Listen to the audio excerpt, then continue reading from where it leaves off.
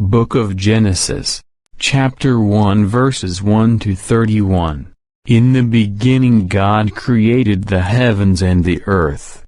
Now the earth was formless and desolate, and there was darkness upon the surface of the watery deep, and God's active force was moving about over the surface of the waters. And God said, "Let there be light." Then there was light. After that God saw that the light was good, and God began to divide the light from the darkness. God called the light day, but the darkness he called night. And there was evening and there was morning, a first day. Then God said, "Let there be an expanse between the waters, and let there be a division between the waters and the waters." Then God went on to make the expanse and divided the waters beneath the expanse from the waters above the expanse. And it was so. God called the expanse heaven. And there was evening and there was morning, a second day.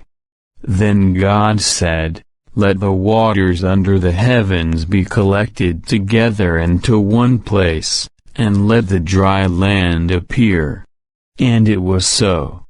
God called the dry land earth, but the collecting of the waters, he called seas. And God saw that it was good. Then God said, "Let the earth cause grass to sprout, seed-bearing plants and fruit trees according to their kinds, yielding fruit along with seed on the earth." And it was so. And the earth began to produce grass, seed-bearing plants and trees yielding fruit along with seed, according to their kinds. Then God saw that it was good. And there was evening and there was morning, a third day. Then God said, "Let there be luminaries in the expanse of the heavens to make a division between the day and the night, and they will serve as signs for seasons and for days and years. They will serve as luminaries in the expanse of the heavens to shine upon the earth." And it was so. And God went on to make the two great luminaries, the greater luminary for dominating the day and the lesser luminary for dominating the night, and also the stars. Thus God put them in the expanse of the heavens to shine upon the earth and to dominate by day and by night and to make a division between the light and the darkness. Then God saw that it was good. And there was evening and there was morning, a fourth day. Then God said, "Let the waters swarm with living creatures, and let flying creatures fly above the earth across the expanse of the heavens." And God created the great sea creatures and all living creatures that move and swarm in the waters according to their kinds, and every winged flying creature according to its kind. And God saw that it was good. With that God blessed them, saying, "Be fruitful and become many and fill the waters of the sea, and let the flying creatures become many in the earth." And there was evening and there was morning, a fifth day. Then God said, "Let the earth bring forth living creatures according to their kinds, domestic animals and creeping animals and wild animals of the earth according to their kinds." And it was so. And God went on to make the wild animals of the earth according to their kinds, and the domestic animals according to their kinds, and all the creeping animals of the ground according to their kinds. And God saw that it was good. Then God said, "Let us make man in our image, according to our likeness, And let them have in subjection the fish of the sea and the flying creatures of the heavens and the domestic animals and all the earth and every creeping animal that is moving on the earth. And God went on to create the man in his image. In God's image he created him, male and female he created them. Further, God blessed them, and God said to them, "Be fruitful and become many, fill the earth and subdue it, and have in subjection the fish of the sea and the flying creatures of the heavens and every living creature that is moving on the earth." Then God said, "Here I have given to you every seed-bearing plant that is on the entire earth and every tree with seed-bearing fruit. Let them serve as food for you. And to every wild animal of the earth and to every flying creature of the heavens and to everything moving on the earth in which there is life, I have given all green vegetation for food." And it was so. After that God saw everything he had made, and look, it was very good. And there was evening and there was morning, a sixth day. Chapter 2 verses 1 to 25.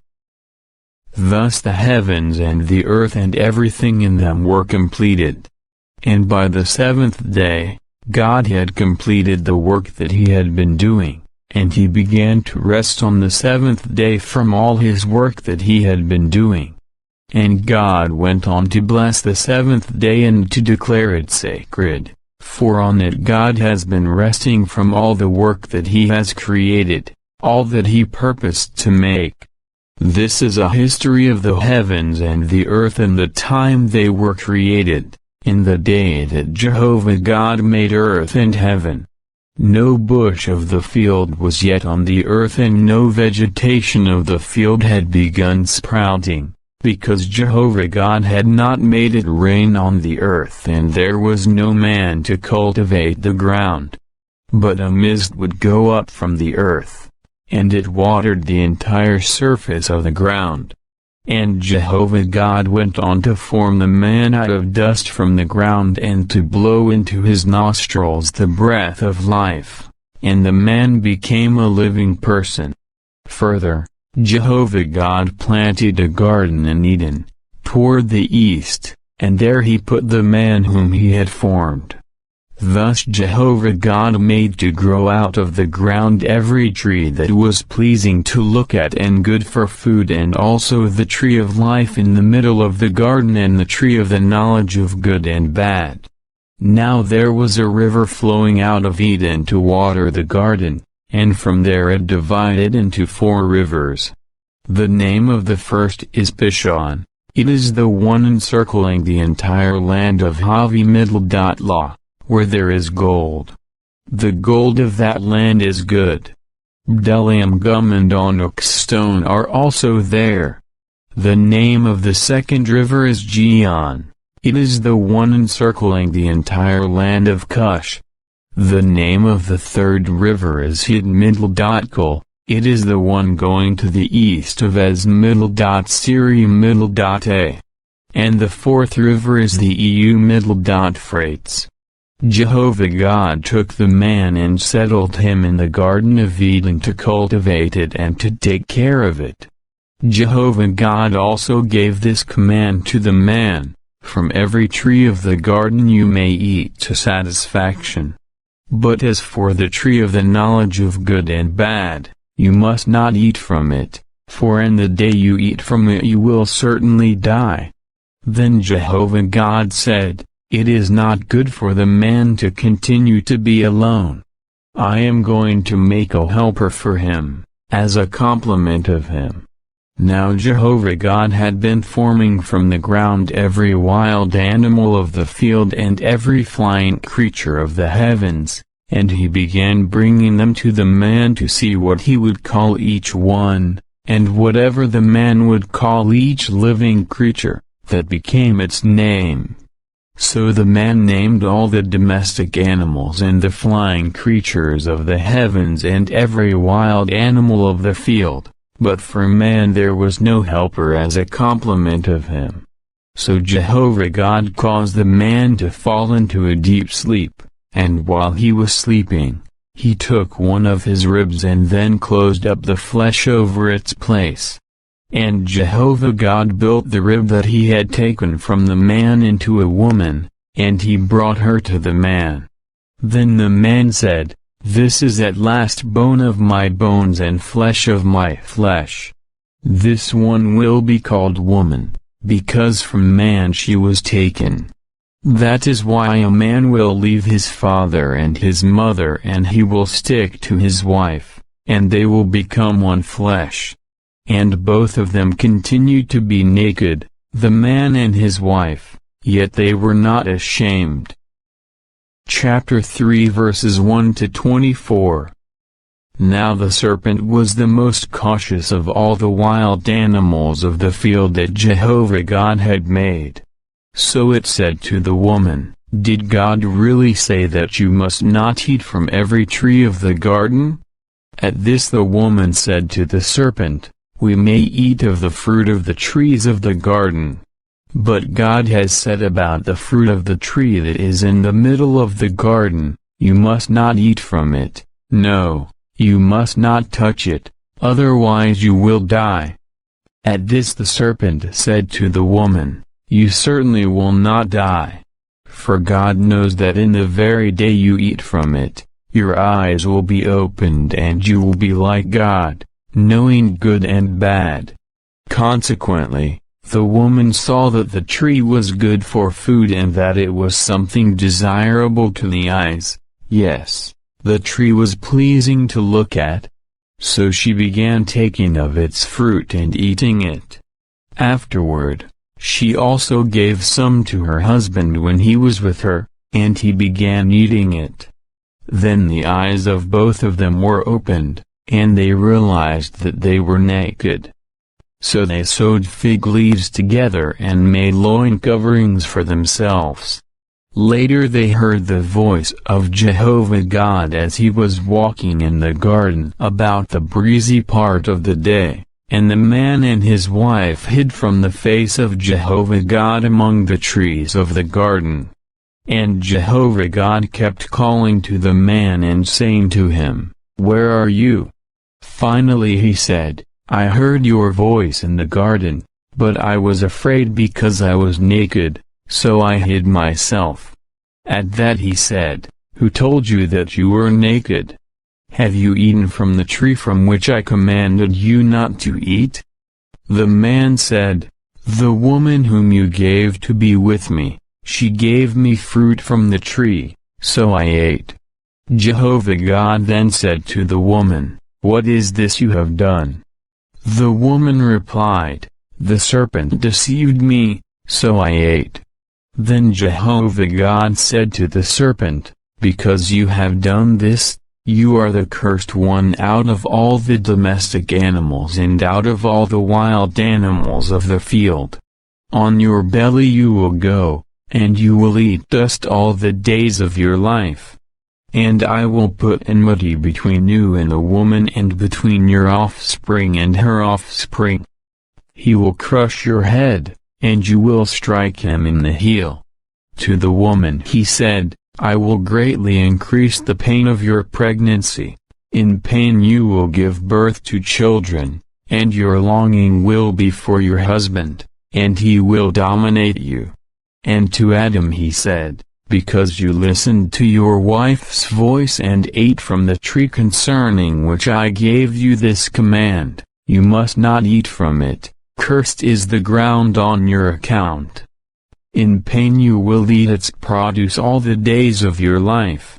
It will grow thorns and thistles for you, and you must eat the vegetation of the field. In the sweat of your face you will eat bread until you return to the ground, for out of it you were taken. For dust you are and to dust you will return." After this Adam named his wife Eve, because she was to become the mother of everyone living. And Jehovah God made long garments from skins for Adam and for his wife, to clothe them. Jehovah God then said, "Here the man has become like one of us in knowing good and bad. Now in order that he may not put his hand out and take fruit also from the tree of life and eat and live forever." With that Jehovah God expelled him from the Garden of Eden to cultivate the ground from which he had been taken. So he drove the man out, and he posted at the east of the Garden of Eden the cherubs and the flaming blade of a sword that was turning continuously to guard the way to the tree of life. Chapter 4 verses 1 to 26. Now Adam had sexual relations with his wife Eve, and she became pregnant. When she gave birth to Cain, she said, "I have produced a male child with the help of Jehovah." Later she again gave birth to his brother Abel. Abel became a shepherd of the flock, but Cain became a cultivator of the ground. After some time, Cain brought some fruits of the land as an offering to Jehovah. But Abel brought some firstlings of his flock, including their fat. While Jehovah looked with favor on Abel and on his offering, he did not look with any favor on Cain and on his offering. So Cain grew hot with anger and was dejected. Then Jehovah said to Cain, "Why are you so angry and dejected? If you turn to doing good, will you not be restored to favor? But if you do not turn to doing good, sin is crouching at the door, and its craving is to dominate you, but will you get the mastery over it?"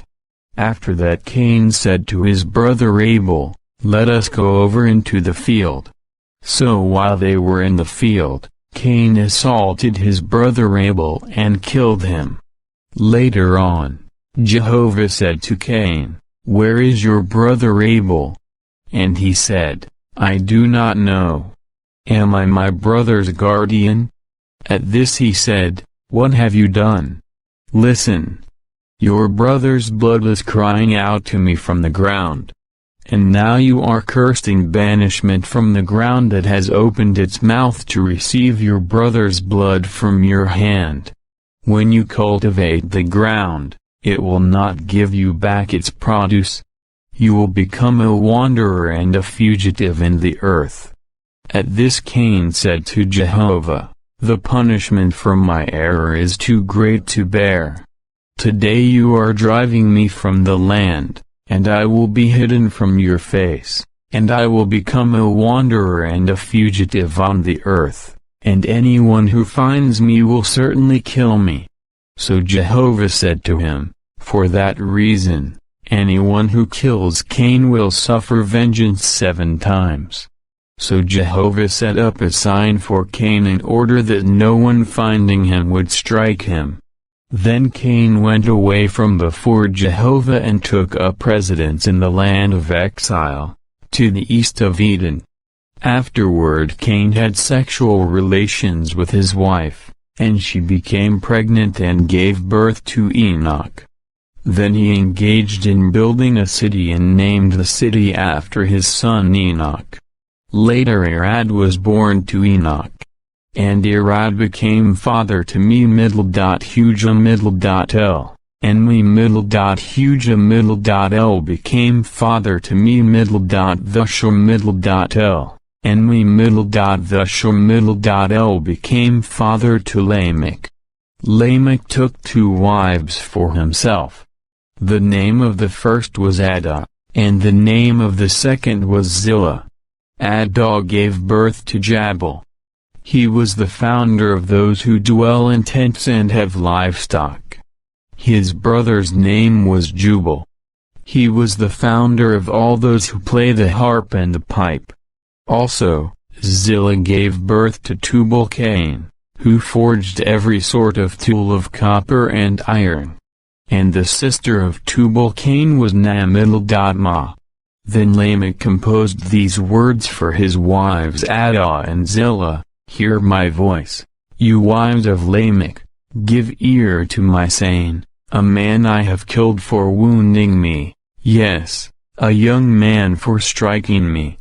If 7 times Cain is to be avenged, then Lamech 77 times. Adam again had sexual relations with his wife, and she gave birth to a son. She named him Seth because, as she said, God has appointed for me another offspring in place of Abel, because Cain killed him. There was also born to Seth a son, and he named him Enosh. At that time people began calling on the name of Jehovah. Chapter 5 verses 1 to 32. This is the book of Adam's history. In the day that God created Adam, he made him in the likeness of God. Male and female he created them. On the day they were created, he blessed them and named them man. Adam lived for 130 years and then became father to a son in his likeness, in his image, and he named him Seth. After becoming father to Seth, Adam lived for 800 years. And he became father to sons and daughters. So all the days of Adam's life amounted to 930 years, and then he died. Seth lived for 105 years and then became father to Enosh.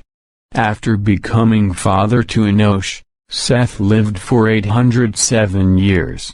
And he became father to sons and daughters. So all the days of Seth amounted to 912 years, and then he died. Enosh lived for 90 years and then became father to Kenan. After becoming father to Kenan, Enosh lived for 815 years. And he became father to sons and daughters.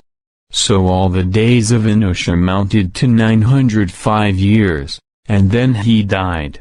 Kenan lived for 70 years and then became father to Ma-middle-Halam-middle. After becoming father to Ma-middle-Halam-middle, Kenan lived for 840 years. And he became father to sons and daughters. So all the days of Kenan amounted to 910 years, and then he died. Ma-middle-Halam-middle lived for 65 years and then became father to Jared. After becoming father to Jared, Ma-middle-Halam-middle lived for 830 years. And he became father to sons and daughters. So all the days of Ma-middle-Halam-middle amounted to 895 years, and then he died. Jared lived for 162 years and then became father to Enoch. After becoming father to Enoch, Jared lived for 800 years. And he became father to sons and daughters. So all the days of Jared amounted to 962 years, and then he died.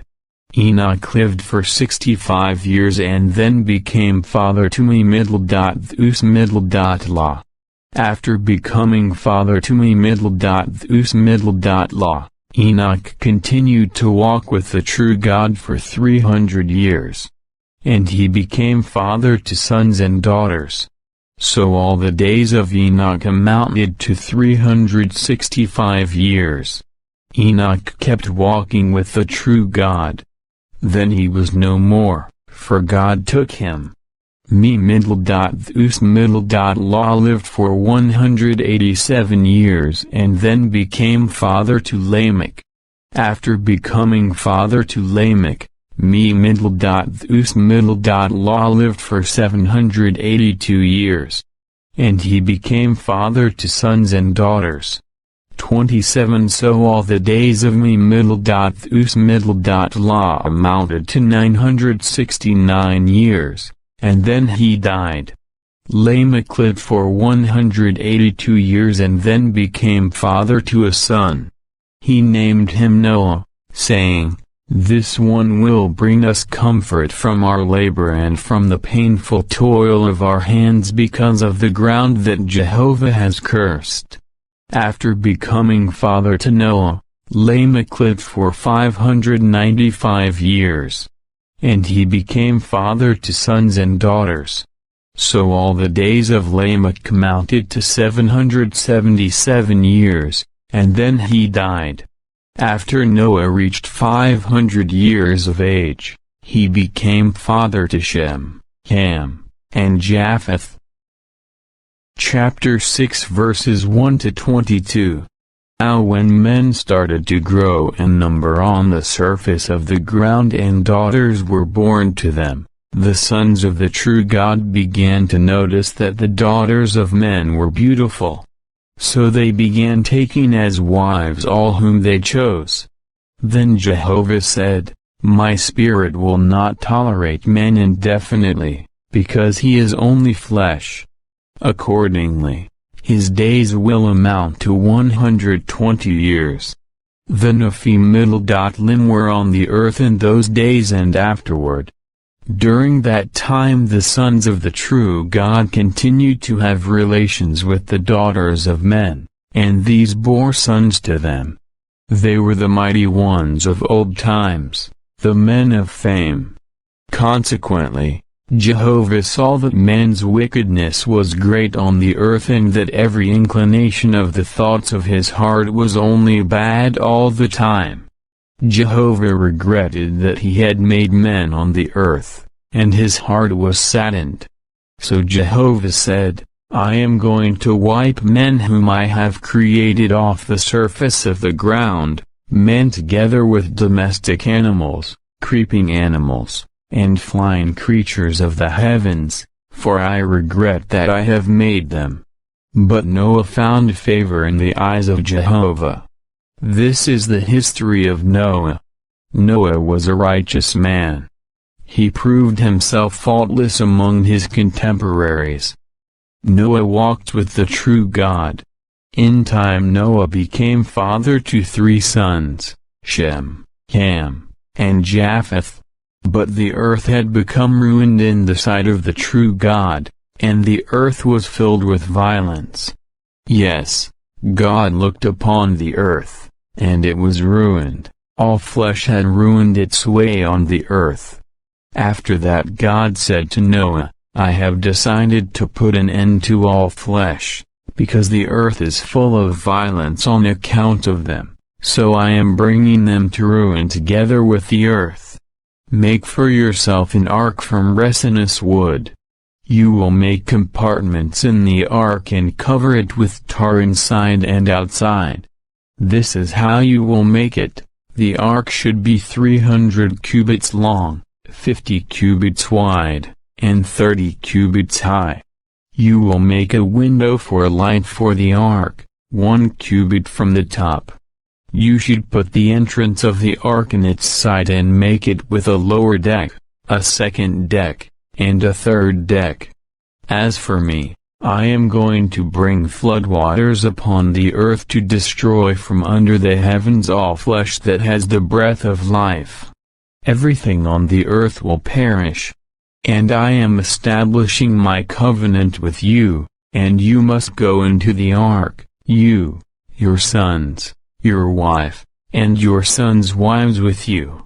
And bring into the ark 2 of every sort of living creature in order to preserve them alive with you, a male and a female, of the flying creatures according to their kinds, the domestic animals according to their kinds, and all creeping animals of the ground according to their kinds. 2 of each will go in there to you to preserve them alive. For your part, you are to collect and take with you every kind of food to eat, to serve as food for you and for the animals." And Noah did according to all that God had commanded him. He did just so. Chapter 7 verses 1 to 24. After that Jehovah said to Noah, "Go into the ark, you and all your household, because you are the one I have found to be righteous before me among this generation. You must take with you every kind of clean animal by sevens, the male and its mate, and of every animal that is not clean just two, the male and its mate, also of the flying creatures of the sky by sevens, male and female, to preserve their offspring alive over all the earth. For in just 7 days, I will make it rain on the earth for 40 days and 40 nights, and I will wipe from the surface of the ground every living thing that I have made. Then Noah did everything that Jehovah had commanded him. Noah was 600 years old when the floodwaters came upon the earth. So Noah, along with his sons, his wife, and his sons' wives, went into the ark ahead of the floodwaters. Of every clean animal and of every animal that is not clean and of the flying creatures and of everything that moves on the ground, they went inside the ark to Noah by twos, male and female, just as God had commanded Noah. And 7 days later the floodwaters came upon the earth. In the 600th year of Noah's life, in the 2nd month, on the 17th day of the month, on that day all the springs of the vast watery deep burst open and the floodgates of the heavens were opened. And the rain poured down on the earth for 40 days and 40 nights. On that very day, Noah went into the ark along with his sons, Shem, Ham, and Japheth, and his wife and the 3 wives of his sons. They went in with every wild animal according to its kind, and every domestic animal according to its kind, and every creeping animal of the earth according to its kind, and every flying creature according to its kind, every bird, every winged creature. They kept going to Noah inside the ark, 2 by 2, of every sort of flesh that has the breath of life. So they went in, male and female of every sort of flesh, just as God had commanded him.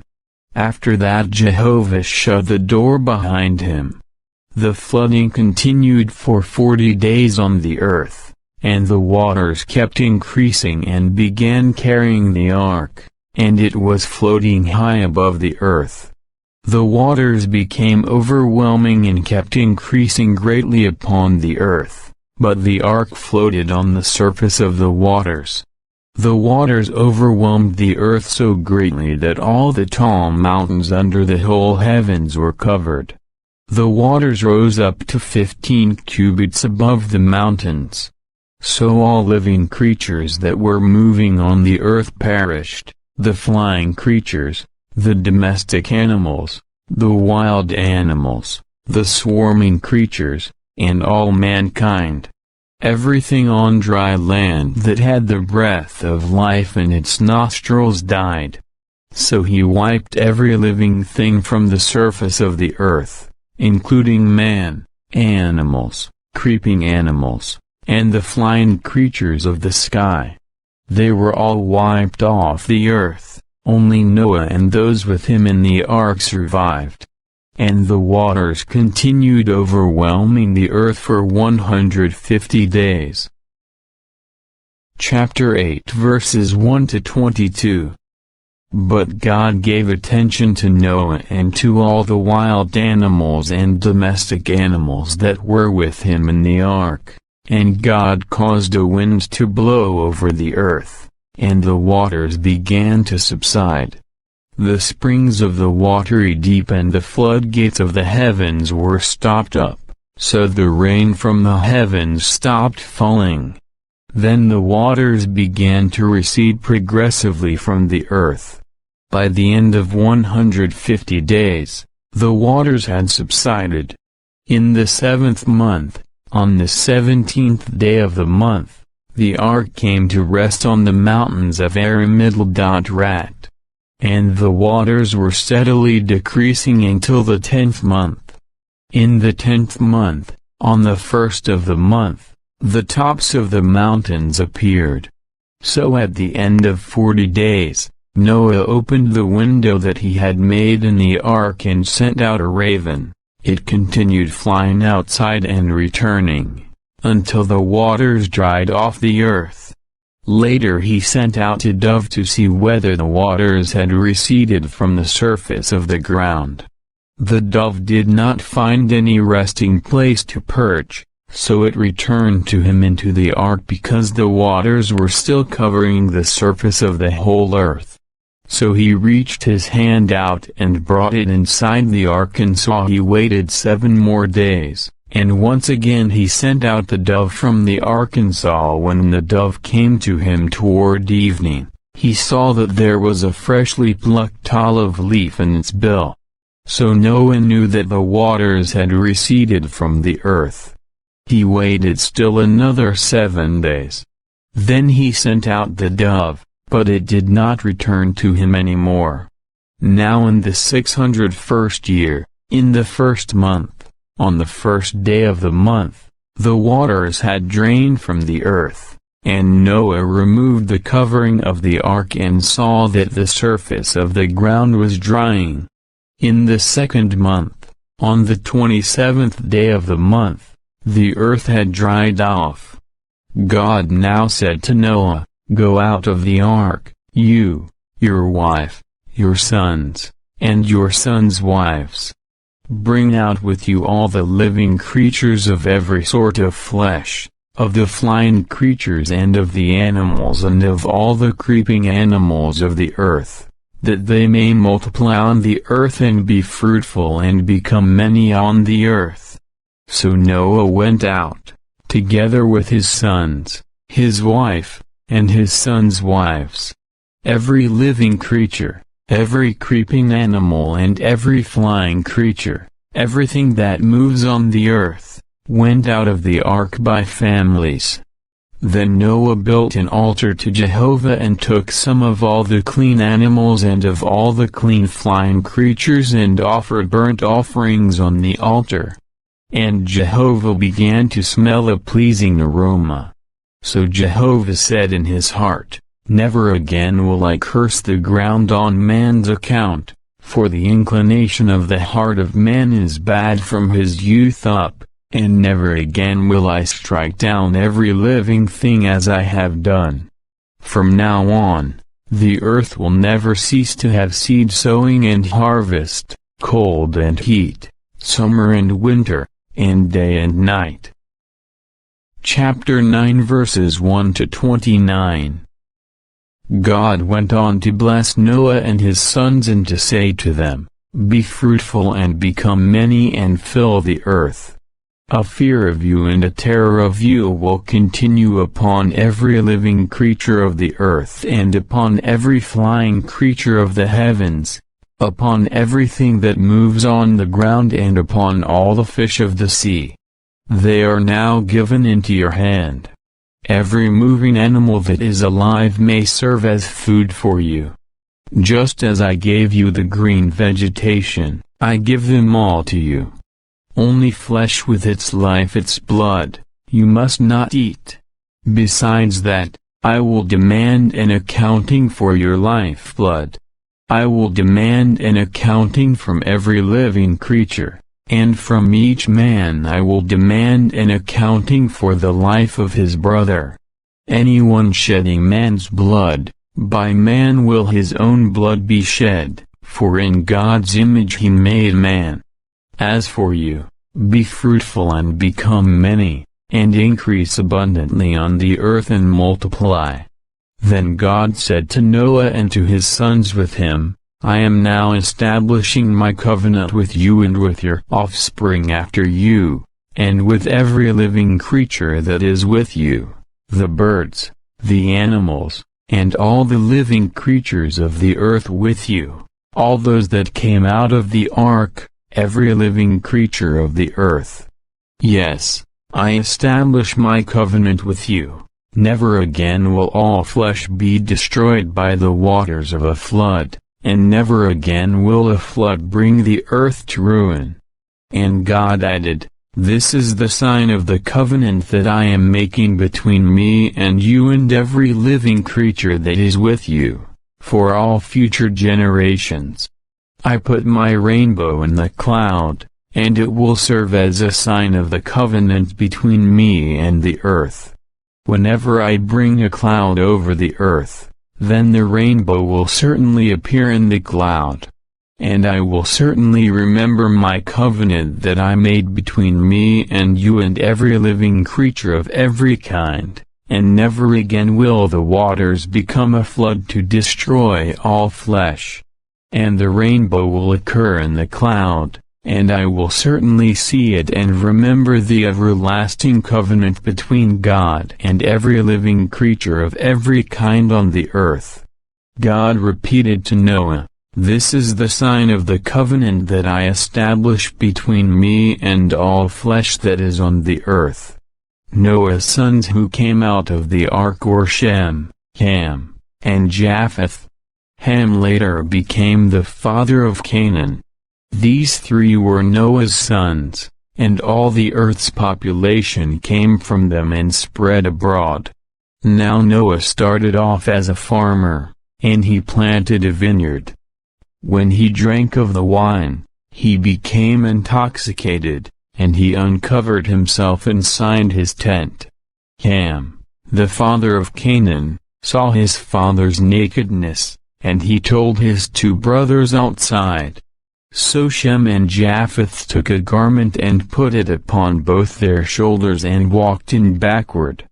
Thus they covered their father's nakedness while their faces were turned away, and they did not see their father's nakedness.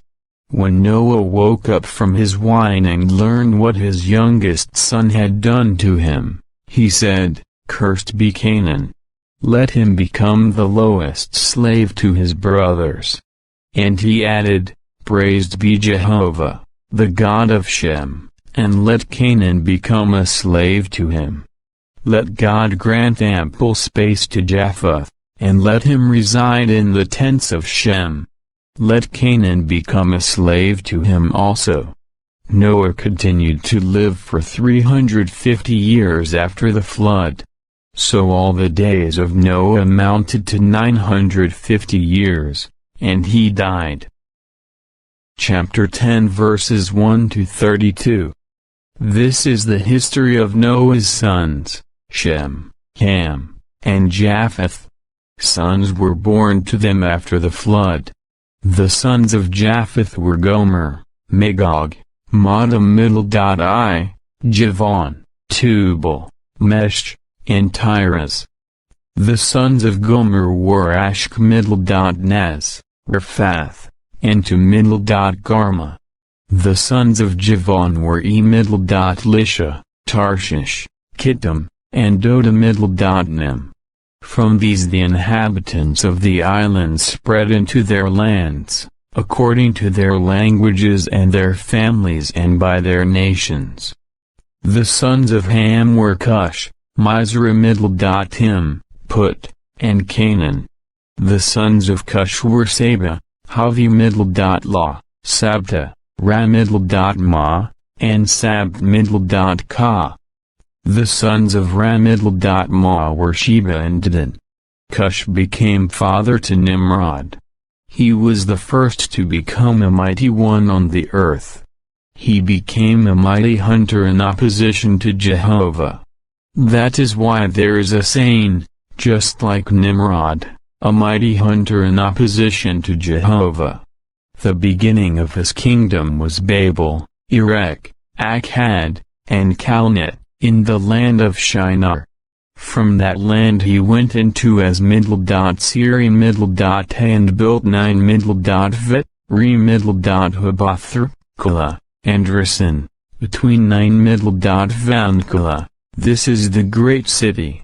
Mizraim became father to Ludim, Anim-Mim, La-Habim, Naph-Tuim, Path-Truzim, Kas-Luim, from whom the Phi-Listines came, and Caphto-Rim.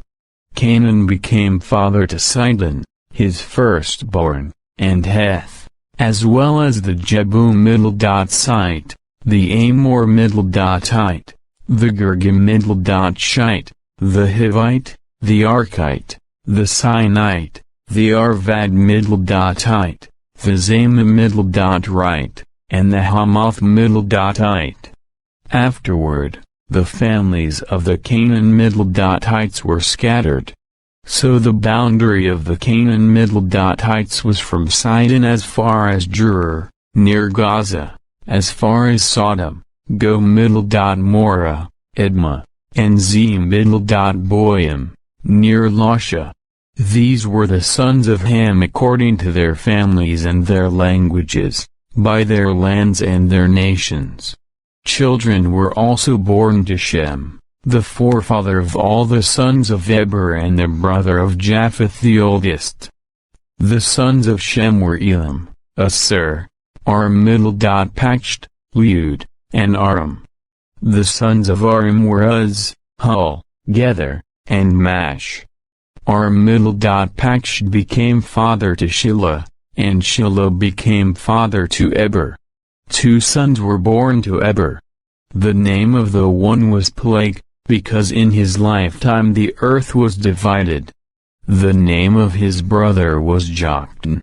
Joktan became father to Al-Middle-Motad, Sheelith, Ha-Middle-Zar-Middle-Mavith, Jerah, Ha-Middle-Daram, Uzal, Dikla, Obal, A-Middle-Bema-Middle-El, Sheba, Aphur, Havi-Middle-La, and Jobab. All of these were the sons of Joktan. Their place of dwelling extended from Meshah as far as Sephar, the mountainous region of the east. These were the sons of Shem according to their families and their languages, by their lands and their nations. These were the families of the sons of Noah according to their family lines and by their nations. From these the nations were spread abroad in the earth after the flood. Chapter 11 verses 1 to 32. Now all the earth continued to be of one language and of one set of words. As they traveled eastward, they discovered a valley plain in the land of Shinar, and they began dwelling there. Then they said to one another, Come, let us make bricks and bake them with fire. So they used bricks instead of stone, and bitumen as mortar. They now said, Come, let us build a city for ourselves and a tower with its top in the heavens, and let us make a celebrated name for ourselves, so that we will not be scattered over the entire face of the earth. Then Jehovah went down to see the city and the tower that the sons of men had built. Jehovah then said, Look, they are one people with one language, and this is what they have started to do. Now there is nothing that they may have in mind to do that will be impossible for them.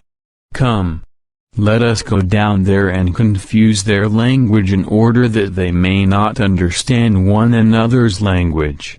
So Jehovah scattered them from there over the entire face of the earth, and they gradually left off building the city. That is why it was named Babel, because there Jehovah confused the language of all the earth, and Jehovah scattered them from there over the entire face of the earth. This is the history of Shem. Shem was 100 years old when he became father to Aram-Middle-Pacht 2 years after the flood. After becoming father to Aram-Middle-Pacht, Shem continued to live 500 years. And he became father to sons and daughters. Aram-Middle-Pacht lived for 35 years and then became father to Shelah.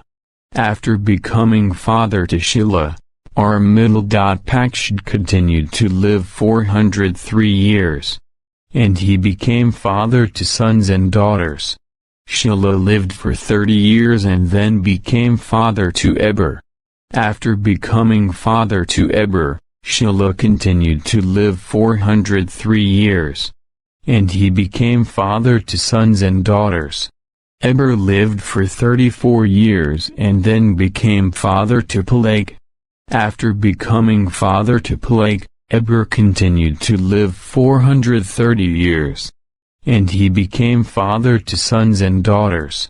Peleg lived for 30 years and then became father to Reu. 19 After becoming father to Reu, Peleg continued to live 209 years. And he became father to sons and daughters. Reu lived for 32 years and then became father to Serug. After becoming father to Serug, Reu continued to live 207 years. And he became father to sons and daughters. Serug lived for 30 years and then became father to Nahor. After becoming father to Nahor, Serug continued to live 200 years. And he became father to sons and daughters. Nahor lived for 29 years and then became father to Terah. 25 After becoming father to Terah, Nahor continued to live 119 years. And he became father to sons and daughters. Terah lived for 70 years, after which he became father to Abram, Nahor, and Haran. This is the history of Terah. Terah became father to Abram, Nahor, and Haran became father to Lot. While his father Terah was still alive, Haran died in the land of his birth, in Ur of the Chalmidel-Dines. Abram and Nahor took wives for themselves. The name of Abram's wife was Sarai, and the name of Nahor's wife was Milcah, the daughter of Haran, the father of Milcah and Iscah. Now Sarai was barren, she had no child. Terah then took Abram his son and Lot his grandson, the son of Haran, and Sarai his daughter-in-law, the wife of Abram his son, and they went with him out of Ur of the Chalmidel-Dines to go to the land of Canaan. In time they came to Haran and began dwelling there. The days of Terah were 205 years. Then Terah died in Haran. Chapter 12 verses 1 to 20. And Jehovah said to Abram, Go out from your land and away from your relatives and from the house of your father to the land that I will show you. I will make you a great nation, and I will bless you, and I will make your name great, and you will become a blessing. I will bless those who bless you, and I will curse him who calls down evil on you, and all the families of the ground will certainly be blessed by means of you. So Abram went just as Jehovah had told him, and Lot went with him. Abram was 75 years old when he left Haran. Abram took his wife Sarai and Lot the son of his brother and all the goods that they had accumulated and the people whom they had acquired in Haran, and they set out for the land of Canaan. When they reached the land of Canaan, Abram traveled through the land as far as the site of Shechem, near the big trees of Mamre. At that time the Canaanites were in the land. Jehovah then appeared to Abram and said, To your offspring I am going to give this land. So he built an altar there to Jehovah, who had appeared to him. Later he moved from there to the mountainous region east of Bethel and pitched his tent with Bethel on the west and Ai on the east. There he built an altar to Jehovah and began to call on the name of Jehovah. Afterward, Abram broke camp and journeyed toward the Negeb, moving his camp from one place to another. Now a famine arose in the land, and Abram went down toward Egypt to reside there for a while, because the famine in the land was severe. As he was about to enter Egypt, he said to his wife Sarai, Please listen. I know what a beautiful woman you are. So when the Egyptians see you, they will surely say, This is his wife. Then they will kill me but keep you alive. Please say you are my sister, so that it may go well with me because of you, and my life will be spared.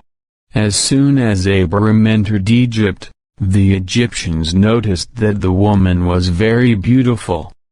And the princes of Pharaoh also saw her, and they began praising her to Pharaoh, so that the woman was taken to the house of Pharaoh.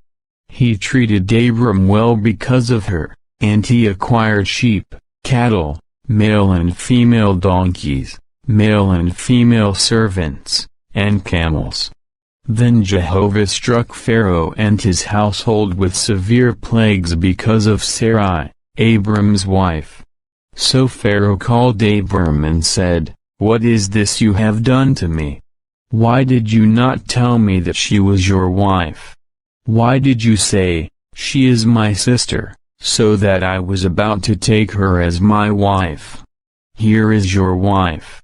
Take her and go." So Pharaoh gave his men orders concerning him, and they sent him away with his wife and all that he had.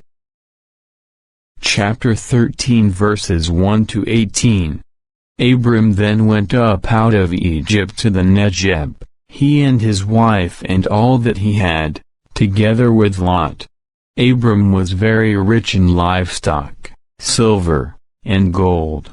He camped in one place after another as he traveled from the Negeb to Bethel, until he arrived at the place where his tent had been between Bethel and Ai, to the place where he had previously built an altar. There Abram called on the name of Jehovah. Now Lot, who was traveling with Abram, also owned sheep, cattle, and tents. So the land did not allow for all of them to stay in the same place. Their goods had become so many that they could no longer dwell together. As a result, a quarrel arose between the herders of Abram's livestock and the herders of Lot's livestock. At that time the Canaan Middletites and the Perez Middletites were dwelling in the land, so Abram said to Lot, "Please, there should be no quarreling between me and you and between my herdsmen and your herdsmen, for we are brothers. Is not the whole land available to you? Please, separate from me. If you go to the left, then I will go to the right, but if you go to the right, then I will go to the left." So Lot raised his eyes and saw that the whole district of the Jordan was a well-watered region, before Jehovah destroyed Sodom and Gomorrah, like the garden of Jehovah, like the land of Egypt, as far as Zoar. Then Lot chose for himself the whole district of the Jordan, and Lot moved his camp to the east. So they separated from each other. Abram lived in the land of Canaan, but Lot lived among the cities of the district. Finally he set up his tent near Sodom. Now the men of Sodom were wicked, gross sinners against Jehovah. Jehovah said to Abram, after Lot had separated from him, "Raise your eyes, please, and look from the place where you are, to the north and south, east and west, because all the land that you see, I will give to you and your offspring as a lasting possession.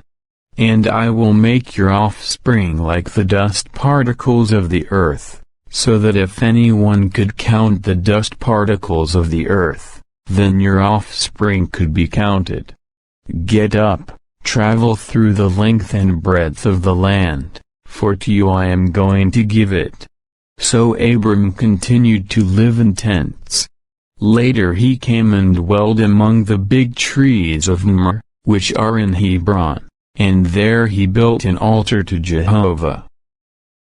Chapter 14 verses 1 to 24. Now in the days of Amram king of Shinar, Ari king of El Lazar, Cht Lal Omer king of Elam, and Tidal king of Goyim, these made war with Bera king of Sodom, Bershal king of Gomorrah, Shinab king of Admah, Shem Eber king of Zem Boyim, and the king of Bela, that is, Zor. All of these joined forces at the valley of Siddim, that is, the Salt Sea. They had served Omer for 12 years, but they rebelled in the 13th year. So in the 14th year,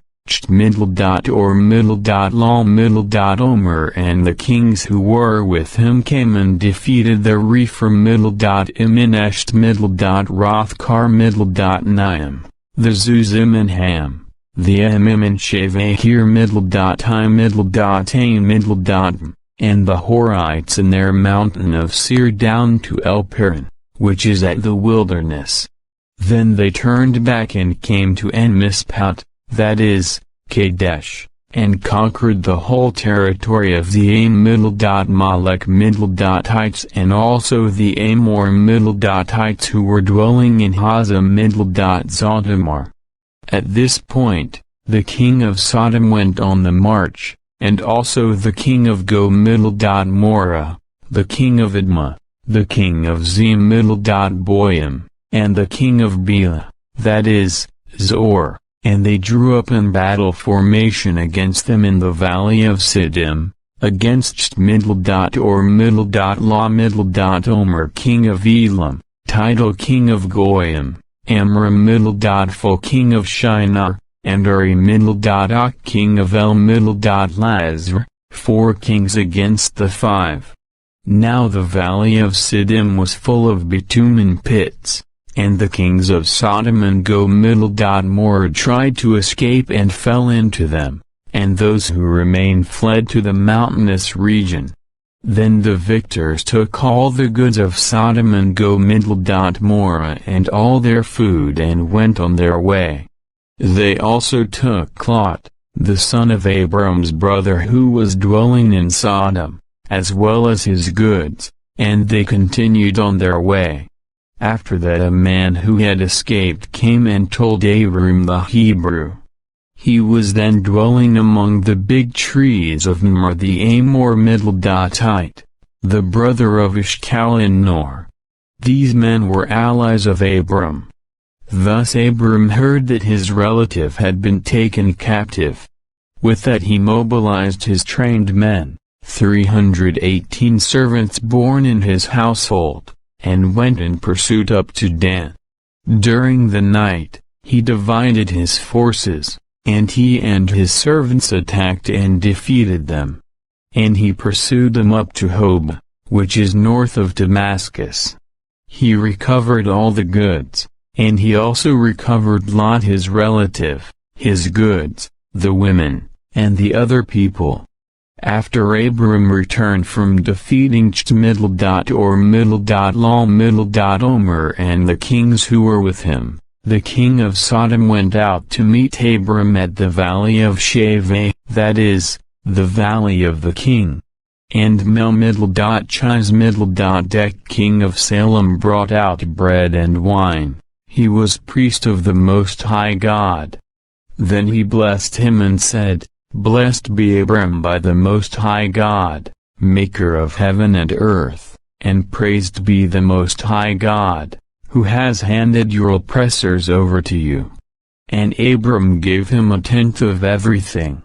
After that the king of Sodom said to Abram, Give me the people, but take the goods for yourself.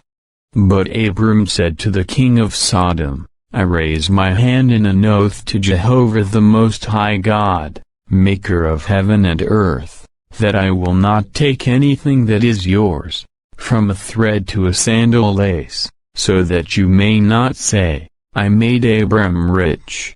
I will take nothing except what the young men have already eaten. As for the share of the men who went with me, Nor, Eshcol, and Nmer, let them take their share. Chapter 15 verses 1 to 21. After this the word of Jehovah came to Abram in a vision, saying, Do not fear, Abram. I am a shield for you. Your reward will be very great. Abram replied, Sovereign Lord Jehovah, what will you give me, seeing that I continue childless and the one who will inherit my house is a man of Damascus, Ezer. Abram added, "You have given me no offspring, and a member of my household is succeeding me as heir. But look." Jehovah's word in reply to him was, "This man will not succeed you as heir, but your own son will succeed you as heir." He now brought him outside and said, "Look up, please, to the heavens and count the stars, if you are able to do so." Then he said to him, "So your offspring will become." And he put faith in Jehovah, and he counted it to him as righteousness. Then he added, "I am Jehovah, who brought you out of Ur of the Chaldeans to give you this land as your possession." To this he said, "Sovereign Lord Jehovah, how will I know that I will take possession of it?" He replied to him, "Take for me a 3-year-old heifer, a 3-year-old female goat, a 3-year-old ram, a turtle dove, and a young pigeon." So he took all of these and cut them in two and put each part opposite the other, but he did not cut up the birds. Then the birds of prey began to descend on the carcasses, but Abram kept driving them away. When the sun was about to set, a deep sleep fell upon Abram and a great and frightening darkness descended on him. Then he said to Abram, "Know for certain that your offspring will be foreigners in a land not theirs and that the people there will enslave them and afflict them for 400 years. But I will judge the nation they will serve, and after that they will go out with many goods. As for you, you will go to your forefathers in peace, you will be buried at a good old age. But they will return here in the 4th generation, because the error of the Amor-Middleites has not yet reached its full measure." When the sun had set and it had become very dark, a smoking furnace appeared, and a fiery torch passed between the pieces. On that day Jehovah made with Abram a covenant, saying, "To your offspring I will give this land, from the river of Egypt to the great river, the river Euphrates, the land of the Kenites, the Kenizzites, the Cadmonites, the Hittites, the Perizzites, the Rephaim, the Amor-Middleites, the Canaan-Middleites, the Girgam-Middleites, and the Jebus-Middleites." Chapter 16 verses 1 to 16. Now Abram's wife Sarai had borne him no children, but she had an Egyptian servant whose name was Hagar. So Sarai said to Abram, "Please now, Jehovah has prevented me from bearing children. Please, have relations with my servant. Perhaps I can have children by means of her." So Abram listened to what Sarai said. After Abram had lived for 10 years in the land of Canaan, Abram's wife Sarai took her Egyptian servant Hagar and gave her to her husband Abram as his wife. So he had relations with Hagar, and she became pregnant. When she realized that she was pregnant, she began to despise her mistress. At this Sarai said to Abram, "The injury done to me is your fault. I was the one who put my servant in your arms." But when she realized that she was pregnant, she began to despise me. "May Jehovah judge between me and you." So Abram said to Sarai, "Look, your servant is under your authority. Do to her whatever you think is best." Then Sarai humiliated her, and she ran away from her. Later Jehovah's angel found her at a spring of waters in the wilderness, the spring on the way to Shur. And he said, "Hagar, servant of Sarai, where have you come from and where are you going?" To this she said, I am running away from my mistress Sarai." Jehovah's angel then said to her, "Return to your mistress and humble yourself under her hand." Then Jehovah's angel said, "I will greatly multiply your offspring, so that they will be too numerous to count." Jehovah's angel added, "Here you are pregnant, and you will give birth to a son, and you must name him Ishmael, for Jehovah has heard your affliction. He will be a wild donkey of a man. His hand will be against everyone, and everyone's hand will be against him, and he will dwell opposite all his brothers." Then she called on the name of Jehovah, who was speaking to her, "You are a God of sight," for she said, "Have I here actually looked upon the one who sees me?" That is why the well was called Beer-lahai-roi. It is between Kadesh and Bered. So Hagar bore to Abram a son, and Abram named his son, whom Hagar bore, Ishmael. Abram was 86 years old when Hagar bore Ishmael to him. Chapter 17 verses 1 to 27. When Abram was 99 years old, Jehovah appeared to Abram and said to him, "I am God Almighty. Walk before me and prove yourself faultless. I will establish my covenant between me and you, and I will multiply you very, very much."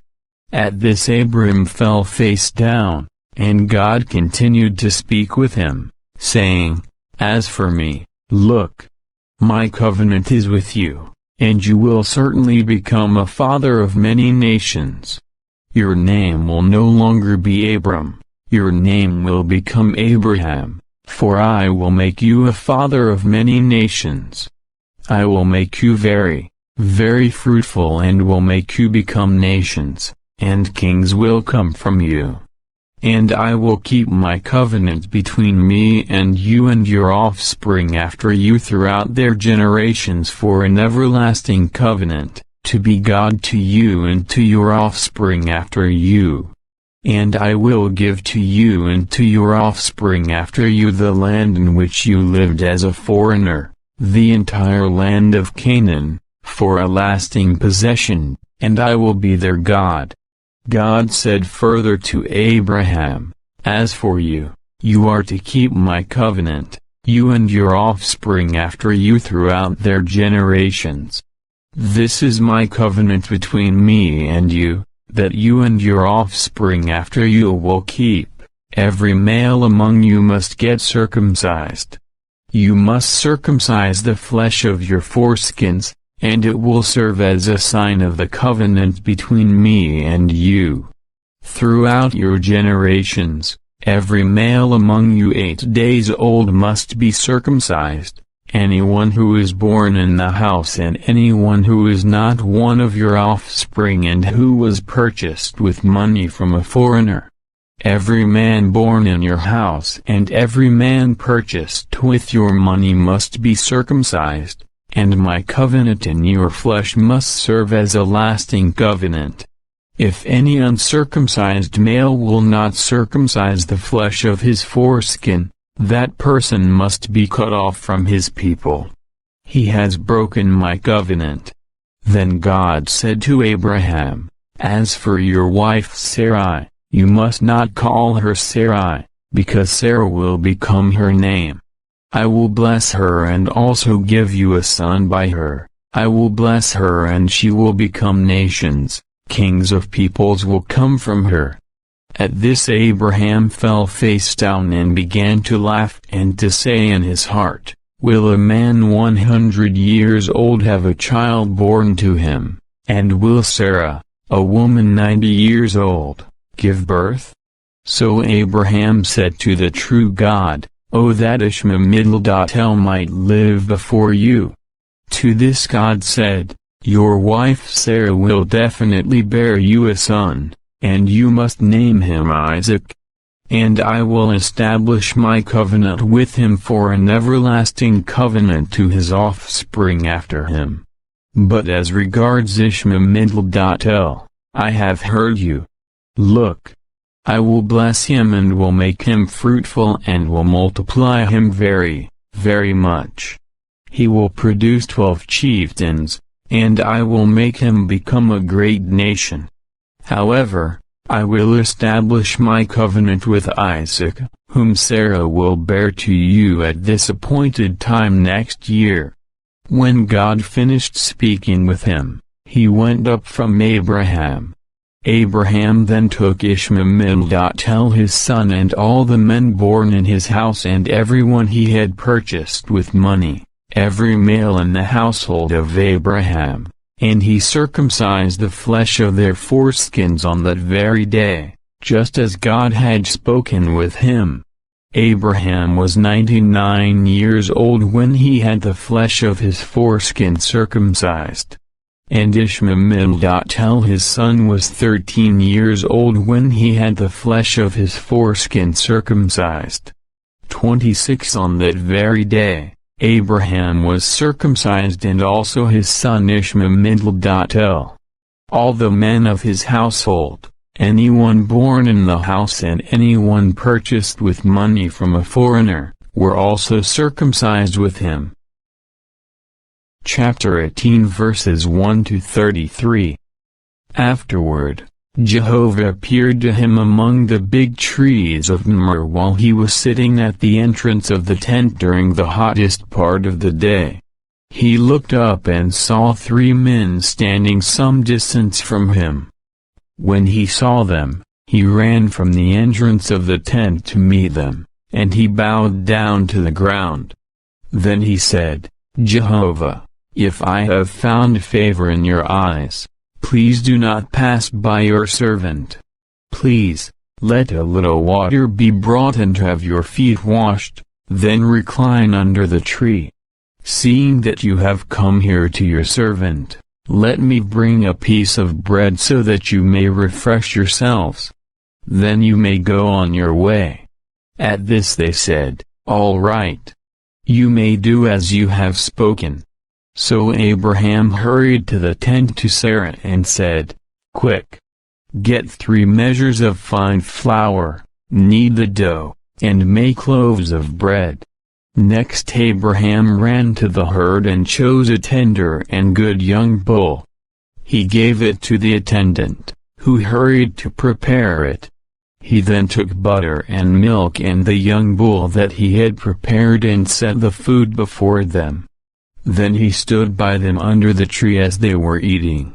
They said to him, "Where is your wife Sarah?" He replied, "Here in the tent." So one of them continued, "I will surely return to you next year at this time, and look, your wife Sarah will have a son." Now Sarah was listening at the tent entrance, which was behind the man. Abraham and Sarah were old, being advanced in years. Sarah was past the age of childbearing. So Sarah began to laugh to herself, saying, "After I am worn out and my Lord is old, will I really have this pleasure?" Then Jehovah said to Abraham, "Why did Sarah laugh and say, 'Am I really going to give birth even though I am old?' Is anything too extraordinary for Jehovah? I will return to you next year at this appointed time, and Sarah will have a son." But Sarah denied it, saying, "I did not laugh," for she was afraid. At this he said, "Yes, you did laugh." When the men got up to leave and looked down towards Sodom, Abraham was walking with them to escort them. Jehovah said, "Am I keeping hidden from Abraham what I am going to do? Why, Abraham is surely going to become a great and mighty nation, and all the nations of the earth will be blessed by means of him.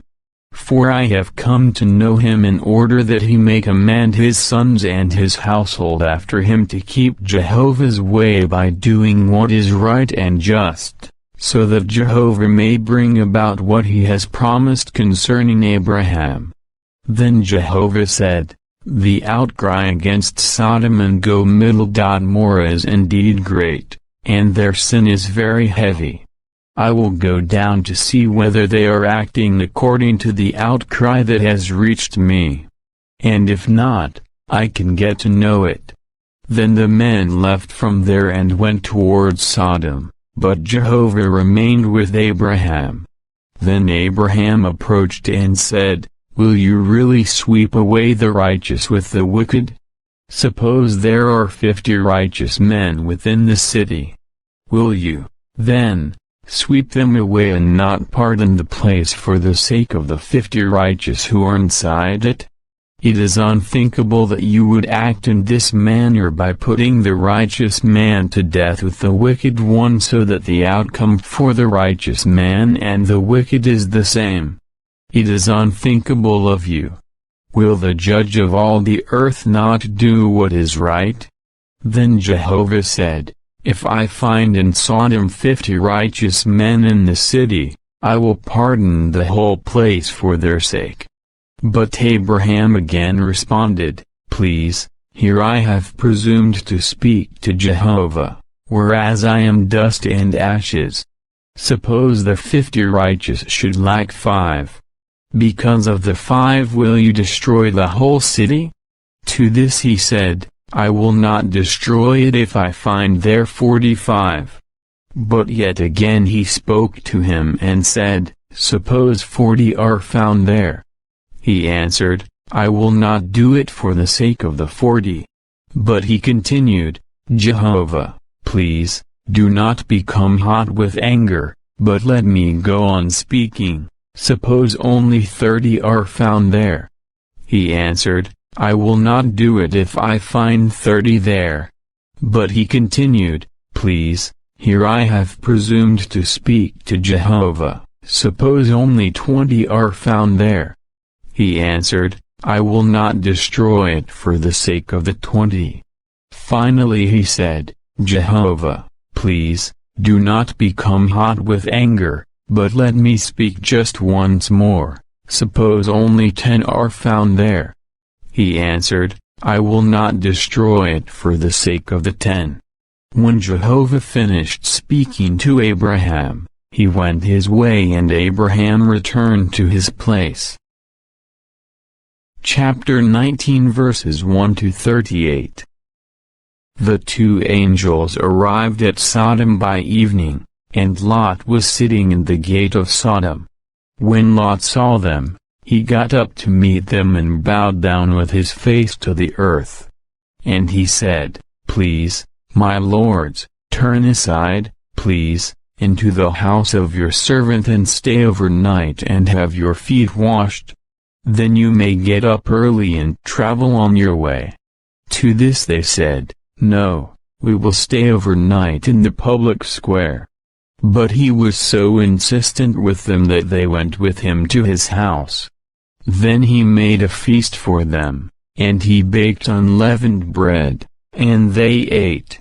Before they could lie down to sleep, the men of the city, the men of Sodom from boy to old man, all of them, surrounded the house in one mob.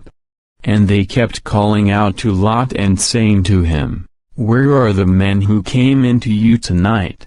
Bring them out to us so that we may have sex with them." Then Lot went out to them to the doorway, and he shut the door behind him. He said, "Please, my brothers, do not act wickedly. Please, here I have 2 daughters who have never had sexual relations with a man. Please, let me bring them out to you for you to do to them whatever seems good to you. But do not do anything to these men, for they have come under the shelter of my roof." At this they said, "Stand back." And they added, "This lone foreigner came to live here, and yet he dares to judge us. Now we are going to do worse to you than to them." And they crowded in on Lot and moved forward to break down the door. So the men reached out their hands and brought Lot into the house with them, and they shut the door. But they struck the men who were at the entrance of the house with blindness, from the least to the greatest, so that they wore themselves out trying to find the doorway. Then the men said to Lot, "Do you have anyone else here? Sons-in-law, your sons, your daughters, and all your people in the city, bring out of this place. For we are going to destroy this place, because the outcry against them has indeed grown great before Jehovah, so that Jehovah sent us to destroy the city." So Lot went out and began to speak to his sons-in-law who were to marry his daughters, and he kept saying, "Get up. Get out of this place, because Jehovah will destroy the city." But to his sons-in-law, he seemed to be joking. As dawn was breaking, the angels became urgent with Lot, saying, "Get up. Take your wife and your 2 daughters who are here with you, so that you will not be swept away in the error of the city." When he kept lingering, then because of Jehovah's compassion for him, the men seized hold of his hand and the hand of his wife and the hands of his 2 daughters, and they brought him out and stationed him outside the city. As soon as they had brought them to the outskirts, he said, "Escape for your life. Do not look behind you and do not stand still in any part of the district. Escape to the mountainous region so that you may not be swept away." Then Lot said to them, "Not there, please, Jehovah. Please, now, your servant has found favor in your eyes and you are showing great kindness to me by preserving me alive. But I am not able to flee to the mountainous region because I am afraid that disaster may overtake me and I will die. Please, now, this town is nearby and I can flee there. It is only a small place. May I, please, escape there? It is only a small place. Then I will survive." So he said to him, "Very well. I will also show you consideration by not overthrowing the town you speak of. Hurry. Escape there, because I cannot do anything until you arrive there." That is why he named the town Zor. The sun had risen over the land when Lot arrived at Zor. Then Jehovah made it rain sulfur and fire on Sodom and Gomorrah. It came from Jehovah, from the heavens. So he overthrew these cities, yes, the entire district, including all the inhabitants of the cities and the plants of the ground. But Lot's wife, who was behind him, began to look back, and she became a pillar of salt. Now Abraham got up early in the morning and went to the place where he had stood before Jehovah. When he looked down towards Sodom and Gomorrah and all the land of the district, he saw quite a sight. There was dense smoke rising from the land like the dense smoke of a kiln. So when God destroyed the cities of the district, God kept Abraham in mind by sending Lot out from the cities he overthrew, the cities where Lot had been dwelling. Later Lot went up from Zor with his 2 daughters and began living in the mountainous region, because he was afraid to live in Zor. So he began living in a cave with his 2 daughters. And the firstborn said to the younger, "Our father is old, and there is not a man in the land to have relations with us according to the custom of the whole earth. Come, let us give our father wine to drink, and let us lie down with him and preserve offspring from our father." So that night they kept giving their father wine to drink. Then the firstborn went in and lay down with her father, but he did not know when she lay down and when she got up. Then on the next day, the firstborn said to the younger, "Here I lay down with my father last night. Let us give him wine to drink tonight also. Then you go in and lie down with him, and let us preserve offspring from our father." So that night also, they repeatedly gave their father wine to drink. Then the younger went and lay down with him, but he did not know when she lay down and when she got up. So both daughters of Lot became pregnant by their father. The firstborn gave birth to a son and named him Moab. He is the father of the Moab Middleites of today. The younger also gave birth to a son, and she named him Ben-Ammi. He is the father of the Ammon Middleites of today. Chapter 20 verses 1 to 18. Now Abraham moved his camp from there to the land of the Negeb and began dwelling between Kadesh and Shur. While he was residing at Gerar, Abraham repeated concerning his wife Sarah, "She is my sister." So Abimelech king of Gerar sent for Sarah and took her. Afterward, God came by night to Abimelech in a dream and said to him, "Here you are as good as dead because of the woman whom you have taken, since she is married and belongs to another man." However, Abimelech had not gone near her. So he said, "Jehovah, will you kill a nation that is really innocent? Did he not say to me, 'She is my sister,' and did she too not say, 'He is my brother'? I did this with an honest heart and innocent hands." Then the true God said to him in a dream, "I know that you did this with an honest heart, so I held you back from sinning against me. That is why I did not allow you to touch her. Now return the man's wife, for he is a prophet, and he will make supplication for you and you will keep living.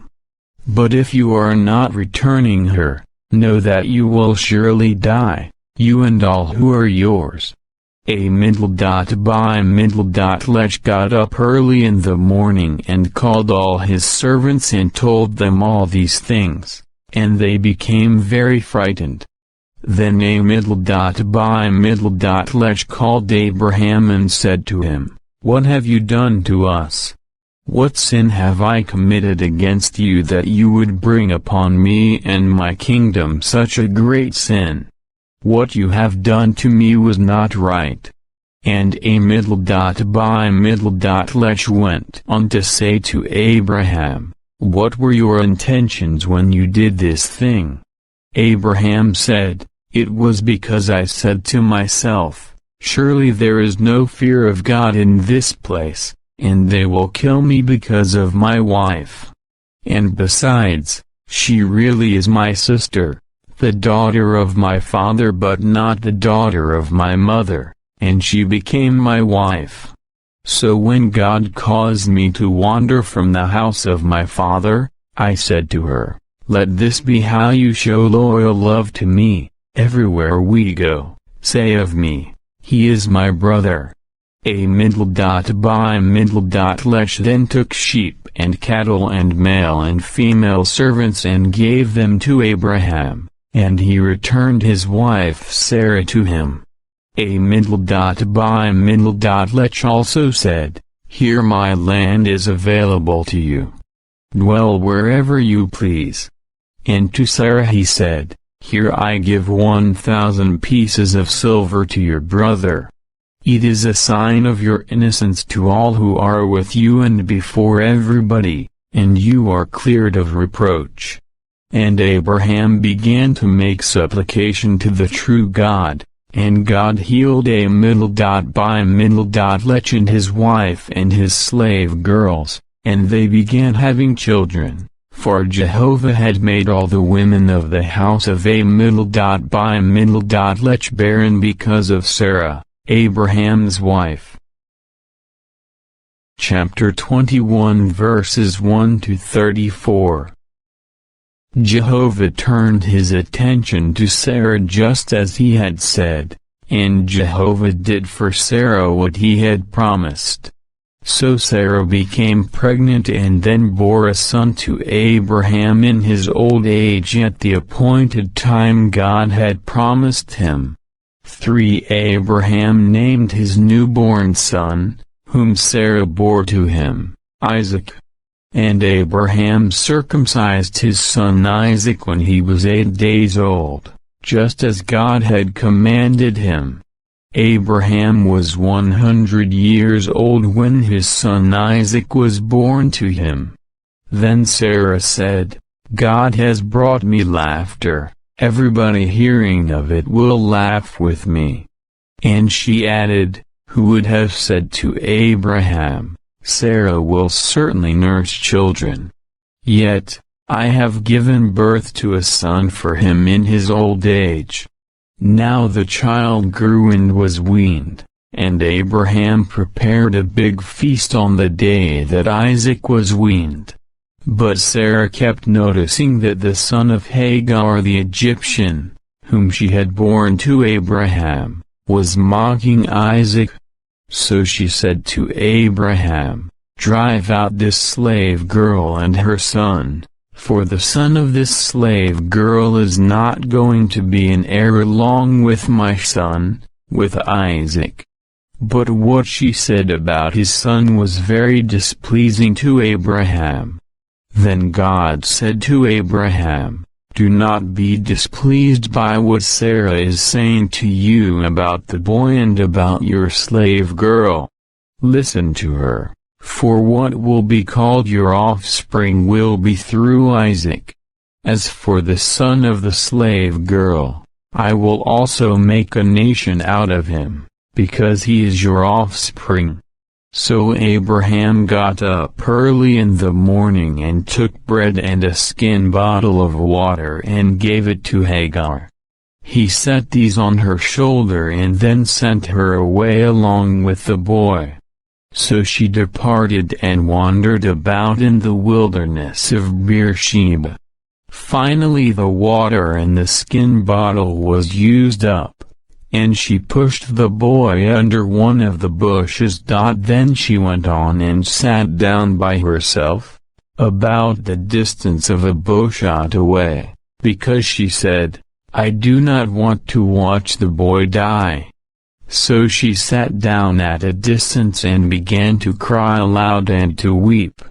At that God heard the voice of the boy, and God's angel called to Hagar from the heavens and said to her, "What is the matter with you, Hagar? Do not be afraid, for God has heard the voice of the boy there where he is.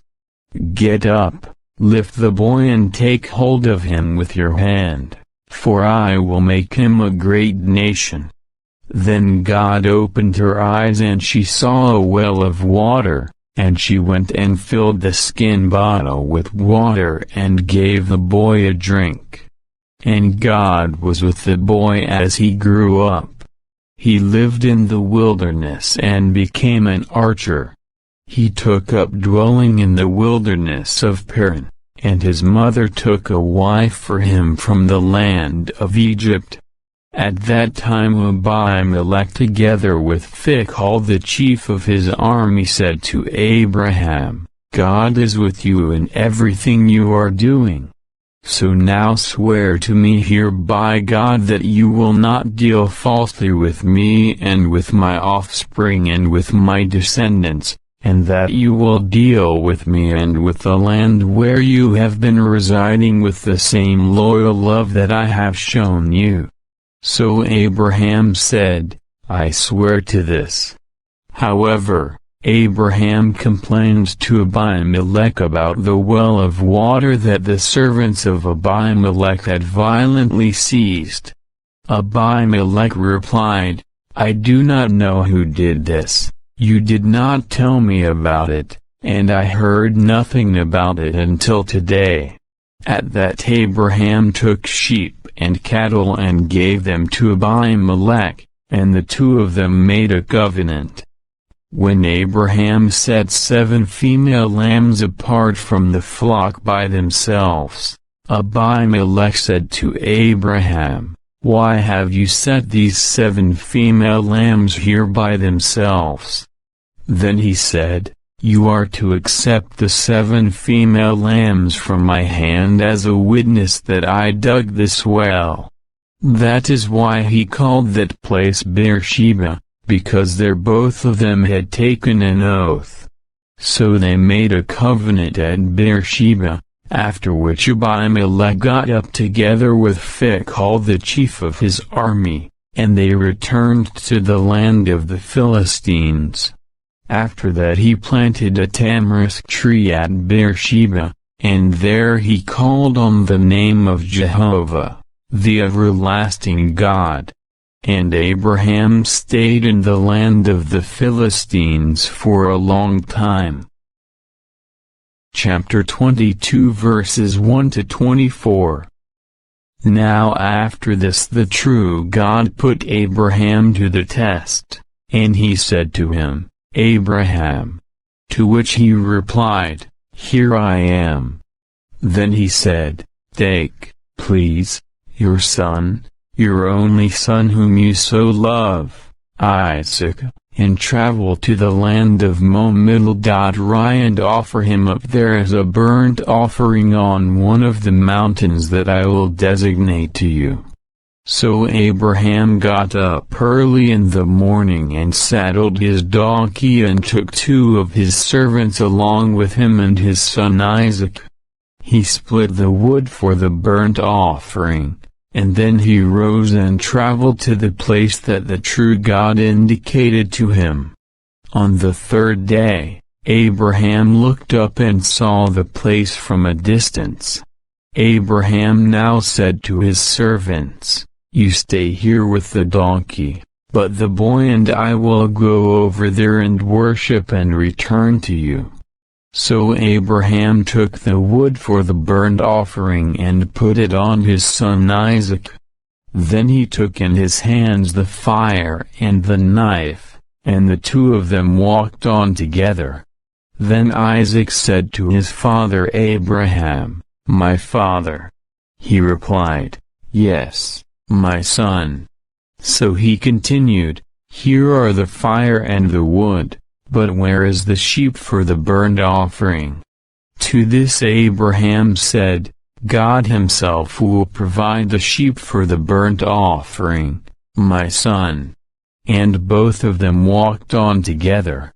Finally they reached the place that the true God had indicated to him, and Abraham built an altar there and arranged the wood on it. He bound his son Isaac hand and foot and put him on the altar on top of the wood. Then Abraham reached out his hand and took the knife to kill his son. But Jehovah's angel called to him from the heavens and said, "Abraham, Abraham." To which he answered, "Here I am."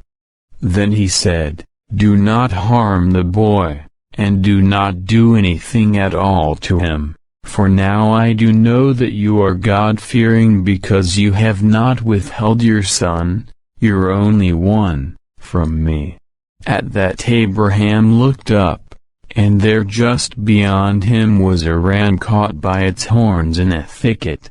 So Abraham went and took the ram and offered it up as a burnt offering in place of his son. And Abraham named that place G-Hovah-Jireh. This is why it is still said today, "In the mountain of Jehovah it will be provided." And Jehovah's angel called to Abraham a second time from the heavens, saying, "By myself I swear, declares Jehovah, that because you have done this and you have not withheld your son, your only one, I will surely bless you and I will surely multiply your offspring like the stars of the heavens and like the grains of sand on the seashore, and your offspring will take possession of the gate of his enemies. And by means of your offspring all nations of the earth will obtain a blessing for themselves because you have listened to my voice." After that Abraham returned to his servants, And they got up and went back together to Beersheba, and Abraham continued to dwell at Beersheba. After this it was reported to Abraham, "Here Milcah has also borne sons to Nahor your brother, Uz his firstborn, Buz his brother, Chemidal the father of Aram, Chest, Hazo, Pildash, Jidlaph, and Bemidal-Thuel. Bemidal-Thuel became the father of Remidal-Beka. Milcah bore these 8 to Nahor the brother of Abraham. His concubine, whose name was Reumah, also bore sons, Tubal, Gaham, Tahash, and Mamidal-Ka. Chapter 23 verses 1 to 20. And Sarah lived for 127 years, these were the years of Sarah's life. So Sarah died in Kiri-Midl-Arba, that is, Hebron, in the land of Canaan, and Abraham began to mourn and to weep over Sarah. Then Abraham got up from before his dead wife and he said to the sons of Heth, "I am a foreigner and settler among you. Give me a property to serve as a burial place in your midst so that I may remove my dead for burial." At this the sons of Heth answered Abraham, "Hear us, my lord. You are a chieftain of God among us. You may bury your dead in the choicest of our burial places. None of us will hold back his burial place from you to prevent you from burying your dead." So Abraham got up and bowed down to the people of the land, to the sons of Heth, and said to them, "If you agreed to let me remove my dead for burial, then listen to me and urge Ephron the son of Zohar to sell me the cave of Machmiddle-Pothiah, which belongs to him. It is at the edge of his field. Let him sell it to me in your presence for the full amount of silver so that I may have a property for a burial place." Now Ephron was sitting among the sons of Heth. So Ephron the Hittite answered Abraham in the hearing of the sons of Heth, and before all who entered the gate of his city, saying, "No, my lord. Listen to me. I give you both the field and the cave that is in it. In the presence of the sons of my people, I give it to you. Bury your dead." At that Abraham bowed down before the people of the land and spoke to Ephron in the hearing of the people, saying, "Listen to me, if you will. I will give you the full amount of silver for the field. Take it from me, in order that I may bury my dead there." Then Ephron answered Abraham, "My lord, listen to me. This land is worth 400 silver shekels, but what is that between me and you? So bury your dead." Abraham listened to Ephron, and Abraham weighed out to Ephron the amount of silver that he had mentioned in the hearing of the sons of Heth, 400 silver shekels according to the weight accepted by the merchants. Thus the field of Ephron in Machmiddle-Pothiah, which was in front of Mamre, the field and the cave in it and all the trees within the boundaries of the field, became confirmed as Abraham's purchased property in the presence of the sons of Heth, before all those entering the gate of his city. After that Abraham buried his wife Sarah in the cave of the field of Machmiddle-Pothiah in front of Mamre, that is, Hebron, in the land of Canaan. Thus the field and the cave that was in it were transferred by the sons of Heth to Abraham as property for a burial place. Chapter 24 verses 1 to 67. Abraham was now old, advanced in years, And Jehovah had blessed Abraham in everything.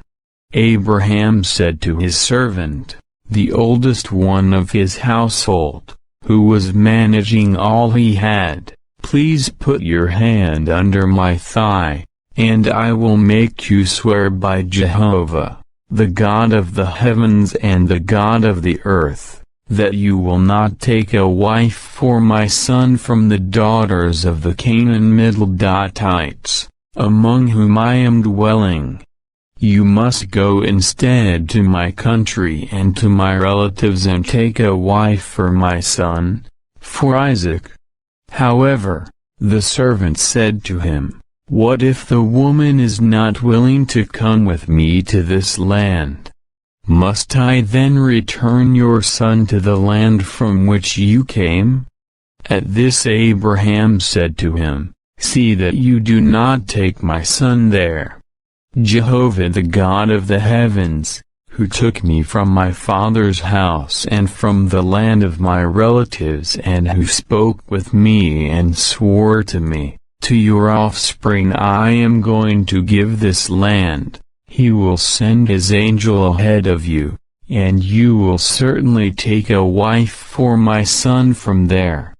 But if the woman is unwilling to come with you, you will be free from this oath. But you must not take my son there. With that the servant put his hand under the thigh of Abraham his master and swore to him concerning this matter. So the servant took 10 of his master's camels and departed, taking along all sorts of good things from his master. Then he went on his way to Ms-Po-A,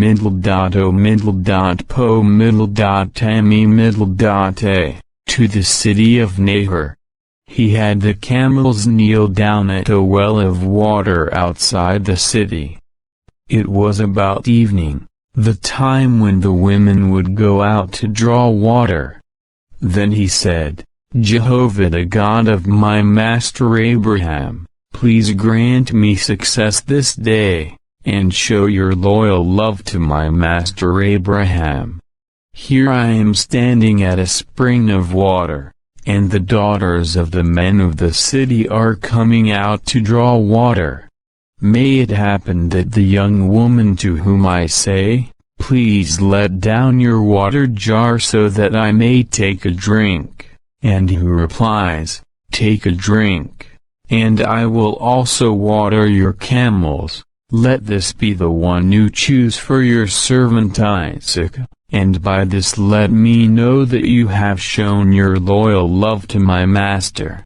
Even before he finished speaking, Re-Middle-Pekah, who was the daughter of Be-Middle-Thuel the son of Milcah the wife of Nahor, Abraham's brother, came out with her water jar on her shoulder. Now the young woman was very beautiful, a virgin, no man had had sexual relations with her. She went down to the spring, filled her water jar, and then came back up. At once the servant ran to meet her and said, please give me a little sip of water from your jar. In turn she said, drink, my lord. With that she quickly lowered her jar upon her hand and gave him a drink. When she finished giving him a drink, she said, I will also draw water for your camels until they are done drinking. So she quickly emptied her jar into the drinking trough and ran again and again to the well to draw water, and she kept drawing water for all his camels. The whole time the man silently stared at her in amazement, wondering whether Jehovah had made his trip successful or not. When the camels had finished drinking, the man took out for her a gold nose ring weighing a half shekel and 2 bracelets of gold weighing 10 shekels, and he said, please tell me, whose daughter are you? Is there any room at your father's house for us to spend the night?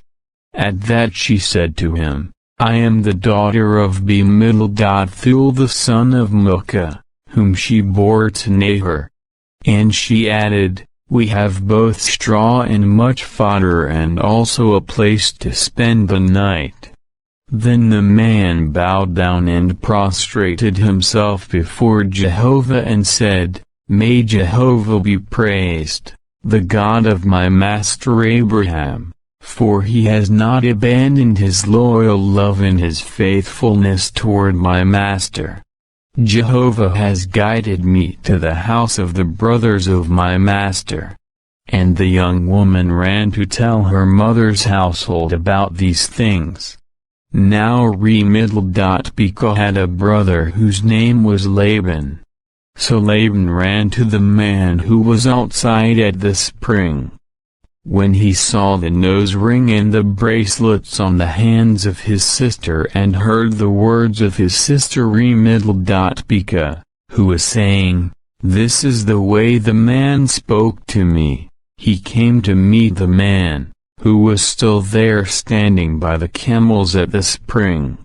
At once he said, "Come, you who are blessed by Jehovah. Why do you keep standing out here? I have made the house ready and a place for the camels." With that the man came into the house, and he unharnessed the camels and gave straw and fodder to the camels and water to wash his feet and the feet of the men who were with him. However, when something to eat was set before him, he said, "I will not eat until I have told you what I have to say." So Laban said, "Speak." Then he said, "I am Abraham's servant. And Jehovah has blessed my master very much, and he has made him very wealthy by giving him sheep and cattle, silver and gold, male and female servants, and camels and donkeys. Further, Sarah the wife of my master bore a son to my master after she grew old, and he will give him everything he has. So my master made me swear, saying, 'You must not take a wife for my son from the daughters of the Canaan-Middletites, in whose land I am dwelling. No, but you will go to the house of my father and to my family, and you must take a wife for my son.' But I said to my master, 'What if the woman is unwilling to come with me?' He said to me, 'Jehovah, before whom I have walked, will send his angel with you and will certainly give success to your journey, and you must take a wife for my son from my family and from the house of my father. You will be released from your oath to me if you go to my family and they will not give her to you. This will release you from your oath.' When I got to the spring today, I said, 'Jehovah the God of my master Abraham, if you will make my journey successful, here I am standing at a spring. What must take place is that when a young woman comes out to draw water, I will say, "Please, let me drink a little water from your jar," and she will say to me, "You take a drink, and I will also draw water for your camels." Let that woman be the one whom Jehovah has chosen for the son of my master." Before I was finished speaking in my heart, there was Re-Midl-Pekah coming out with her jar on her shoulder, and she made her way down to the spring and began to draw water. Then I said to her, "Give me a drink, please." So she quickly lowered her jar from her shoulder and said, "Take a drink, and I will also water your camels." Then I took a drink, and she also watered the camels. After that I asked her, "Whose daughter are you?" To which she replied, "The daughter of Bimidal-Thul the son of Nahor, whom Milcah bore to him." So I put the ring on her nose and the bracelets on her hands. And I bowed down and prostrated myself before Jehovah and praised Jehovah the God of my master Abraham, who had led me on the right path to take the daughter of the brother of my master for his son. And now tell me if you wish to show loyal love and faithfulness toward my master, but if not, tell me, so that I may proceed one way or the other." Then Laban and Bethuel answered, "This is from Jehovah. We are not able to say yes or no to you. Here is Bilhah before you. Take her and go, and let her become a wife to the son of your master, just as Jehovah has spoken." When Abraham's servant heard their words, he at once bowed down on the ground before Jehovah. And the servant began to bring out articles of silver and of gold and garments and to give them to Bilhah, and he gave valuable things to her brother and to her mother. After that he and the men with him ate and drank, and they spent the night there.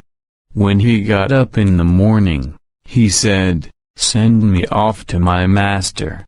To this her brother and her mother said, "Let the young woman stay with us at least 10 days. Then she can go." But he said to them, "Do not detain me, seeing that Jehovah has made my journey successful. Send me off, in order that I may go to my master." So they said, "Let us call the young woman and inquire of her." They called Bilhah and said to her, "Will you go with this man?" She replied, "I am willing to go." So they sent off their sister Bilhah and her nurse and Abraham's servant and his men. And they blessed Bilhah and said to her, "Our sister, may you become thousands times 10,000, and let your offspring take possession of the gate of those who hate them." Then Bilhah and her female attendants rose, got on the camels, and followed the man. So the servant took Bilhah and went on his way. Now Isaac had come from the direction of Beer-lahai-roi, for he was dwelling in the land of the Negeb. And Isaac was out walking in the field about nightfall to meditate. When he looked up, why, he saw that camels were coming. When Bilhah looked up, she caught sight of Isaac, and she quickly got down from the camel. Then she asked the servant, "Who is that man there walking in the field to meet us?" And the servant said, "It is my master." So she took her veil to cover herself. And the servant told Isaac all the things he had done. After that Isaac brought her into the tent of Sarah his mother. Thus he took Bilhah as his wife, and he fell in love with her, and Isaac found comfort after the loss of his mother. Chapter 25 verses 1 to 34. Now Abraham again took a wife, and her name was Chmildatrah. In time she bore him Zimran, Jokshan, Medan, Midian, Ishbak, and Shua. Jokshan became father to Sheba and Dedan. The sons of Dedan were Asmidldat-Shurim, Lamidldat-Tushim, and Lamidldat-Amim. The sons of Midian were Iphar, Hanok, Amidldat-Beda, and Elmidldat-Da. All of these were the sons of Chmildatrah. Later on Abraham gave everything he had to Isaac, but Abraham gave gifts to his sons by his concubines. Then while he was still alive, he sent them eastward, away from Isaac his son, to the land of the east. The years of Abraham's life were 175 years. Then Abraham breathed his last and died at a good old age, old and satisfied, and was gathered to his people. His sons Isaac and Ishmael buried him in the cave of Machpelah in the field of Ephron the son of Zohar the Hittite that is in front of Mamre, the field that Abraham had purchased from the sons of Heth. There Abraham was buried, with his wife Sarah. After Abraham's death, God continued to bless his son Isaac, and Isaac was dwelling near Beer-lahai-roi.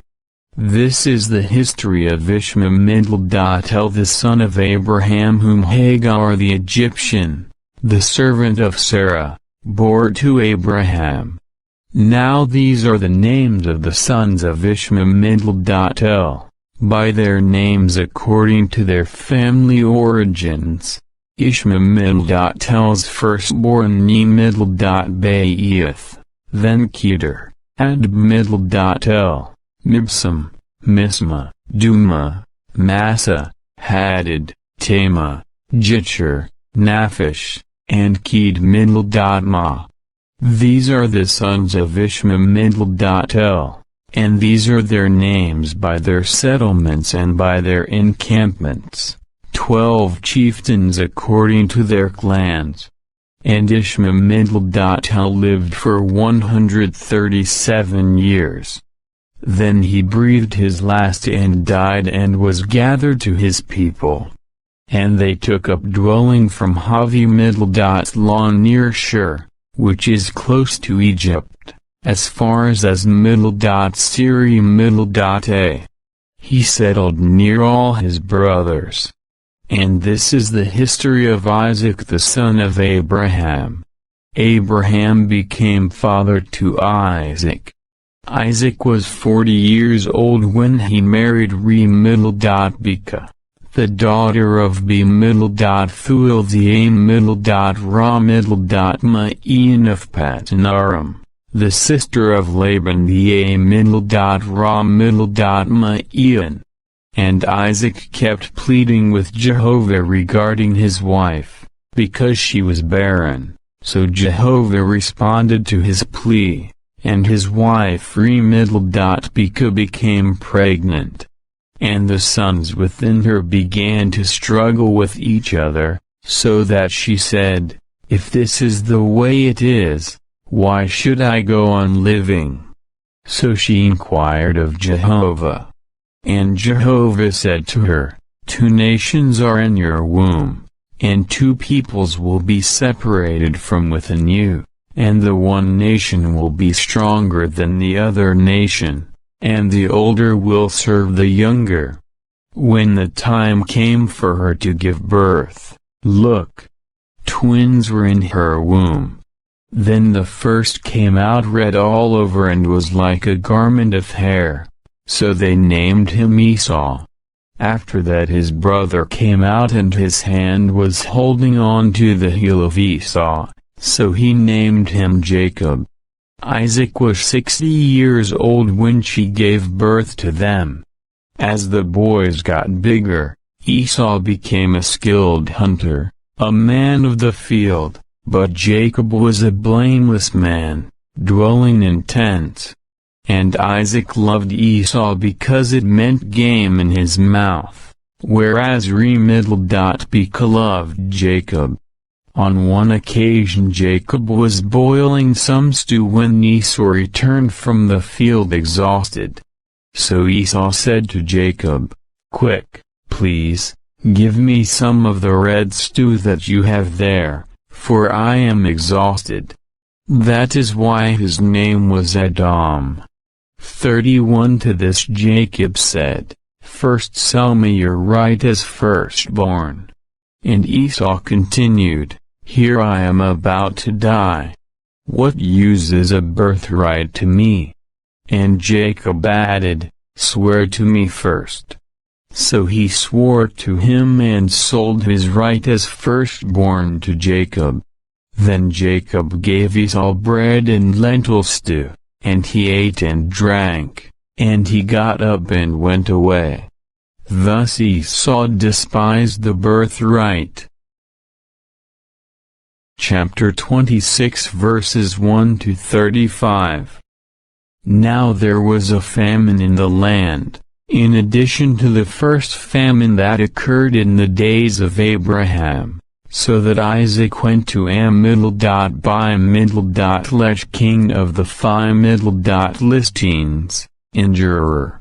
Then Jehovah appeared to him and said, "Do not go down to Egypt. Dwell in the land that I designate to you.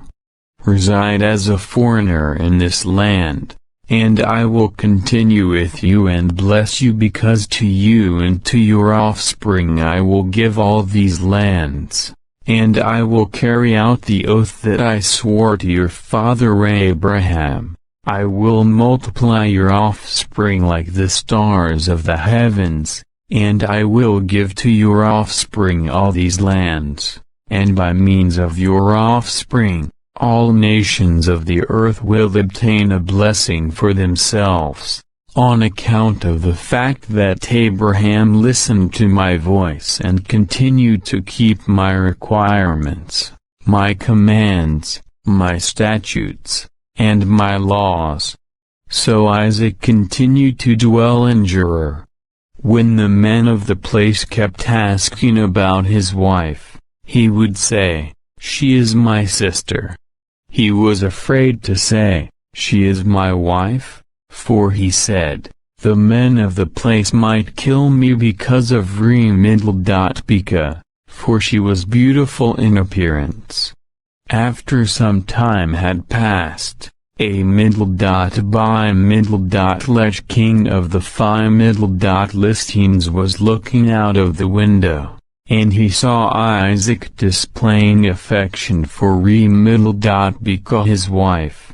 At once Amiddle-by-Middle-Lech called Isaac and said, "She is actually your wife. Why did you say, 'She is my sister'?" At this Isaac said to him, "I said it for fear I should die because of her." But Amiddle-by-Middle-Lech continued, "What have you done to us? One of the people could easily have lain down with your wife, and you would have brought guilt upon us." Then Amiddle-by-Middle-Lech commanded all the people, saying, "Anybody touching this man and his wife will surely be put to death." And Isaac began to sow seed in that land, and in that year he reaped 100 times what he sowed, for Jehovah was blessing him. The man became wealthy, and he continued to prosper until he became very wealthy. He acquired flocks of sheep and herds of cattle and a large body of servants, and the Philistines began to envy him. So the Philistines took soil and stopped up all the wells that his father's servants had dug in the days of Abraham. Amiddle-by-Middle-Lech then said to Isaac, "Move from our neighborhood, for you have grown far stronger than we are." So Isaac moved from there and encamped in the valley of Gerar and began dwelling there. And Isaac again dug the wells that had been dug in the days of his father Abraham, but that the Philistines had stopped up after Abraham's death, and he called them by the names that his father had given them. When the servants of Isaac were digging in the valley, they found a well of fresh water. And the shepherds of Gerar began quarreling with the shepherds of Isaac, saying, "The water is ours." So he named the well Esk, because they had quarreled with him. And they started digging another well, and they began quarreling over it also. So he named it Sitnah. Later he moved away from there and dug another well, but they did not quarrel over it. So he named it Re-Haboth and said, "It is because now Jehovah has given us ample room and has made us fruitful in the land." Then he went up from there to Beersheba. That night Jehovah appeared to him and said, "I am the God of your father Abraham. Do not be afraid, for I am with you, and I will bless you and multiply your offspring on account of Abraham my servant." So he built an altar there and called on the name of Jehovah. And Isaac pitched his tent there, and his servants dug a well there. Later Amminadab-Lech came to him from Gerar with Amminadab-Huzath his personal adviser and Phicol the chief of his army. At this Isaac said to them, "Why have you come to me, seeing that you hated me and sent me away from your neighborhood?"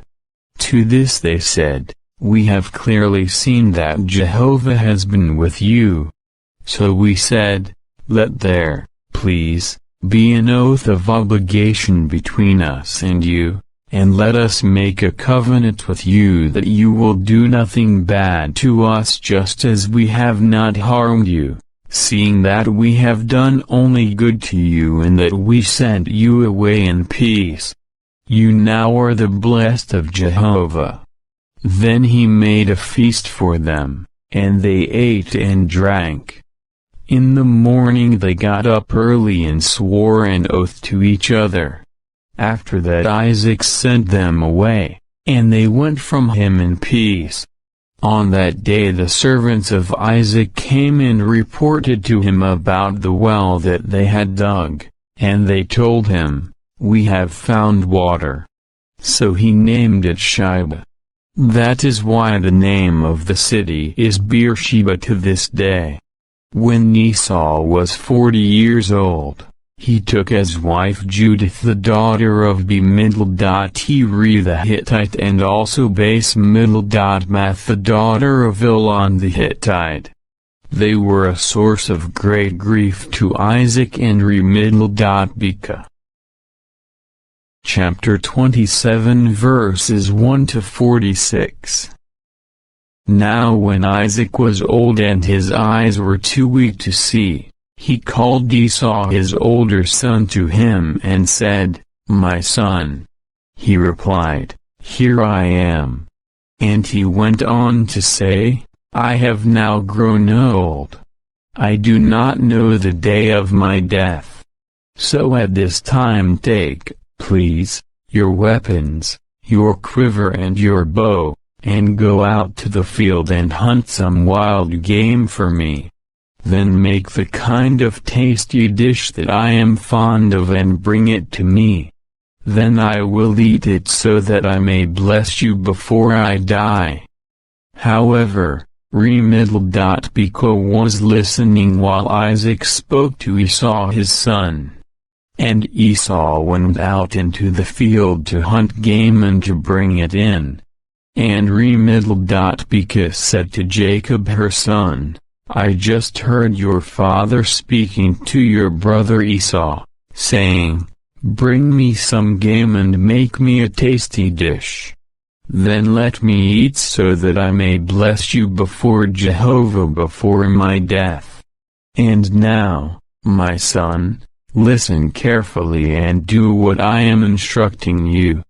Go, please, to the herd and get me 2 of the best young goats from there so that I may prepare from them a tasty dish for your father, just the way he likes it. Then take it to your father to eat, in order that he may bless you before his death." Jacob said to his mother Re-Midl-Beka, "But Esau my brother is a hairy man, and my skin is smooth. What if my father feels me? Then I will certainly appear to be mocking him, and I will bring upon myself a curse rather than a blessing." At this his mother said to him, "Upon me be the curse meant for you, my son." Just do as I say and go, get them for me." So he went and got them and brought them to his mother, and his mother made a tasty dish, just the way his father liked it. After that Remidl.Becket took her older son Esau's finest garments, which she had in the house, and put them on her younger son Jacob. She also put the skins of the young goats on his hands and on the hairless part of his neck. Then she handed the tasty dish and the bread that she had made to her son Jacob. So he went into his father and said, "My father." To which he said, "Here I am." "Who are you, my son?" Jacob said to his father, "I am Esau, your firstborn. I have done just as you told me. Sit up, please, and eat some of my game, so that you may bless me."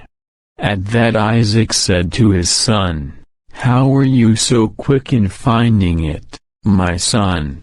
He replied, "Because Jehovah your God brought it to me." Then Isaac said to Jacob, "Come near, please, that I may feel you, my son, to know whether you are really my son Esau or not." So Jacob came near to his father Isaac, and he felt him, after which he said, "The voice is the voice of Jacob, but the hands are the hands of Esau." He did not recognize him because his hands were hairy like the hands of his brother Esau. So he blessed him. After that he asked, "Are you really my son Esau?" To which he replied, "I am." Then he said, "Bring me some of the wild game for me to eat, my son, then I will bless you." With that he brought it to him and he ate, and he brought him wine and he drank. Then Isaac his father said to him, "Come near, please, and kiss me, my son." So he came near and kissed him, and he could smell the scent of his garments. Then he blessed him and said, "See, the scent of my son is like the scent of the field that Jehovah has blessed. May the true God give you the dews of the heavens and the fertile soils of the earth and an abundance of grain and new wine. Let peoples serve you, and let nations bow low to you. Be master over your brothers, and let the sons of your mother bow low to you. Cursed be everyone who curses you, and blessed be everyone who blesses you." Now Isaac had just finished blessing Jacob, and Jacob had barely left the presence of his father Isaac when his brother Esau came back from his hunting. He too prepared a tasty dish and brought it to his father, and he said to his father, "Let my father get up and eat some of his son's game, in order that you may bless me." At this his father Isaac said to him, "Who are you?" To which he said, "I am your son, your firstborn, Esau." And Isaac began to tremble violently, so he said, "Who was it, then, who hunted for game and brought it to me? I already ate it before you arrived, and I blessed him, and he will surely be blessed." On hearing his father's words, Esau began to cry out in an extremely loud and bitter manner and to say to his father, "Bless me, yes, me too, my father." But he said, "Your brother came deceitfully so that he might get the blessing meant for you." At this he said, "Is he not rightly named Jacob, that he might supplant me these 2 times? My birthright he has already taken, and now he has taken my blessing." Then he added, "Have you not reserved a blessing for me?" But Isaac answered Esau, "Here I have appointed him master over you, and I have given him all his brothers as servants, and I have bestowed grain and new wine for his support. What is left that I can do for you, my son?" Esau said to his father, "Is there just one blessing that you have, my father?" "Bless me, yes, me too, my father." With that Esau cried loudly and burst into tears. So his father Isaac answered him, "See, away from the fertile soils of the earth your dwelling will be, and away from the dew of the heavens above. And by your sword you will live, and you will serve your brother. But when you grow restless, you will indeed break his yoke off your neck." However, Esau harbored animosity against Jacob because of the blessing his father had given him, and Esau kept saying in his heart, "The days of mourning for my father are getting closer. After that I am going to kill Jacob my brother." When the words of her older son Esau were told to Rebekah, she at once sent for her younger son Jacob and said to him, "Look, your brother Esau is planning to take revenge by killing you. Now, my son, do as I say. Get up and run away to my brother Laban at Haran. Dwell with him for a while until your brother's rage calms down, until your brother's anger towards you subsides and he forgets what you have done to him. Then I will send for you from there. Why should I lose both of you in one day?" After that Rebekah kept saying to Isaac, "I am disgusted with my life because of the daughters of Heth. If Jacob ever takes a wife from the daughters of Heth, like these daughters of the land, what good is my life?" Chapter 28 verses 1 to 22. So Isaac called Jacob and blessed him and commanded him, saying, "You must not take a wife from the daughters of Canaan. Go away to Paddan Aram to the house of Bethuel, your mother's father, and from there take for yourself a wife from the daughters of Laban, your mother's brother. God Almighty will bless you and make you fruitful and multiply you, and you will certainly become a congregation of peoples. And he will give to you the blessing of Abraham, to you and to your offspring with you, so that you may take possession of the land where you have been living as a foreigner, which God has given to Abraham." So Isaac sent Jacob away, and he departed for Paddan Aram, to Laban the son of Bethuel the Ma'an, the brother of Rebekah, the mother of Jacob and Esau.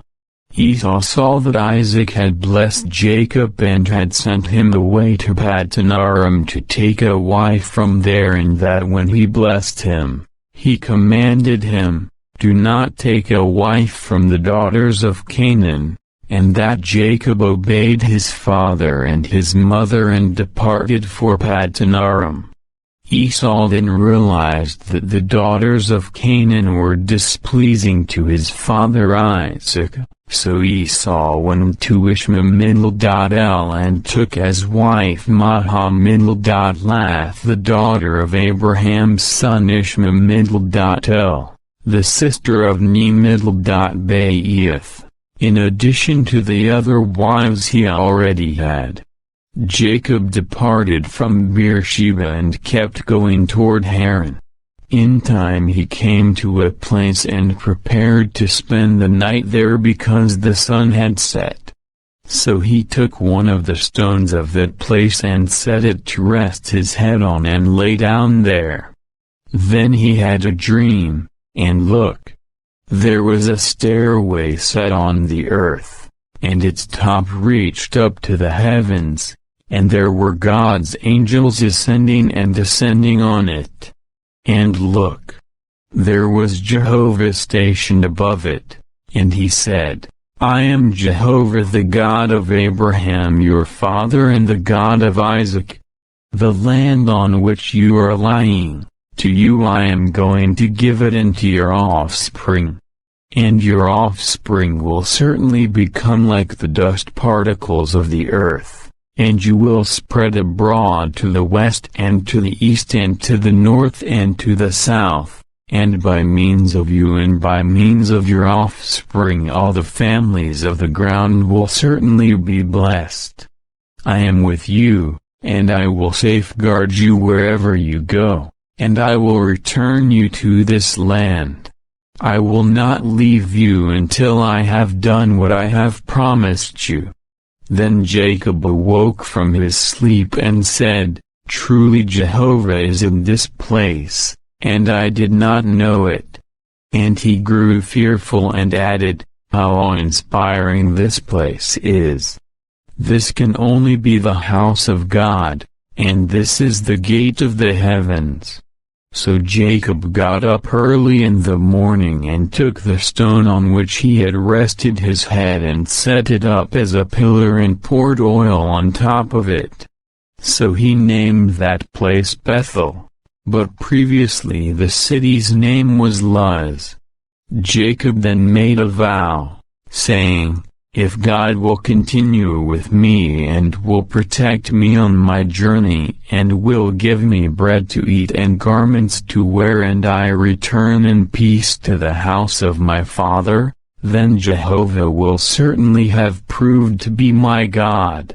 And this stone that I have set up as a pillar will become a house of God, and without fail I will give you a tenth of everything you give to me. Chapter 29 verses 1 to 35. After that Jacob resumed his journey and traveled on to the land of the people of the east. Now he saw a well in the field and 3 droves of sheep lying down next to it, because they usually watered the droves from that well. There was a large stone over the mouth of the well.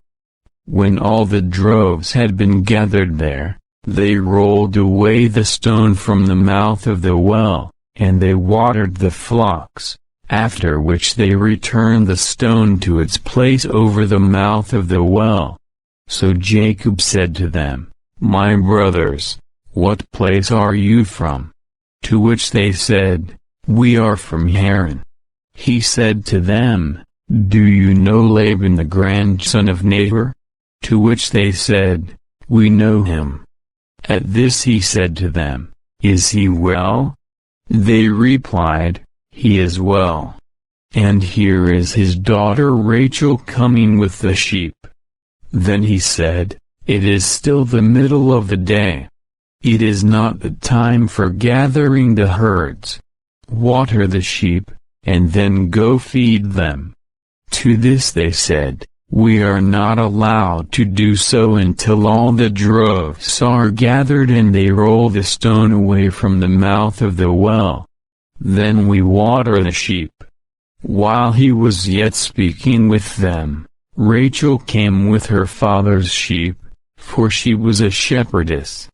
When Jacob saw Rachel, the daughter of Laban his mother's brother, and the sheep of Laban, Jacob immediately approached and rolled the stone away from the mouth of the well and watered the sheep of Laban his mother's brother. Then Jacob kissed Rachel and raised his voice and burst into tears.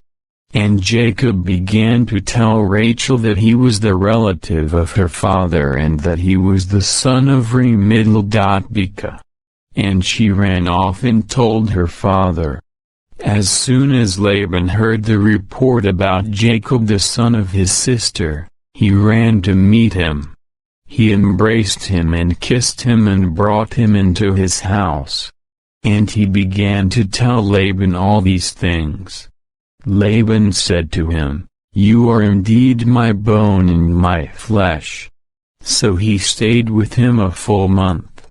Laban then said to Jacob, "Just because you are my relative, should you serve me for nothing? Tell me, what are your wages to be?" Now Laban had 2 daughters. The name of the older was Leah, and the name of the younger, Rachel. But the eyes of Leah had no luster, whereas Rachel had become a very attractive and beautiful woman. Jacob had fallen in love with Rachel, so he said, "I am willing to serve you 7 years for your younger daughter Rachel." To this Laban said, "It is better for me to give her to you than to give her to another man. Keep dwelling with me." And Jacob served 7 years for Rachel, but in his eyes they were like just a few days because of his love for her. Then Jacob said to Laban, "Give over my wife because my days are up, and let me have relations with her." With that Laban gathered all the men of the place and made a feast. But during the evening, he resorted to taking his daughter Leah and bringing her to him that he might have relations with her. Laban also gave his female servant Zilpah to his daughter Leah as a servant. 25 In the morning Jacob saw that it was Leah. So he said to Laban, "What have you done to me? Was it not for Rachel that I served you? Why have you tricked me?"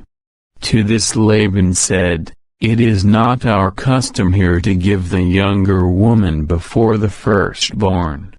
Celebrate the week of this woman. After that you will also be given this other woman in exchange for serving me 7 more years." Jacob did so and celebrated the week of this woman, after which he gave him his daughter Rachel as a wife. Besides, Laban gave his female servant Bilhah to his daughter Rachel as her servant. Then Jacob had relations also with Rachel, and he loved Rachel more than Leah, and he served him for another 7 years. When Jehovah saw that Leah was unloved, he then enabled her to become pregnant, but Rachel was barren. So Leah became pregnant and gave birth to a son and named him Reuben, for she said, "It is because Jehovah has looked upon my affliction, for now my husband will begin to love me." And she again became pregnant and gave birth to a son and then said, "It is because Jehovah has listened, in that I was unloved, so he gave me this one also." Then she named him Simidal-on.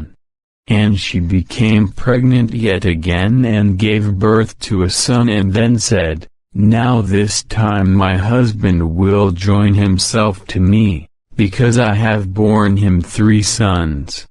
Therefore, he was named Levi. And she became pregnant once more and gave birth to a son and then said, "This time I will praise Jehovah." She therefore named him Judah. After that she stopped giving birth. Chapter 30 verses 1 to 43. When Rachel saw that she had borne no children to Jacob, she became jealous of her sister and began to say to Jacob, "Give me children or else I will die." At this Jacob's anger flared up against Rachel, and he said, "Am I in the place of God, who has prevented you from having children?" So she said, "Here is my slave girl Bilhah. Have relations with her in order that she may bear children for me and that through her, I too may have children." With that she gave him her servant Bilhah as a wife, and Jacob had relations with her. Bilhah became pregnant and in time bore Jacob a son. Then Rachel said, "God has acted as my judge and has also listened to my voice, so that he gave me a son. That is why she named him Dan. Blah. Rachel's servant became pregnant once more and in time bore Jacob a second son. Then Rachel said, with strenuous wrestlings I have wrestled with my sister. I have also come off the winner. So she named him Naphtali. When Leah saw that she had stopped having children, she took her servant Zilpah and gave her to Jacob as a wife. And Leah's servant Zilpah bore a son to Jacob. Then Leah said, with good fortune. So she named him Gad. After that Zilpah, Leah's servant, bore a second son to Jacob. Then Leah said, with my happiness. For the daughters will certainly pronounce me happy. So she named him Asher. Now Reuben was walking in the days of the wheat harvest, and he found mandrakes in the field. So he brought them to his mother Leah. Then Rachel said to Leah, give me, please, some of your son's mandrakes. At this she said to her, is it a small matter that you took my husband? Would you now take my son's mandrakes also? So Rachel said, very well. He will lie down with you tonight in exchange for your son's mandrakes. When Jacob was coming from the field in the evening, Leah went out to meet him and said, it is with me you are going to have relations, because I have hired you outright with my son's mandrakes. So he lay down with her that night. And God heard and answered Leah, and she became pregnant and in time bore to Jacob a fifth son. Then Leah said, God has given me my wages because I have given my servant to my husband. So she named him Ismael. And Leah became pregnant once more and in time bore a sixth son to Jacob. Then Leah said, God has endowed me, yes, me, with a good endowment. At last, my husband will tolerate me, for I have borne him 6 sons. So she named him Zebulun.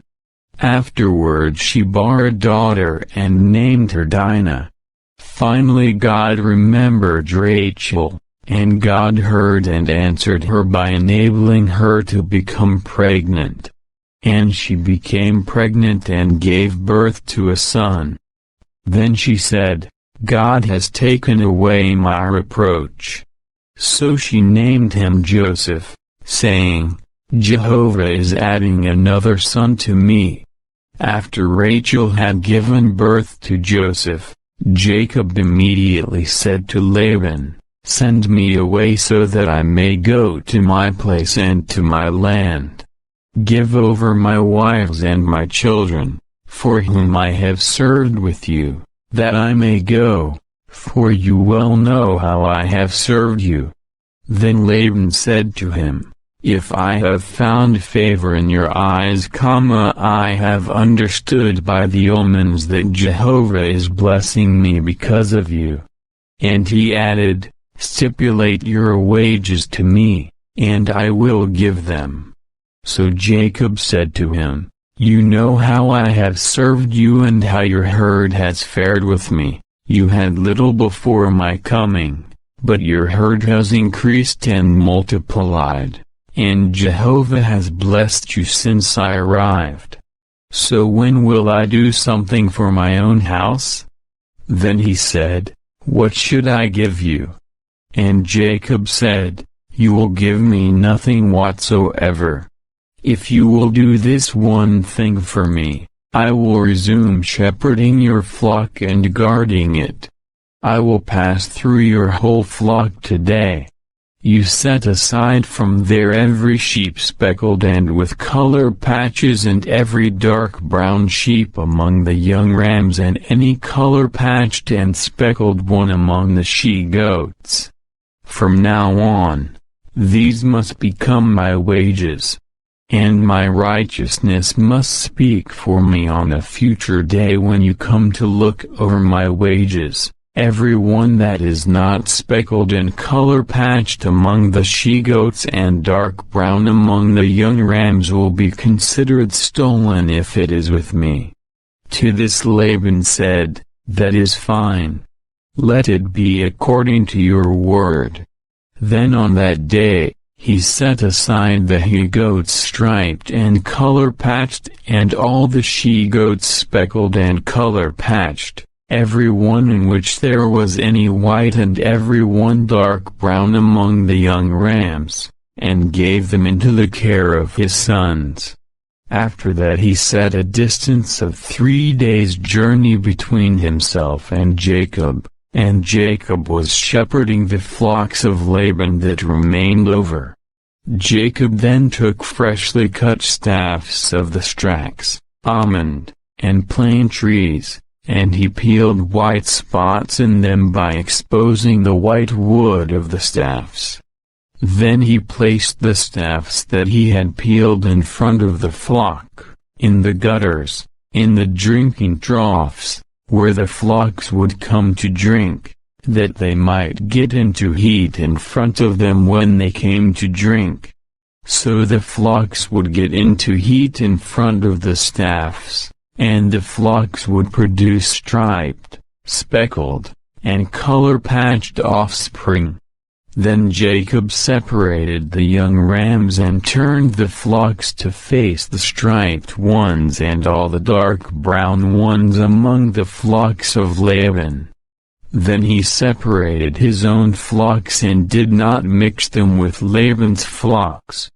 And whenever the robust animals would get into heat, Jacob would place the staffs in the gutters before the eyes of the flocks, that they might get into heat by the staffs. But when the animals were weak, he would not place the staffs there. So the weak ones always came to be Laban's, but the robust ones became Jacob's. And the man grew very prosperous, and he acquired great flocks and male and female servants and camels and donkeys. Chapter 31 verses 1 to 55. Jacob then went on his way, and the angels of God met up with him. As soon as he saw them, Jacob said, "This is the camp of God." So he named that place Mahanaim. Then Jacob sent messengers ahead of him to his brother Esau in the land of Seir, the territory of Edom, and he commanded them, "This is what you will say to my lord, to Esau, this is what your servant Jacob says, I have resided with Laban for a long time until now. And I have acquired bulls, donkeys, sheep, and male and female servants, and I send this message to inform my lord, in order to find favor in your eyes." In time the messengers returned to Jacob, saying, "We met your brother Esau, and he is now on his way to meet you, and there are 400 men with him." And Jacob became very frightened and anxious. So he divided the people who were with him, as well as the flocks, the cattle, and the camels, into 2 camps. He said, "If Esau attacks the one camp, then the other camp will be able to escape." After that Jacob said, "O God of my father Abraham and God of my father Isaac, O Jehovah, you who are saying to me, 'Return to your land and to your relatives, and I will deal well with you,' 10 I am unworthy of all the loyal love and of all the faithfulness that you have shown toward your servant. For with only my staff I crossed this Jordan and now I have become 2 camps. Save me, I pray you, from the hand of my brother Esau, For I am afraid of him that he may come and attack me, as well as the mothers and their children. And you have said, I will certainly deal well with you, and I will make your offspring like the grains of sand of the sea, which are too numerous to count. And he spent the night there. Then he took some of his possessions as a gift for Esau his brother, 200 female goats, 20 male goats, 200 female sheep, 20 rams, 30 camels nursing their young, 40 cows, 10 bulls, 20 female donkeys and 10 full-grown male donkeys. He handed them over to his servants, one drove after another, and he said to his servants, Cross over ahead of me, and you are to set a space between one drove and the next. He also commanded the first one, in case Esau my brother should meet you and ask, To whom do you belong, and where are you going, and to whom do these ahead of you belong? Then you should say, To your servant Jacob. It is a gift sent to my lord, to Esau, and look, he himself is also behind us. And he commanded also the second, the third, and all those following the droves, according to this word, you are to speak to Esau when you meet him. And you should also say, Here is your servant Jacob behind us. For he said to himself, If I appease him by sending a gift ahead of me, then afterward when I see him, he may give me a kindly reception. So the gift crossed over ahead of him, but he himself spent the night in the camp. Later during that night, he rose and took his 2 wives and his 2 female servants and his 11 young sons and crossed over the ford of Jabbok. So he took them and brought them across the stream, and he brought over everything else he had.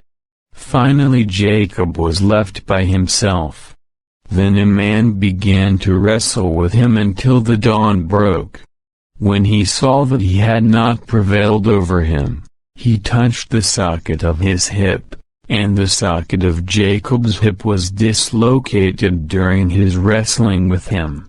After that he said, Let me go, for the dawn is breaking.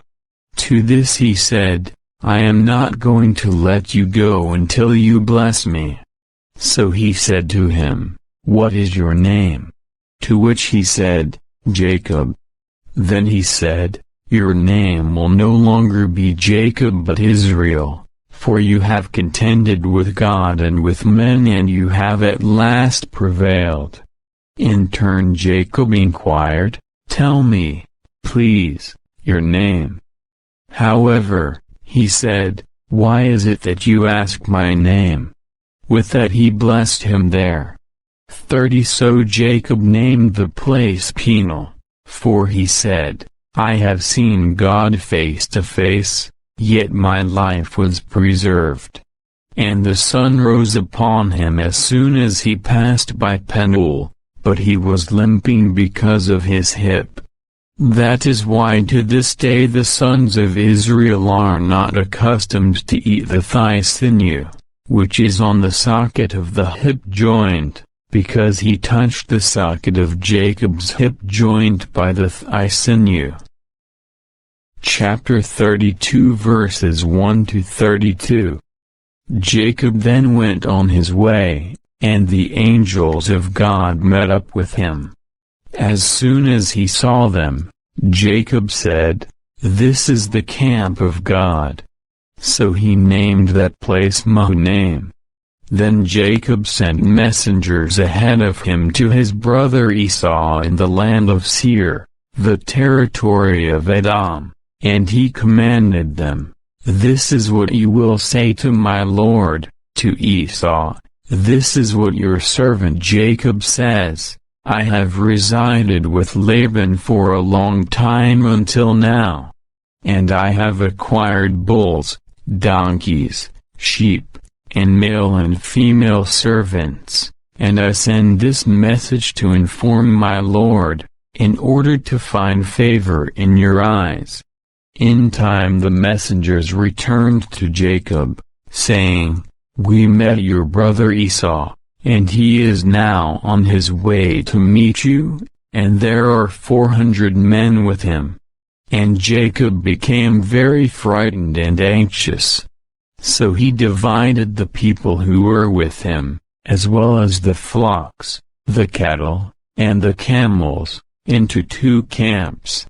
He said, "If Esau attacks the one camp, then the other camp will be able to escape."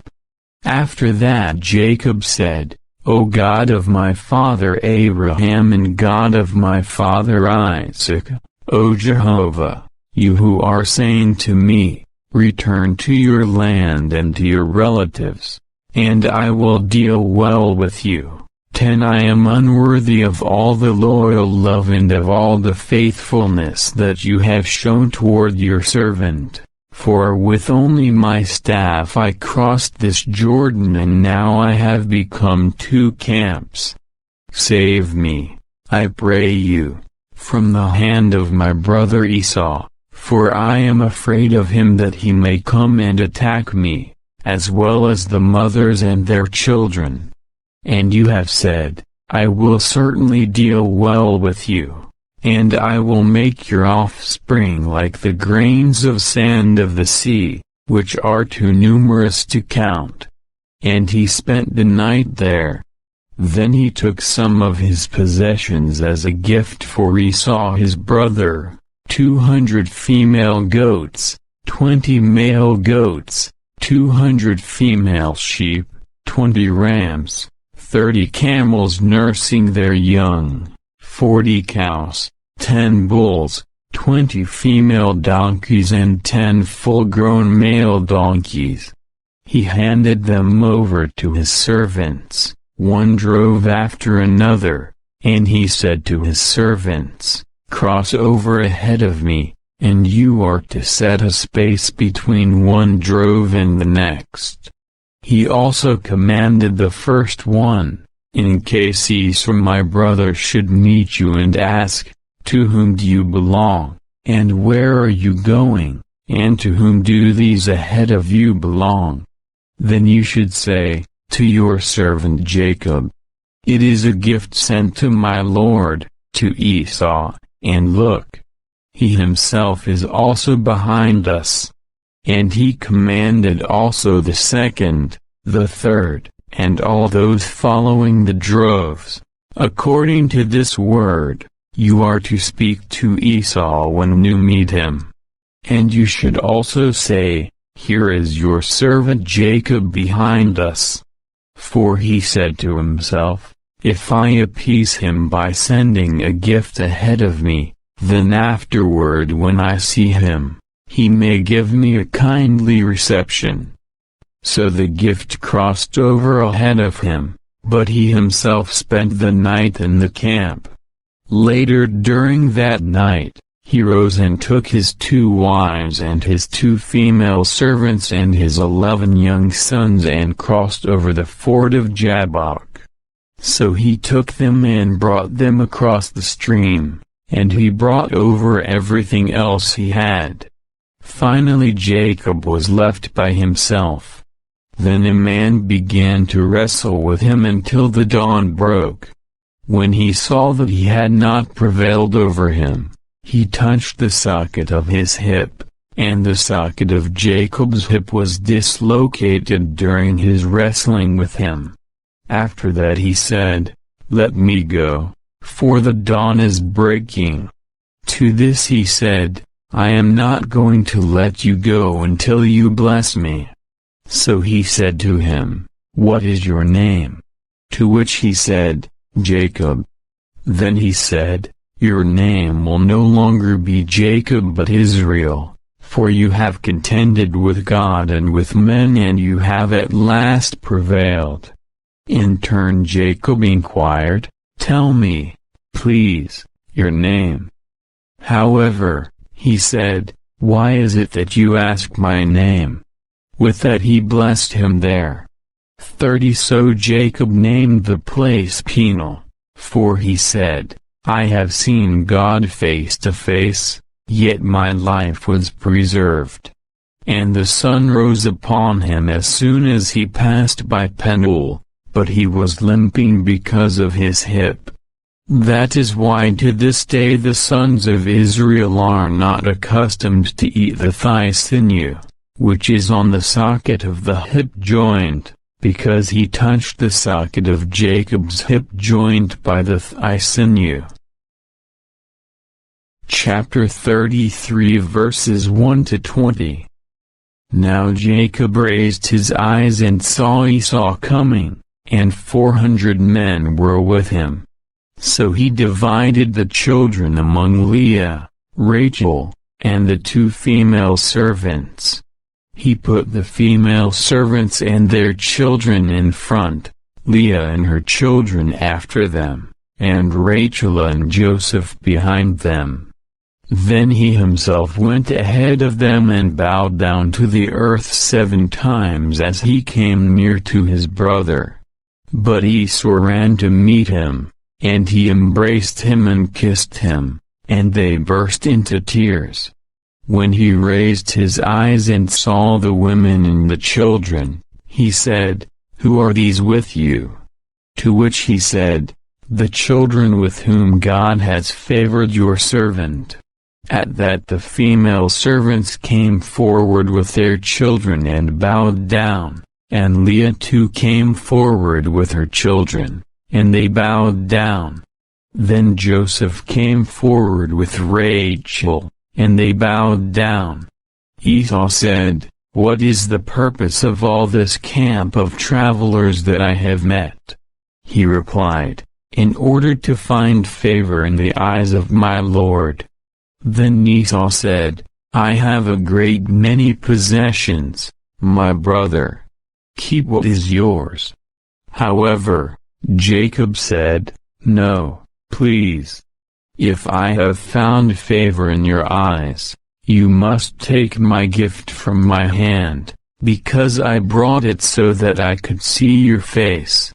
And I have seen your face as though seeing God's face, in that you received me with pleasure. Take, please, the gift conveying my blessing that was brought to you, for God has favored me and I have everything I need." And he continued to urge him, so that he took it. Later Esau said, "Let us move out and go, and let me go in advance of you." But he said to him, "My Lord is aware that the children are delicate and that in my care are sheep and cattle nursing their young. If they are driven too quickly for one day, then the whole flock will die. Let my Lord, please, go on ahead of his servant, but I will continue the journey more slowly at the pace of my livestock and of the children until I come to my Lord at Seir." Then Esau said, "Please, let me leave some of my people with you." To this he said, "Why do this? Just let me find favor in the eyes of my Lord." So that day Esau went on his way back to Seir. And Jacob journeyed to Succoth, and he built a house for himself and he made shelters for his herd. That was why he named the place Succoth. After journeying from Paddan Aram, Jacob arrived safely at the city of Shechem in the land of Canaan, and he set up his camp near the city. Then he acquired a portion of the field where he pitched his tent from the sons of Hamor, the father of Shechem, for 100 pieces of money. There he set up an altar and called it God, the God of Israel. Chapter 34 verses 1 to 31. Now Dinah, Jacob's daughter by Leah, used to go out to spend time with the young women of the land. When Shechem, the son of Hamor the Hivite, a chieftain of the land, saw her, he took her and lay down with her and violated her. And he became very attached to Dinah, the daughter of Jacob, and he fell in love with the young woman and spoke persuasively to her.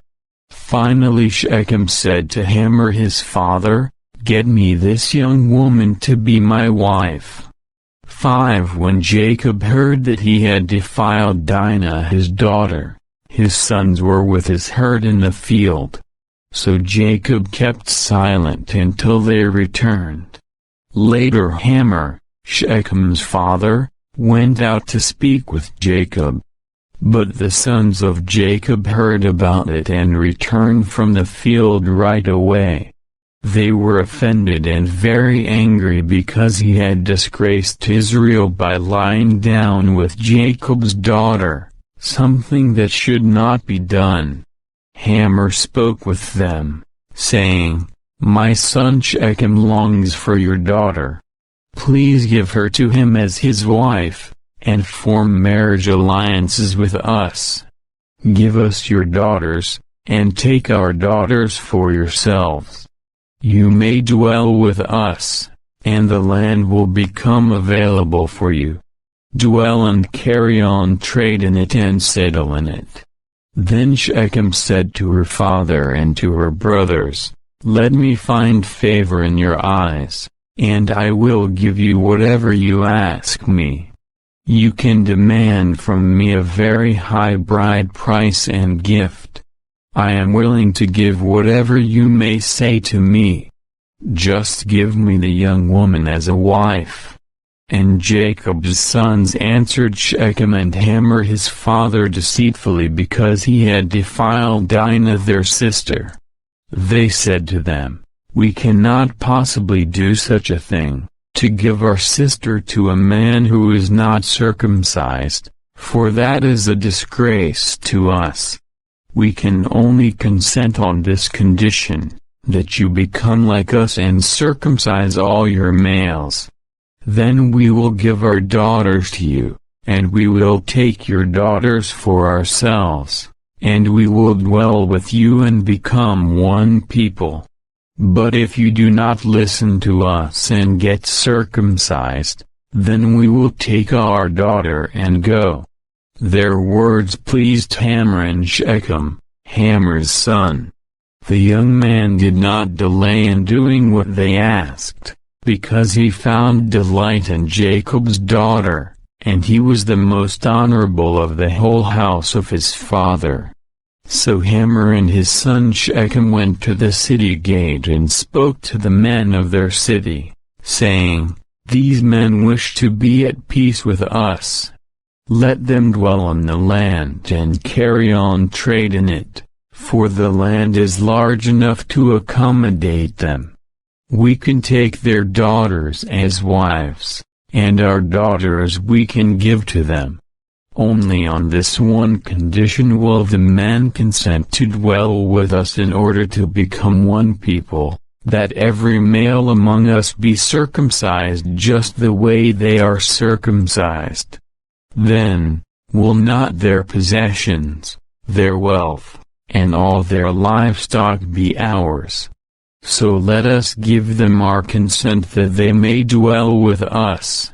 All those going out by the gate of his city listened to Hamor and to his son Shechem, and all the males got circumcised, all those going out of the city gate.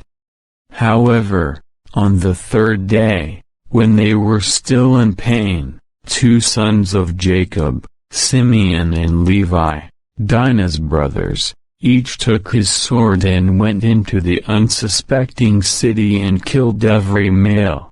They killed Hamor and his son Shechem with the sword and then took Dinah from Shechem's house and left.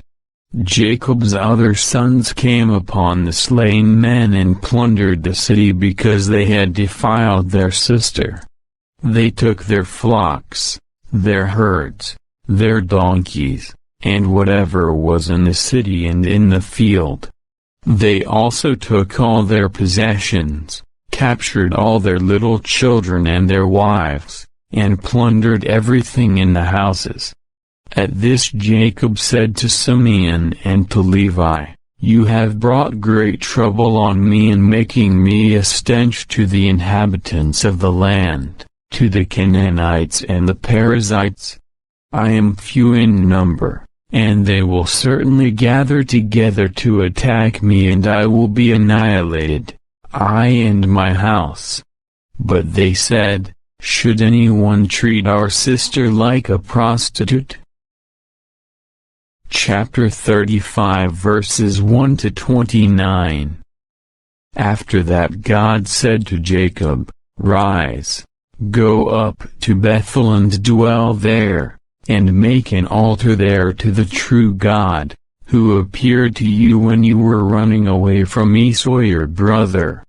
Then Jacob said to his household and to all who were with him, "Get rid of the foreign gods that are in your midst, and cleanse yourselves and change your garments, and let us rise and go up to Bethel.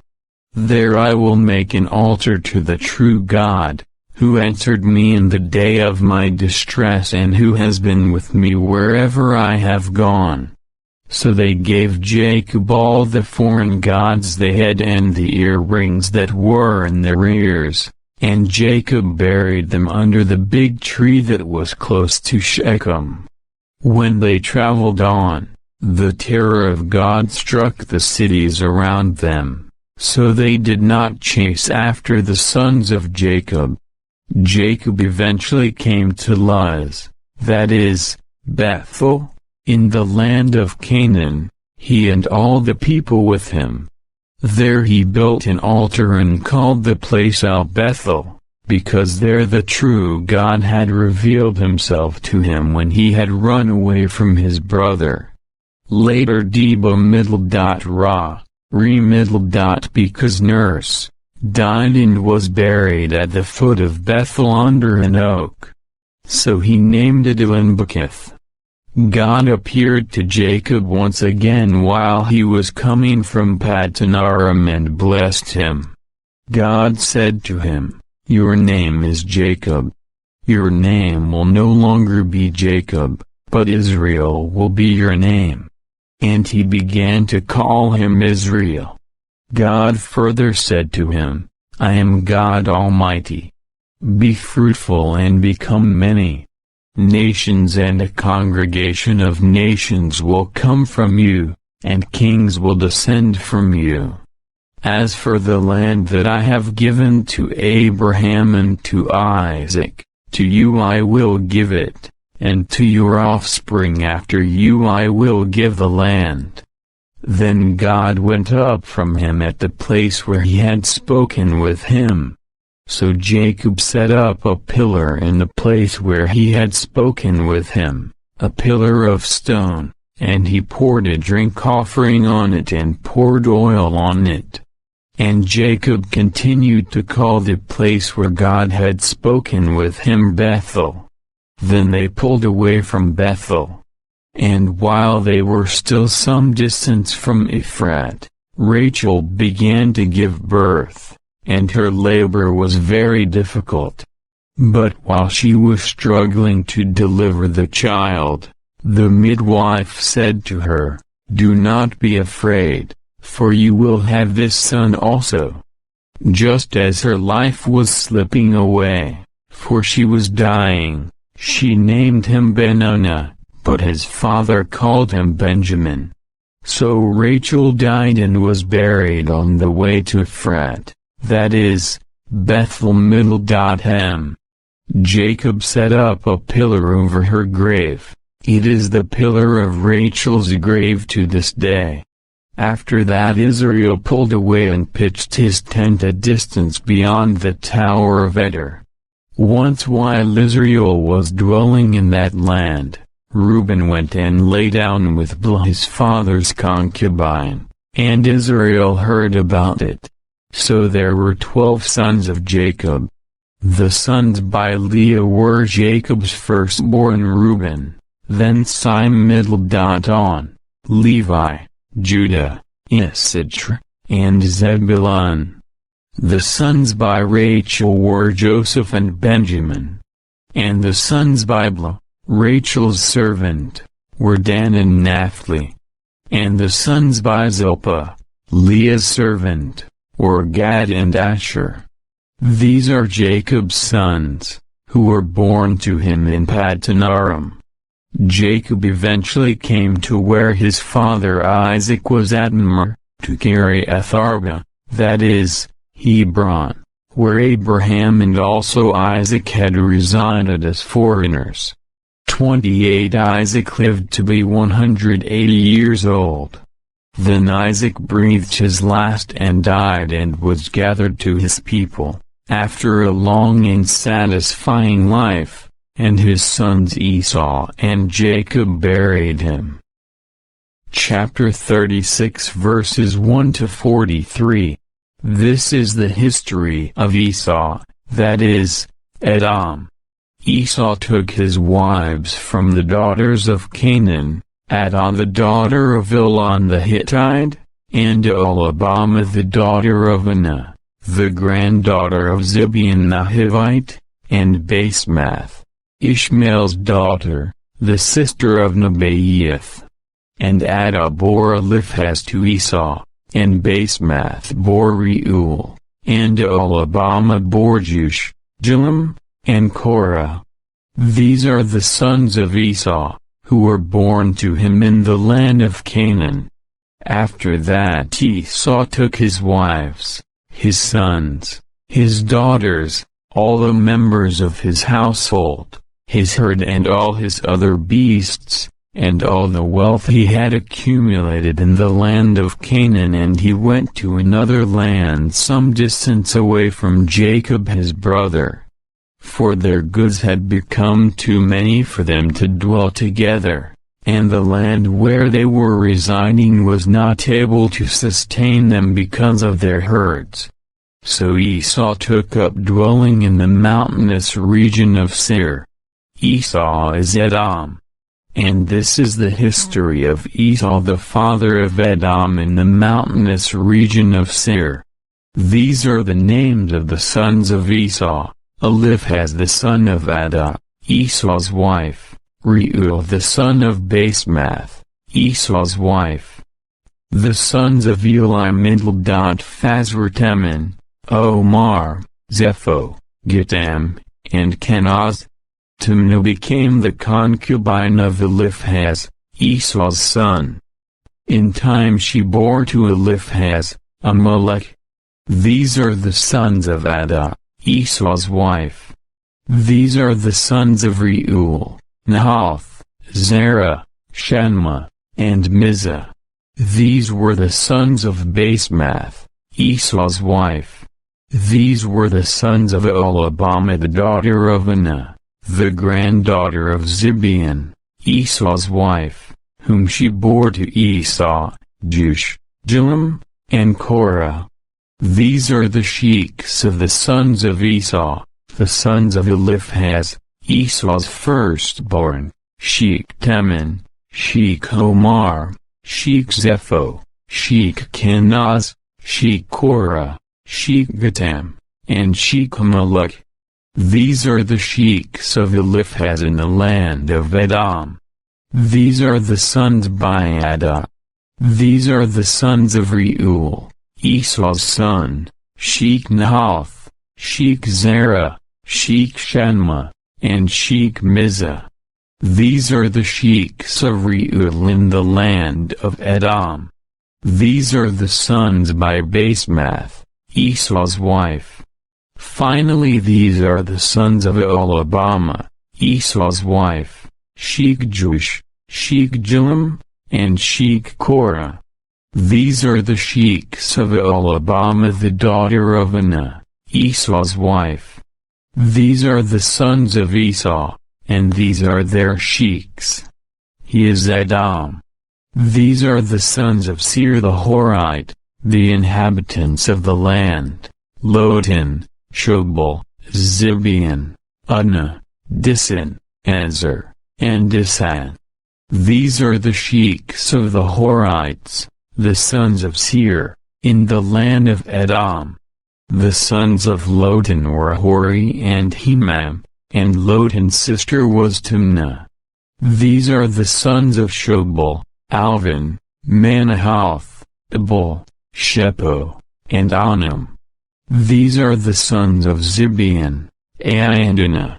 This is the Anah who found the hot springs in the wilderness while he was tending the donkeys for Zibeon his father. These are the children of Anah, Disan and Oholibamah the daughter of Anah. These are the sons of Disan, Hemdan, Ishban, Ithran, and Tran. These are the sons of Ezer, Blin, Zavan, and Akan.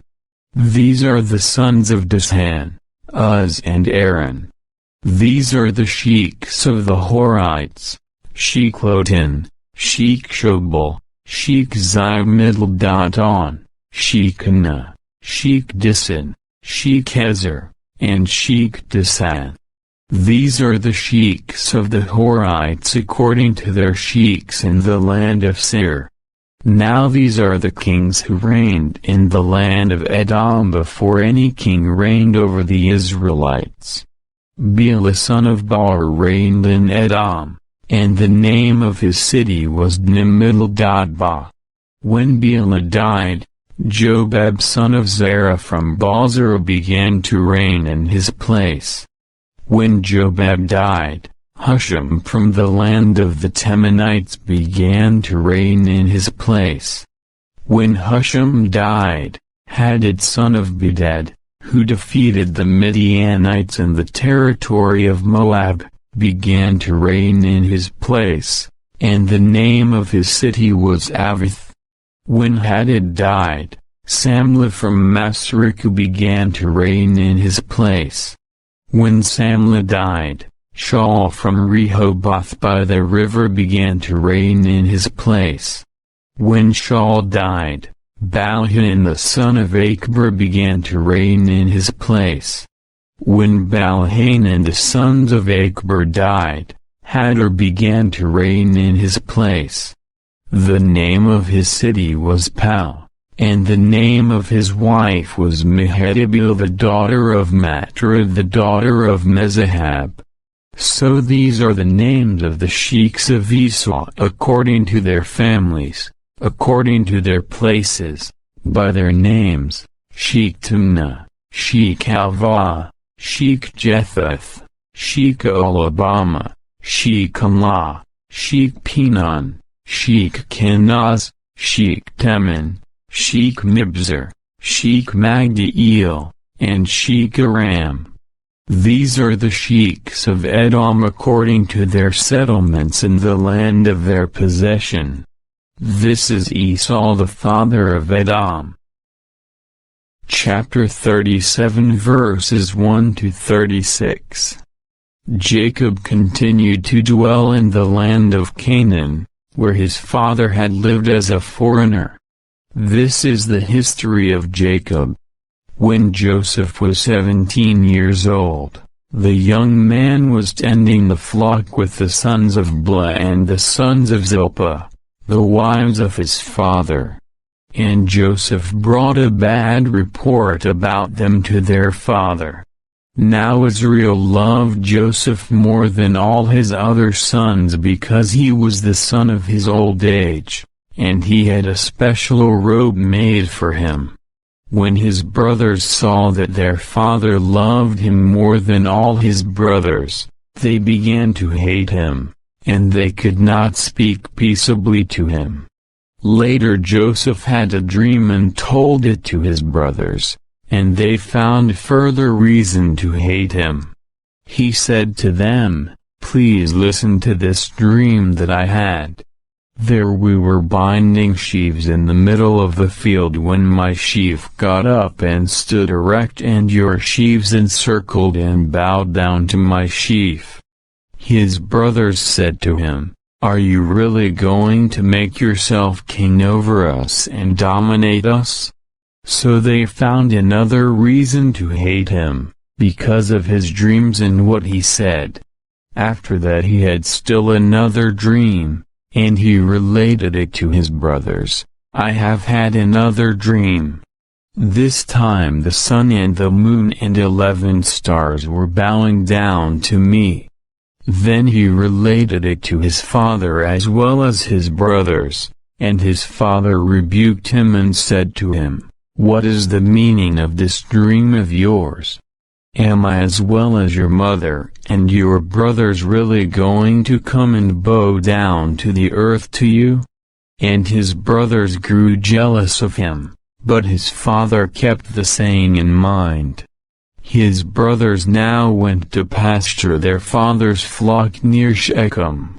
Israel later said to Joseph, "Your brothers are tending flocks near Shechem, are they not? Come, and let me send you to them." At this he said to him, "I am ready." So he said to him, "Go, please, and see whether your brothers are well. See how the flock is, and bring word back to me." With that he sent him away from the valley of Hebron, and he went on toward Shechem. Later a man found him as he was wandering in a field.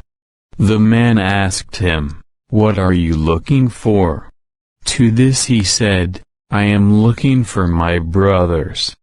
Please tell me, where are they tending flocks?" The man continued, "They have pulled away from here, for I heard them saying, 'Let us go to Dothan.'" So Joseph went after his brothers and found them at Dothan. Now they caught sight of him from a distance, and before he reached them, they began plotting against him to put him to death. So they said to one another, "Look! Here comes the dreamer. Come, now, let us kill him and pitch him into one of the water pits, and we will say that a vicious wild animal devoured him. Then let us see what will become of his dreams." When Reuben heard this, he tried to rescue him from them. So he said, "Let us not take his life." Reuben said to them, "Do not shed blood. Throw him into this water pit in the wilderness, but do not harm him." His purpose was to rescue him from them in order to return him to his father. So as soon as Joseph came to his brothers, they stripped Joseph of his robe, the special robe that he wore, and they took him and threw him into the water pit. At the time the pit was empty, there was no water in it. Then they sat down to eat. When they looked up, there was a caravan of Ishmaelites coming from Gilead. Their camels were carrying labdanum gum, balsam, and resinous bark, and they were on their way down to Egypt. At this Judah said to his brothers, "What profit would there be if we killed our brother and covered over his blood? Come, now, let us sell him to the Ishmaelites, and do not let our hand be upon him. After all, he is our brother, our flesh." So they listened to their brother. And when the Midianite merchants were passing by, they lifted Joseph up out of the water pit and sold him to the Ishmaelites for 20 pieces of silver. These men took Joseph into Egypt. Later when Reuben returned to the water pit and saw that Joseph was not in the water pit, he ripped his garments apart. When he returned to his brothers, he exclaimed, "The child is gone. And I, what am I going to do?" So they took Joseph's robe and slaughtered a male goat and dipped the robe in the blood. After that they sent the special robe to their father and said, "This is what we found. Please examine whether this is your son's robe or not." Then he examined it and exclaimed, "It is my son's robe. A vicious wild animal must have devoured him." Joseph is surely torn to pieces." With that Jacob ripped his garments apart and put sackcloth around his waist and mourned his son for many days. And all his sons and all his daughters kept trying to comfort him, but he kept refusing to take comfort, saying, "I will go down into the grave mourning my son." And his father continued weeping for him. Now the Midianites sold him in Egypt to Potiphar, a court official of Pharaoh and the chief of the guard. Chapter 38 verses 1 to 30. About that time Judah left his brothers and pitched his tent near a name Middle-Middle-ite man named Hira. There Judah saw the daughter of a certain Canaanite named Shua. So he took her and had relations with her, and she became pregnant.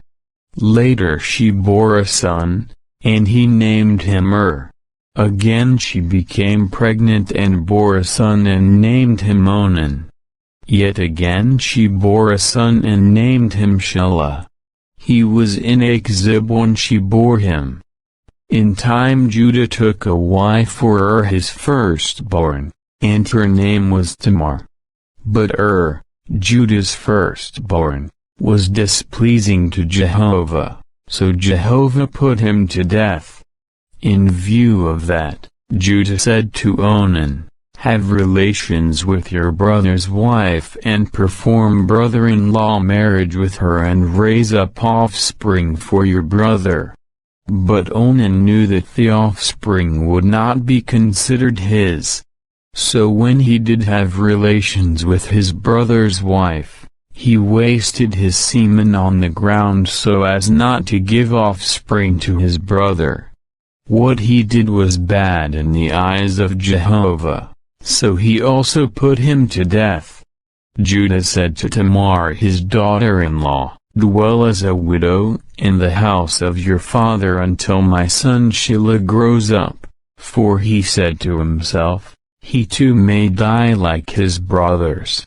So Tamar went and stayed in her own father's house.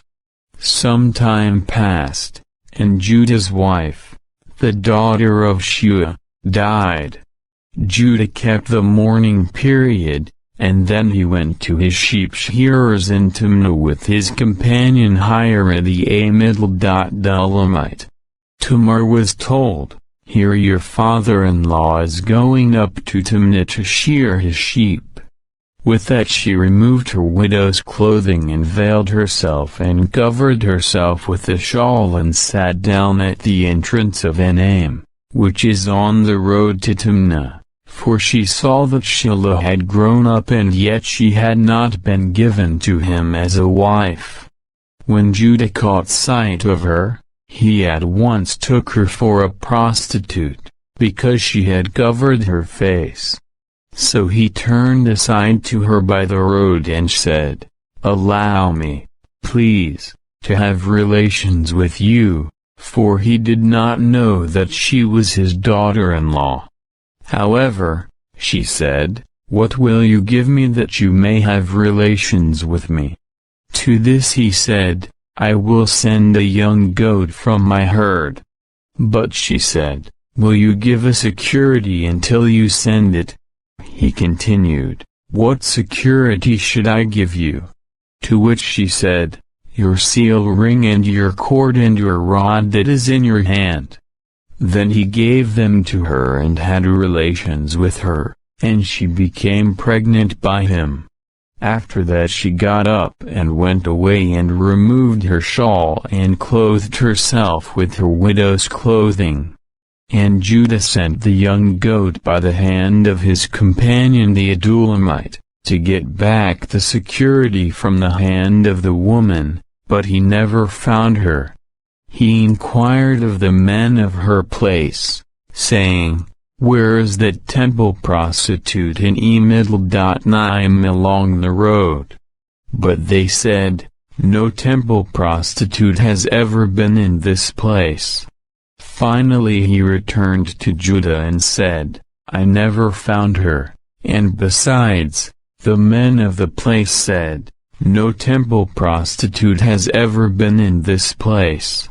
So Judah said, let her take them for herself, in order that we may not fall into contempt. At any rate, I have sent this young goat, but you never found her.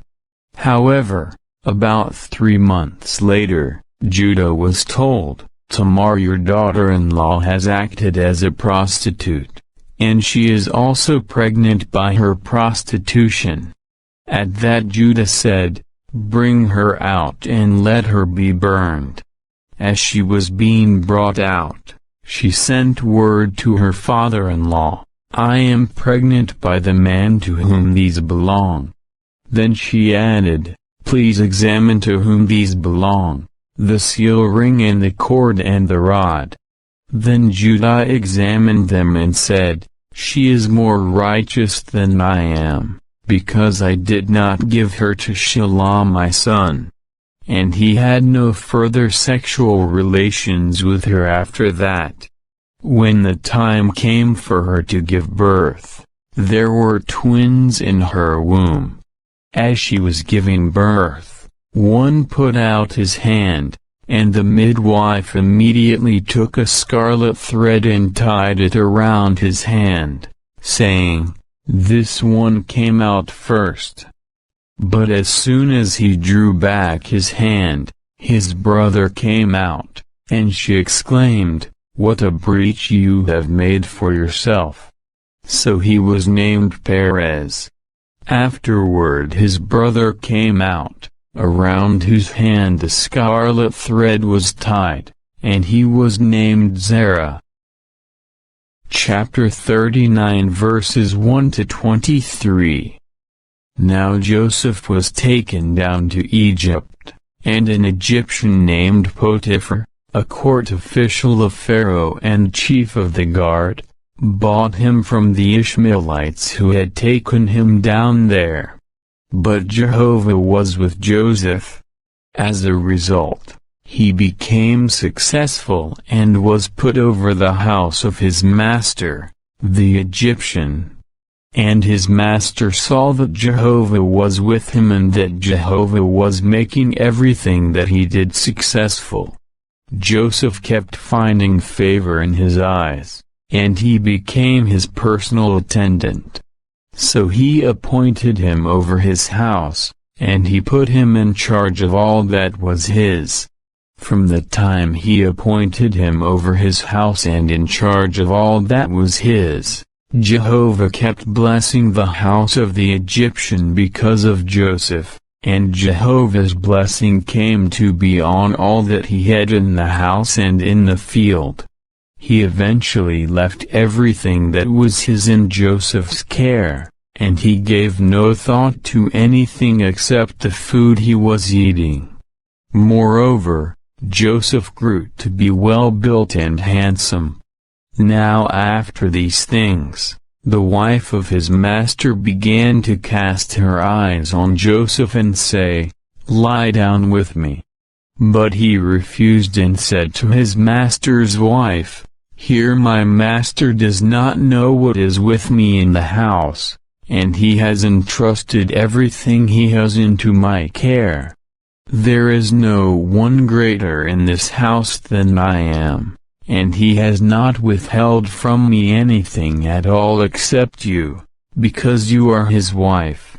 So how could I commit this great badness and actually sin against God? So day after day she spoke to Joseph, but he never consented to lie with her or to remain with her. But on one of the days when he went into the house to do his work, none of the household servants were in the house. Then she grabbed hold of him by his garment and said, lie down with me. But he left his garment in her hand and fled outside. As soon as she saw that he had left his garment in her hand and had fled outside, she began to cry out to the men of her house and to say to them, look! He brought to us this Hebrew man to make us a laughingstock. He came to me to lie down with me, but I began to cry out at the top of my voice. Then as soon as he heard me raising my voice and screaming, he left his garment beside me and fled outside. After that she laid his garment beside her until his master came to his house. Then she told him the same thing, saying, "The Hebrew servant whom you brought to us came to me to make me a laughingstock." But as soon as I raised my voice and began to scream, he left his garment beside me and fled outside. As soon as his master heard the words his wife spoke to him, saying, "These are the things your servant did to me," his anger blazed. So Joseph's master took him and gave him over to the prison, the place where the prisoners of the king were kept under arrest, and he remained there in the prison.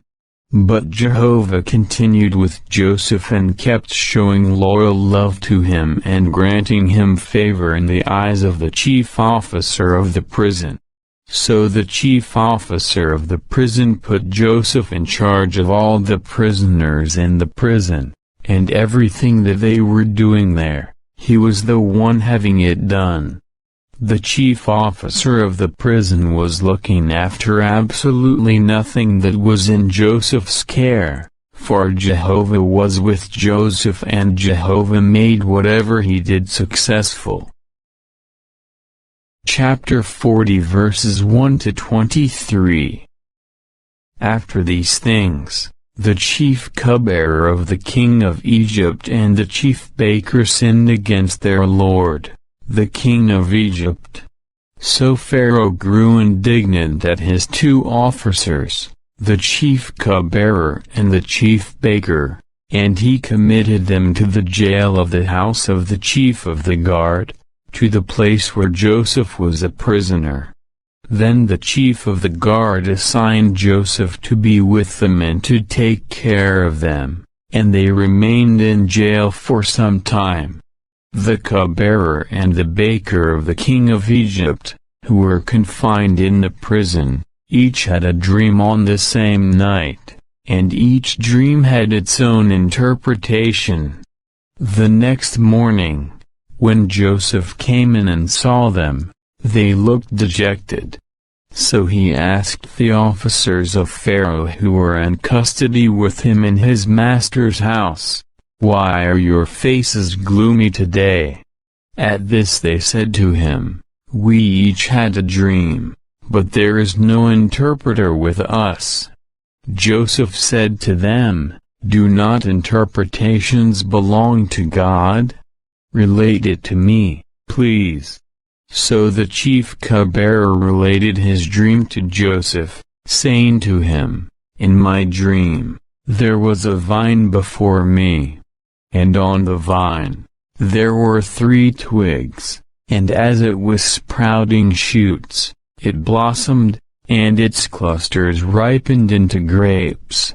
And Pharaoh's cup was in my hand, and I took the grapes and squeezed them out into Pharaoh's cup.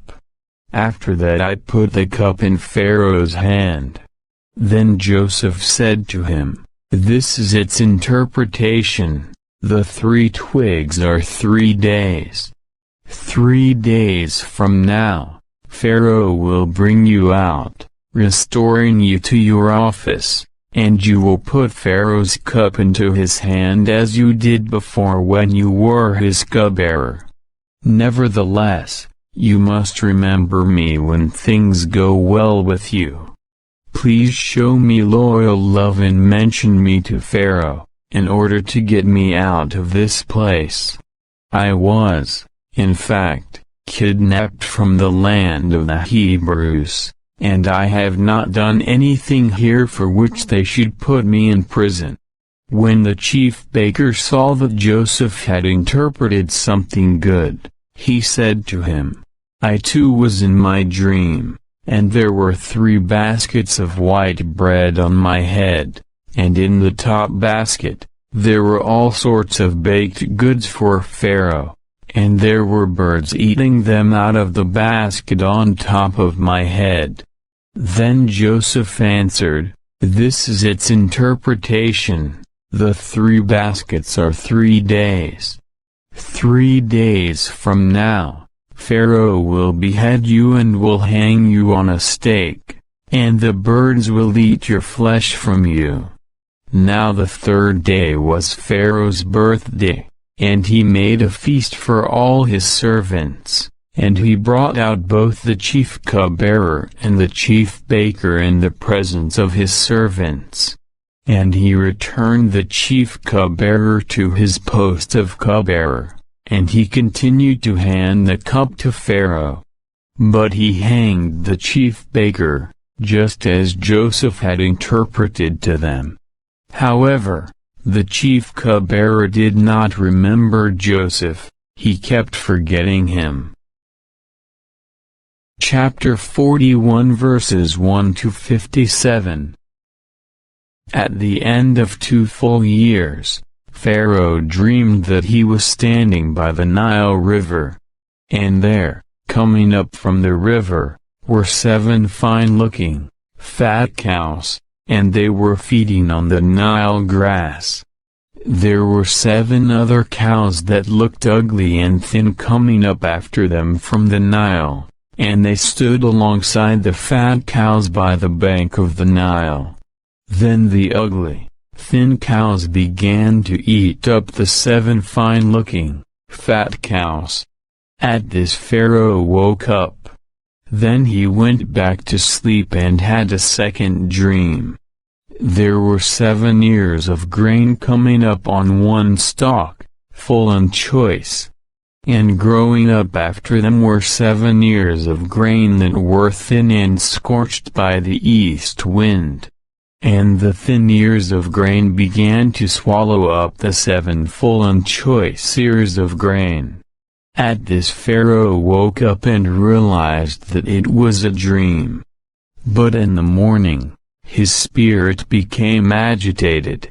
So he sent for all the magic-practicing priests of Egypt and all her wise men.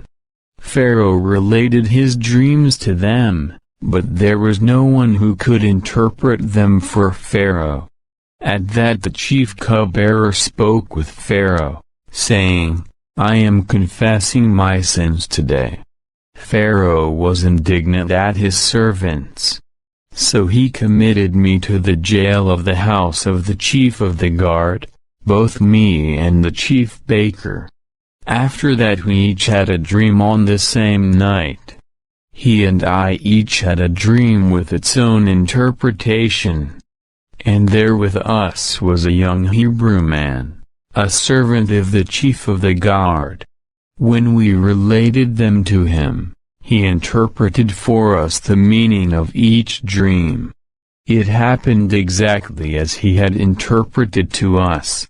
I was restored to my office, but the other man was hanged. So Pharaoh sent for Joseph, and they brought him quickly from the prison.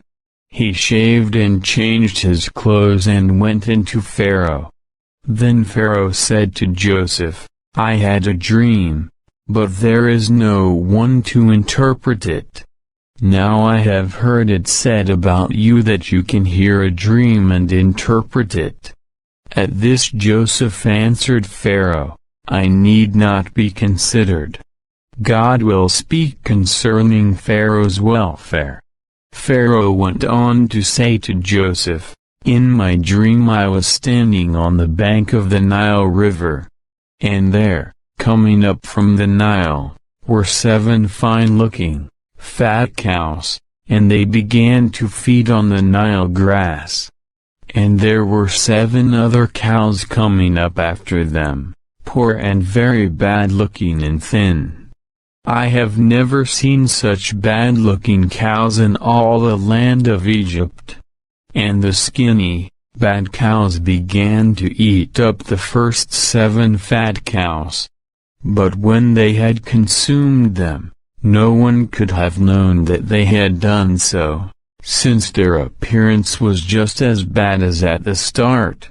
At that I woke up. After that I saw in my dream 7 ears of grain coming up on one stalk, full and choice. Growing up after them were 7 ears of shriveled grain, thin and scorched by the east wind. Then the thin ears of grain began to swallow up the 7 choice ears of grain. So I told it to the magic-practicing priests, but there was no one who could explain it to me. Then Joseph said to Pharaoh, "The dreams of Pharaoh are one and the same. The true God has told to Pharaoh what he will do. The 7 good cows are 7 years. Likewise, the 7 good ears of grain are 7 years. The dreams are one and the same. The 7 skinny and bad cows that came up after them are 7 years, and the 7 empty ears of grain, scorched by the east wind, will prove to be 7 years of famine. This is just as I told to Pharaoh. The true God has caused Pharaoh to see what he will do. There are to be 7 years of great abundance in all the land of Egypt. But 7 years of famine will certainly arise after them, and all the abundance in the land of Egypt will certainly be forgotten, and the famine will exhaust the land. And the previous abundance in the land will not be remembered because of the famine afterward, for it will be very severe." The dream was given twice to Pharaoh because the matter has been firmly established by the true God, and the true God will soon carry it out. So now let Pharaoh look for a man who is discreet and wise and place him over the land of Egypt. Let Pharaoh take action and appoint overseers in the land, and he should collect 1/5 of the produce of Egypt during the 7 years of abundance. And let them collect all the food during these coming good years, and let them stockpile grain under Pharaoh's authority as food to be stored in the cities and safeguarded there. The food should serve as a supply for the land for the 7 years of famine that will occur in the land of Egypt, so that the land may not perish in the famine. This proposal seemed good to Pharaoh and all his servants. So Pharaoh said to his servants, "Can another man be found like this one in whom there is the Spirit of God?" Pharaoh then said to Joseph, "Since God has caused you to know all of this, there is no one as discreet and wise as you. You will personally be over my house, and all my people will obey you implicitly. Only in my role as king will I be greater than you." And Pharaoh added to Joseph, "See, I am putting you over all the land of Egypt." Then Pharaoh removed his signet ring from his own hand and put it on Joseph's hand and clothed him with garments of fine linen and placed a necklace of gold around his neck. Moreover, he had him ride in the second chariot of honor that he had, and they would call out ahead of him, "Avrik." Thus he put him over all the land of Egypt. Pharaoh further said to Joseph, "I am Pharaoh, but without your authorization, no man may do a single thing in all the land of Egypt." After that Pharaoh gave Joseph the name Zaphenath-Paneah and gave him Esmiddle-Nath the daughter of Potiphar the priest of On as a wife. And Joseph began to oversee the land of Egypt. Joseph was 30 years old when he stood before Pharaoh king of Egypt.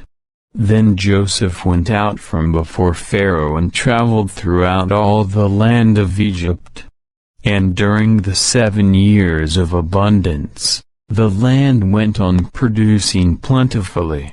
And he kept collecting all the food of the 7 years from the land of Egypt, and he would stockpile the food in the cities.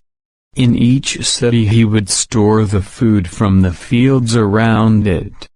Joseph continued stockpiling grain in very great quantity, like the sand of the sea, until finally they gave up measuring it because it could not be measured. Before the year of the famine arrived, 2 sons were born to Joseph, whom Asenath the daughter of Potiphar the priest of On bore to him. Joseph named the firstborn Manasseh, for he said, "God has made me forget all my trouble and all the house of my father."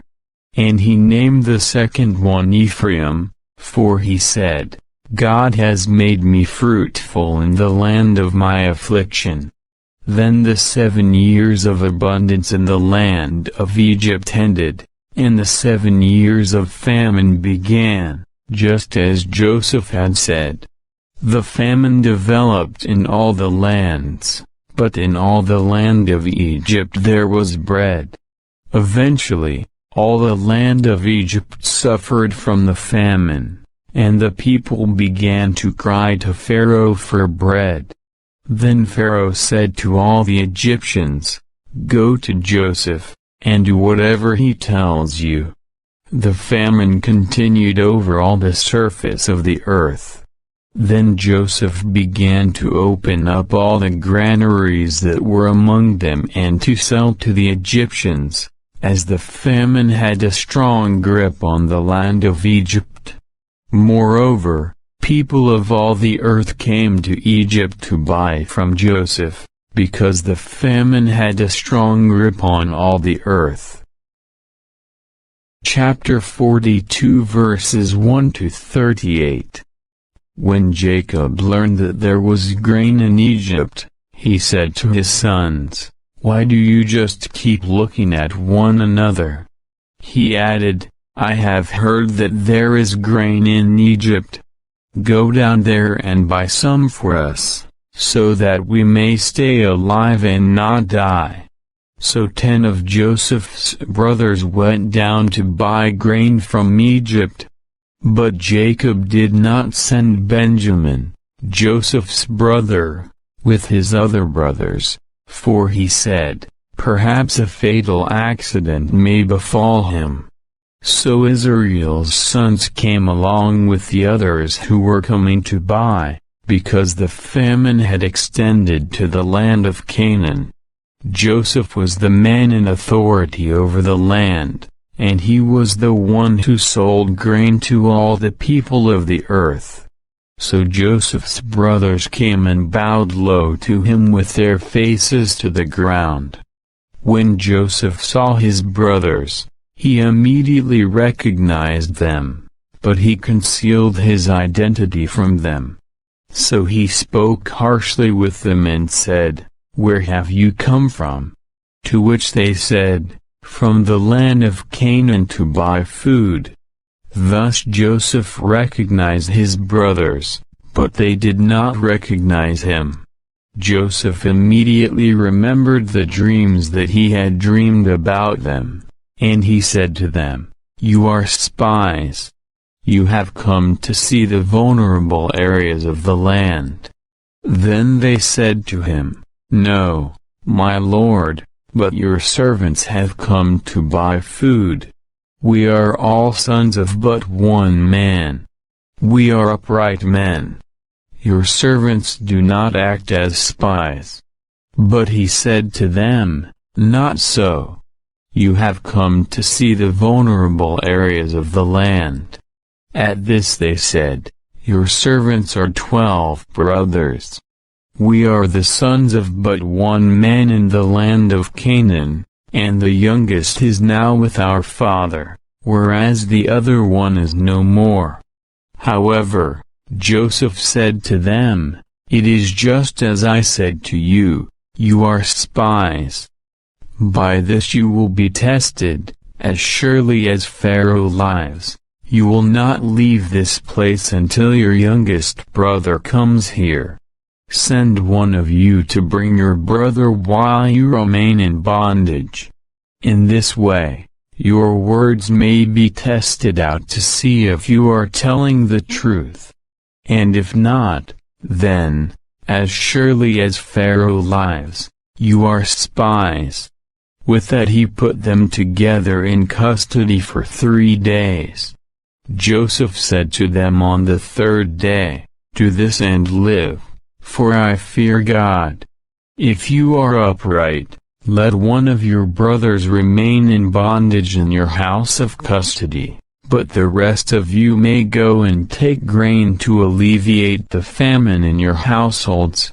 Then bring your youngest brother to me, so that your words will be found trustworthy and you will not die." And they did so.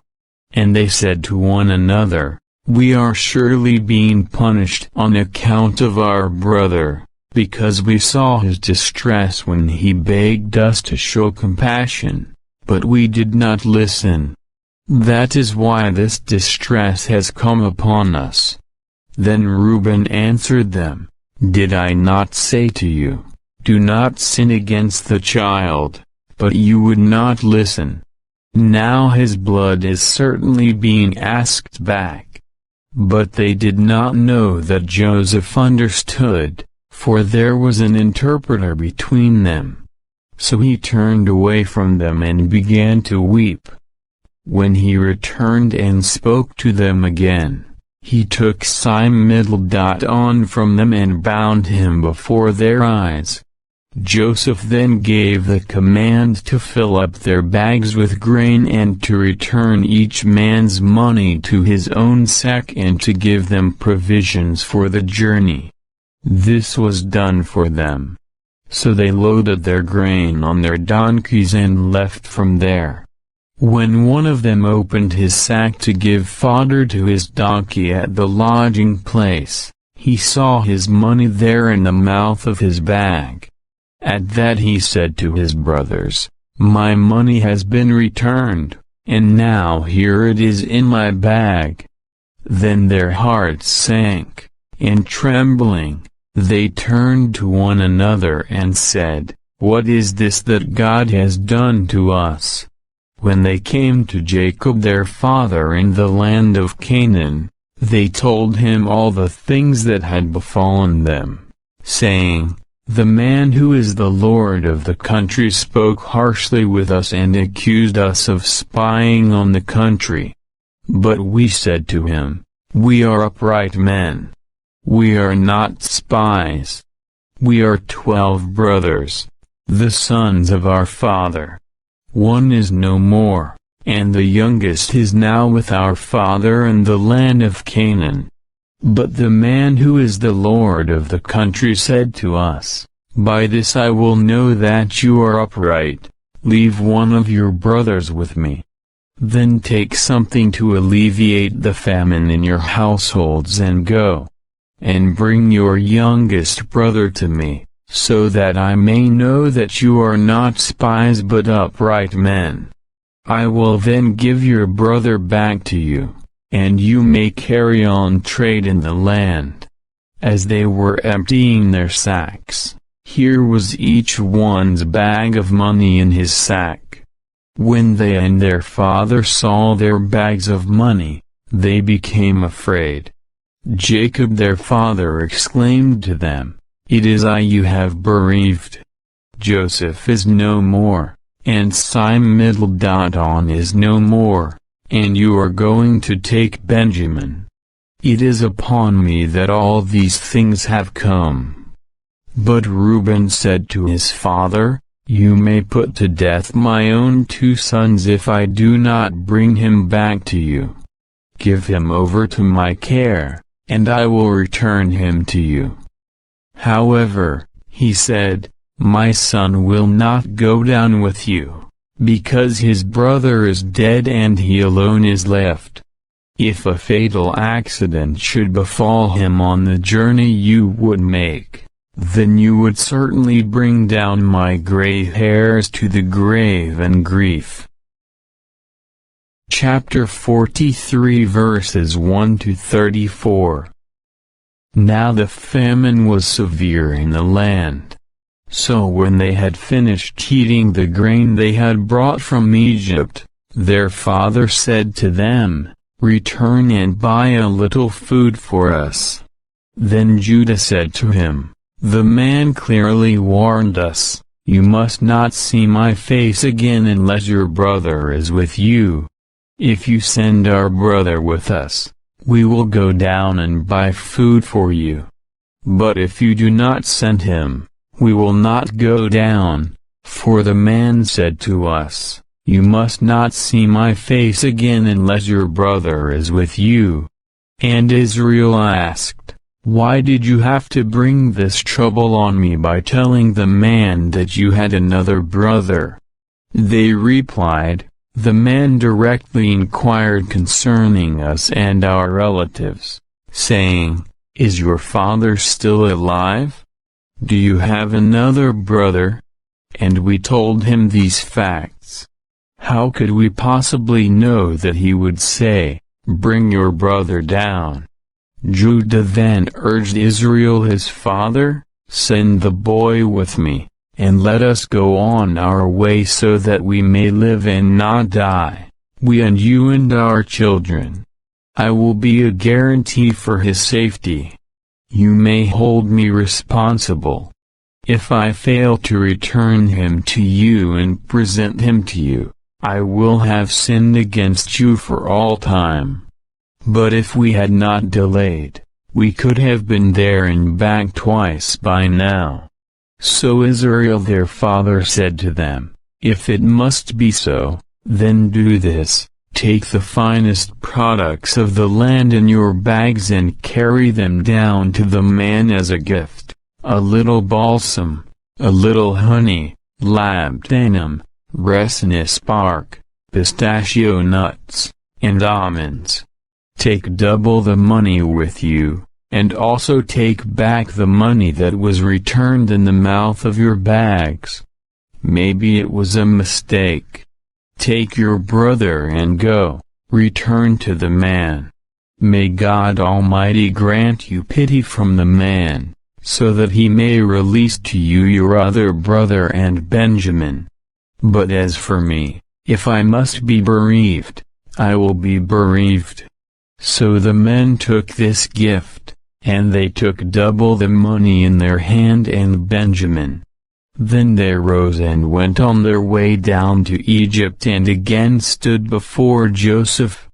When Joseph saw Benjamin with them, he at once said to the man who was over his house, "Take the men to the house and slaughter animals and prepare the meal, for the men are to eat with me at noon." Immediately the man did just as Joseph had said, and he took them to Joseph's house. But the men became afraid when they were taken to Joseph's house, and they began to say, "It is because of the money that was returned in our bags the last time that we are being brought here. Now they will attack us and make us slaves and take our donkeys." So they approached the man who was over Joseph's house and spoke to him at the entrance of the house. They said, "Pardon us, my lord. We did come down the first time to buy food. But when we arrived at our lodging place and began opening our bags, why, here was the money of each one in the mouth of his bag, our money in full weight. So we would like to return it personally. And we have brought more money to buy food. We do not know who placed our money in our bags." Then he said, "It is all right. Do not be afraid. Your God and the God of your father put treasure in your bags. Your money came first to me. After that he brought out onto them. Then the man brought them into Joseph's house and gave them water for washing their feet, and he gave fodder for their donkeys. And they prepared the gift for Joseph's coming at noon, for they had heard that they were going to eat a meal there. When Joseph went into the house, they brought their gift to him into the house and prostrated themselves to him to the ground. After this he inquired about their welfare and said, "How is your aged father of whom you have spoken? Is he still alive?" To this they said, "Your servant our father is well. He is still alive." Then they bowed down and prostrated themselves. When he looked up and saw Benjamin his brother, the son of his mother, he said, "Is this your brother, the youngest one of whom you have spoken to me?" He added, "May God show you his favor, my son." Joseph then hurried out, because he was overcome with emotion for his brother, and he looked for a place to weep.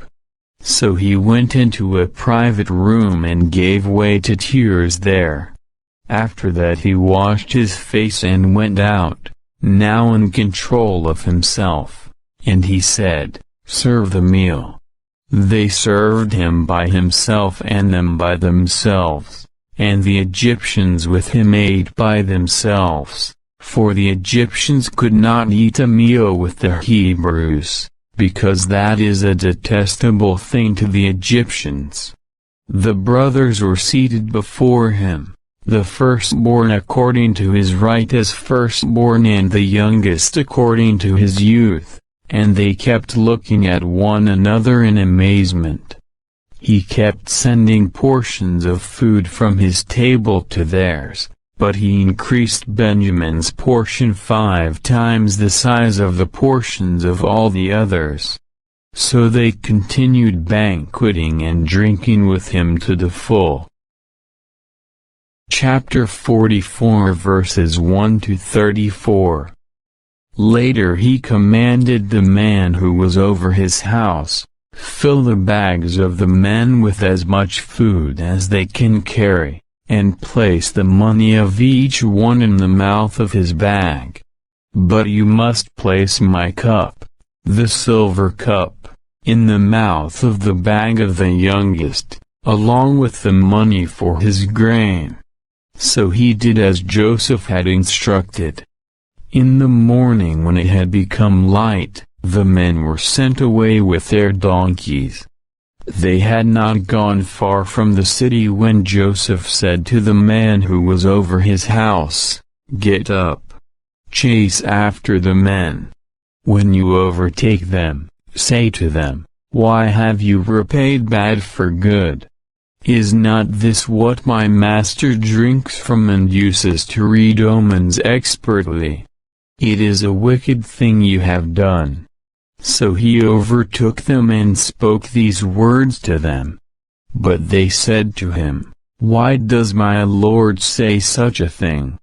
It is unthinkable that your servants would do anything like this. Why, the money that we found in the mouth of our bags we brought back to you from the land of Canaan. How, then, could we steal silver or gold from the house of your master? If it is found with one of your slaves, let him die, and the rest of us will also become slaves to my master." So he said, "Let it be as you say, the one with whom it is found will become my slave, but the rest of you will be innocent." With that each one quickly lowered his bag to the ground and opened it. He searched carefully, starting with the oldest and finishing with the youngest. Finally the cup was found in Benjamin's bag. Then they ripped their garments apart, and each of them lifted his load back onto his donkey and returned to the city. When Judah and his brothers went into Joseph's house, he was still there, and they fell to the ground before him. Joseph said to them, "What is this deed that you have done? Did you not know that a man like me can expertly read omens?" At this Judah replied, "What can we say to my master? What can we speak? And how can we prove ourselves righteous? The true God has found out the error of your slaves. We are now slaves to my master, both we and the one in whose hand the cup was found. However, he said, it is unthinkable for me to do this. The man in whose hand the cup was found is the one who will become a slave to me. As for the rest of you, go up in peace to your father. Judah now approached him and said, I beg you, my master, please let your slave speak a word in my master's ears, and do not become angry with your slave, for you are like Pharaoh himself. My master asked his slaves, do you have a father or a brother? So we said to my master, we do have an aged father and a child of his old age, the youngest. But his brother is dead, so he is the only remaining son of his mother, and his father loves him. After that you said to your slaves, bring him down to me so that I may see him. But we said to my master, the boy is not able to leave his father. If he did leave him, his father would certainly die. Then you said to your slaves, unless your youngest brother comes down with you, you may not see my face anymore. So we went up to your slave my father and told him the words of my master. Later our father said, return and buy a little food for us. But we said, we are not able to go down. If our youngest brother is with us we will go down, for we cannot see the man's face unless our youngest brother is with us. Then your slave my father said to us, you well know that my wife bore but 2 sons to me. But one of them left me and I said, he must surely have been torn to pieces. And I have not seen him until now. If you were to take this one also out of my sight and a fatal accident were to befall him, you would certainly bring down my gray hairs to the grave with calamity. And now if I return to your slave my father without the boy along with us, since his own life is bound up with this one's life, then as soon as he sees that the boy is not there, he will die, and your slaves will indeed bring down the gray hairs of your slave our father to the grave in grief. Your slave gave a guarantee to my father for the boy, saying, if I fail to bring him back to you, then I will have sinned against my father forever. So now, please, let your slave stay instead of the boy as my master's slave, in order that the boy may return with his brothers. How can I return to my father without the boy along with me? I could not bear looking on when this calamity befalls my father. Chapter 45 verses 1 to 28. At this Joseph could no longer control himself before all his attendants. So he cried out, have everyone leave me. No one else stayed with him while Joseph made himself known to his brothers. Then he began to weep so loudly that the Egyptians heard it and Pharaoh's house heard it. Finally Joseph said to his brothers, I am Joseph. Is my father still alive? But his brothers were unable to answer him at all, because they were astonished on account of him. So Joseph said to his brothers, come close to me, please. With that they came close to him. Then he said, I am Joseph your brother, whom you sold into Egypt. But now do not be upset and do not reproach one another because you sold me here, because God has sent me ahead of you for the preservation of life. This is the 2nd year of the famine in the land, and there are yet 5 years in which there will be no plowing or harvest. But God sent me ahead of you in order to preserve for you a remnant on the earth and to keep you alive by a great deliverance. So, then, it was not you who sent me here, but it was the true God, in order to appoint me as chief advisor to Pharaoh and lord for all his house and ruler over all the land of Egypt. Return quickly to my father, and you must say to him, this is what your son Joseph has said, God has appointed me a lord over all Egypt. Come down to me. Do not delay. You must dwell in the land of Goshen, where you will be near me, you, your sons, your grandsons, your flocks, your herds, and everything you have. I will supply you with food there, for there are yet 5 years of famine. Otherwise, you and your house and everything you have will come to poverty. You and my brother Benjamin can now see with your own eyes that I am really the one speaking to you. So you must tell my father about all my glory in Egypt and everything you have seen. Now hurry and bring my father down here." Then he embraced his brother Benjamin and gave way to weeping, and Benjamin wept with his arms around his neck. And he kissed all his brothers and wept over them, and after that his brothers spoke with him. The news reached the house of Pharaoh, "Joseph's brothers have come." It was good in the eyes of Pharaoh and his servants. So Pharaoh said to Joseph, "Tell your brothers, do this, load your beasts of burden and go to the land of Canaan, and take your father and your households and come here to me. I will give you the good things of the land of Egypt, and you will eat the richest part of the land.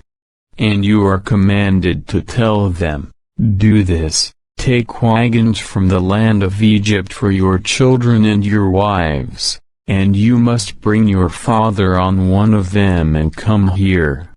Do not worry about your belongings, for the best of all the land of Egypt is yours." And the sons of Israel did so, and Joseph gave them wagons according to Pharaoh's orders, and he gave them provisions for the journey. To each of them he gave individual changes of clothing, but to Benjamin he gave 300 silver pieces and 5 changes of clothing. And to his father he sent the following: 10 donkeys carrying good things of Egypt and 10 female donkeys carrying grain and bread and sustenance for his father for the journey.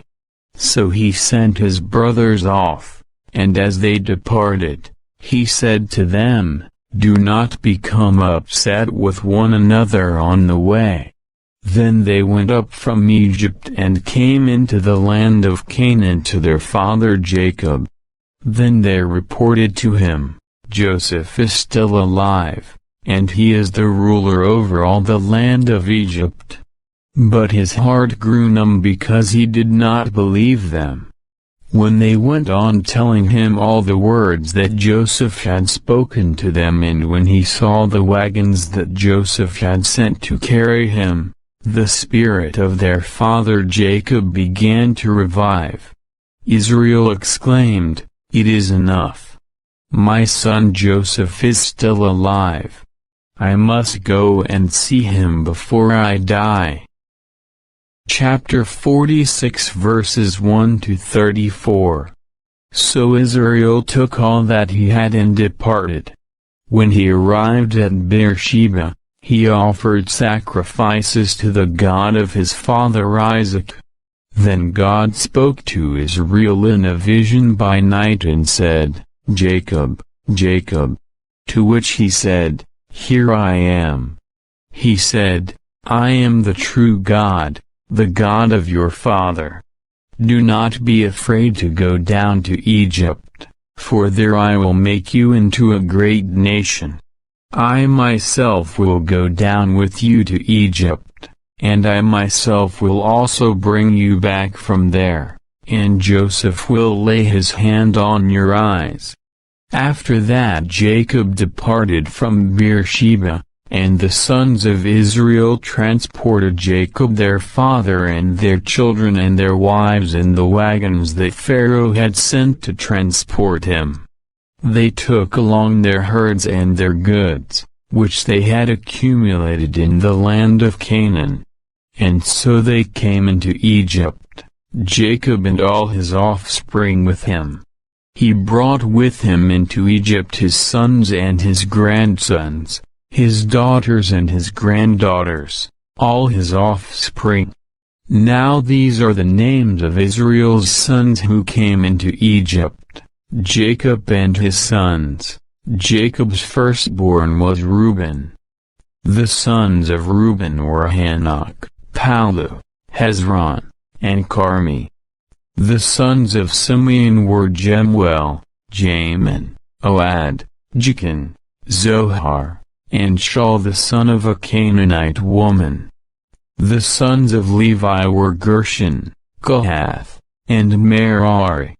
The sons of Judah were Onan, Shelah, Perez, and Zerah. However, and Onan died in the land of Canaan. The sons of Perez came to be Hezron and Hamul. The sons of Issachar were Tola, Puvah, Ab, and Shimron. The sons of Zebulun were Sered, Elon, and Jaleel. These are the sons of Leah, whom she bore to Jacob in Padanaram, together with his daughter Dinah. All his sons and his daughters numbered 33. The sons of Gad were Ziphan, Haggi, Shuni, Esbon, Eri, Aradi, and Areli. The sons of Asher were Imnah, Ishva, Ishvi, and Beriah, and their sister was Sarah. The sons of Bimidl.Rai were Heber and Malchi-Midl.El. These are the sons of Zilpah, whom Laban gave to his daughter Leah. She bore these to Jacob, 16 persons in all. The sons of Jacob's wife Rachel were Joseph and Benjamin. There were born to Joseph in the land of Egypt Manasseh and Ephraim, whom Asenath the daughter of Potiphar the priest of On bore to him. The sons of Benjamin were Bela, Becher, Ashbel, Jerah, Neman, Rosh, Muppim, Huppim, and Ard. These are the sons of Rachel who were born to Jacob, 14 persons in all. The son of Dan was Hushim. The sons of Naphtali were Jaziel, Guni, Jezer, and Shillem. These are the sons of Bilhah, whom Laban gave to his daughter Rachel. She bore these to Jacob, 7 persons in all. All those who descended from Jacob and went into Egypt with him, aside from the wives of Jacob's sons, were 66. Joseph's sons who were born to him in Egypt were 2. All the people of the house of Jacob who came into Egypt were 70. Jacob sent Judah ahead to tell Joseph that he was on the way to Goshen. When they came into the land of Goshen, Joseph had his chariot prepared and went up to meet Israel his father at Goshen. When he presented himself to him, he at once embraced him and wept for some time. Then Israel said to Joseph, "Now I am ready to die. I have seen your face and know that you are still alive."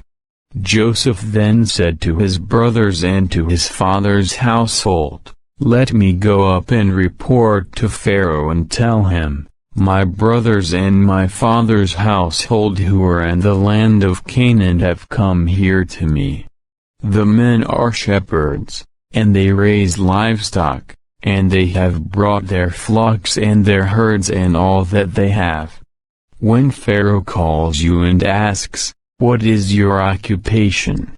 You must say, your servants have raised livestock from our youth until now, both we and our forefathers, so that you may dwell in the land of Goshen, for every herder of sheep is detestable to the Egyptians. Chapter 47 verses 1 to 31. So Joseph went and reported to Pharaoh, my father and my brothers and their flocks and their herds and all that they possess have come from the land of Canaan, and they are in the land of Goshen. He took 5 of his brothers and presented them to Pharaoh. Pharaoh said to his brothers, what is your occupation? They replied to Pharaoh, your servants are herders of sheep, both we and our forefathers. Then they said to Pharaoh, we have come to reside as foreigners in the land because there are no pastures for the flock of your servants, for the famine is severe in the land of Canaan. So please let your servants dwell in the land of Goshen. At that Pharaoh said to Joseph, your father and your brothers have come here to you. The land of Egypt is at your disposal. Have your father and your brothers dwell in the very best part of the land. Let them dwell in the land of Goshen, and if you know of any capable men among them, put them in charge of my livestock. Then Joseph brought in Jacob his father and presented him to Pharaoh, and Jacob blessed Pharaoh. Pharaoh asked Jacob, how old are you? Jacob said to Pharaoh, the years of my wanderings are 130. Few and distressing the years of my life have been, and they are not as long as the years of the lives of my forefathers during their wanderings. After that Jacob blessed Pharaoh and went out from before him. So Joseph settled his father and his brothers, and he gave them a possession in the land of Egypt, in the very best part of the land, in the land of Raim-Middle-Dotses, just as Pharaoh had commanded. And Joseph kept supplying his father and his brothers and the entire household of his father with food according to the number of their children. Now there was no food in all the land, because the famine was very severe, and the land of Egypt and the land of Canaan became exhausted as a result of the famine. Joseph was collecting all the money that was to be found in the land of Egypt and in the land of Canaan for the grain that people were buying, and Joseph kept bringing the money into Pharaoh's house. In time the money from the land of Egypt and the land of Canaan was spent, and all the Egyptians began coming to Joseph, saying, give us food. Why should we die before your very eyes because our money has run out? Then Joseph said, if your money has run out, hand over your livestock, and I will give you food in exchange for your livestock. So they began bringing their livestock to Joseph, and Joseph kept giving them food in exchange for their horses, the livestock of the flock and of the herd, and the donkeys, and he kept providing them with food in exchange for all their livestock during that year. When that year came to its close, they began coming to him the next year and saying, we will not hide from my lord that the money and the stock of domestic animals have already been given to my lord. We have nothing left for my lord but our bodies and our land. Why should we die before your eyes, both we and our land? Buy us and our land in exchange for food, and we together with our land will become slaves to Pharaoh. Give us seed so that we may live and not die, and that our land may not become desolate." Joseph then bought all the land of the Egyptians for Pharaoh, because every Egyptian sold his field, for the famine was very severe, and the land became Pharaoh's. Then he moved the people into cities, from one end of the territory of Egypt to its other end. Only the land of the priests he did not buy, because the rations for the priests were from Pharaoh and they lived on their rations that Pharaoh gave them. That is why they did not sell their land. Then Joseph said to the people, "See, I have today bought you and your land for Pharaoh. Here is seed for you, and you must sow the land with it. When it produces, give a fifth to Pharaoh, but 4 parts will be yours as seed for the field and as food for you and for those in your houses and for your children to eat." So they said, "You have preserved our lives. Let us find favor in the eyes of my Lord, and we will become slaves to Pharaoh." Then Joseph made it a decree, which is valid until today over the land of Egypt, that a fifth belongs to Pharaoh. It was only the land of the priests that did not become Pharaoh's. Israel continued to dwell in the land of Egypt, in the land of Goshen, and they settled in it and were fruitful and increased greatly. And Jacob lived on in the land of Egypt for 17 years, so that the days of Jacob's life came to be 147 years. The time was approaching for Israel to die, so he called his son Joseph and said, "If, now, I have found favor in your eyes, place your hand, please, under my thigh, and show loyal love and faithfulness to me. Please, do not bury me in Egypt. When I die, you must carry me out of Egypt and bury me in the grave of my forefathers." Accordingly, he said, "I will do just as you say." Then he said, "Swear to me." So he swore to him. At that Israel bowed down at the head of his bed. Chapter 48 verses 1 to 22.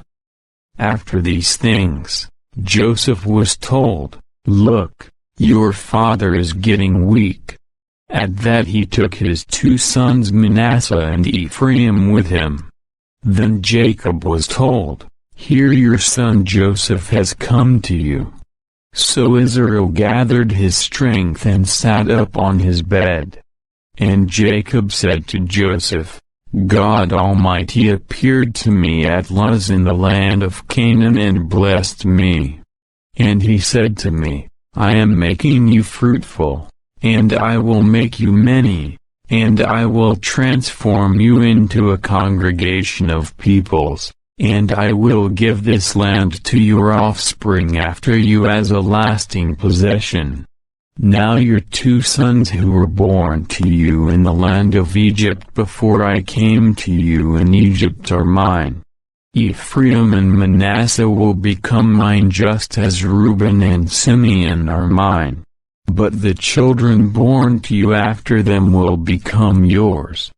They will be called by the name of their brothers in their inheritance. As for me, when I was coming from Paddan, Rachel died alongside me in the land of Canaan, while there was yet a good stretch of land before coming to Ephrat. So I buried her there on the way to Ephrat, that is, Bethlehem. Then Israel saw Joseph's sons and asked, Who are these? So Joseph said to his father, They are my sons whom God has given me in this place." At this he said, "Bring them to me, please, so that I may bless them." Now the eyes of Israel were failing from age, and he was unable to see. So Joseph brought them close to him, and he kissed them and embraced them.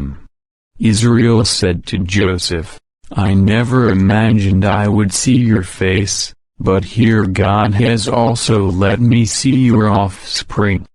Joseph then removed them from Israel's knees, and he bowed down with his face to the ground.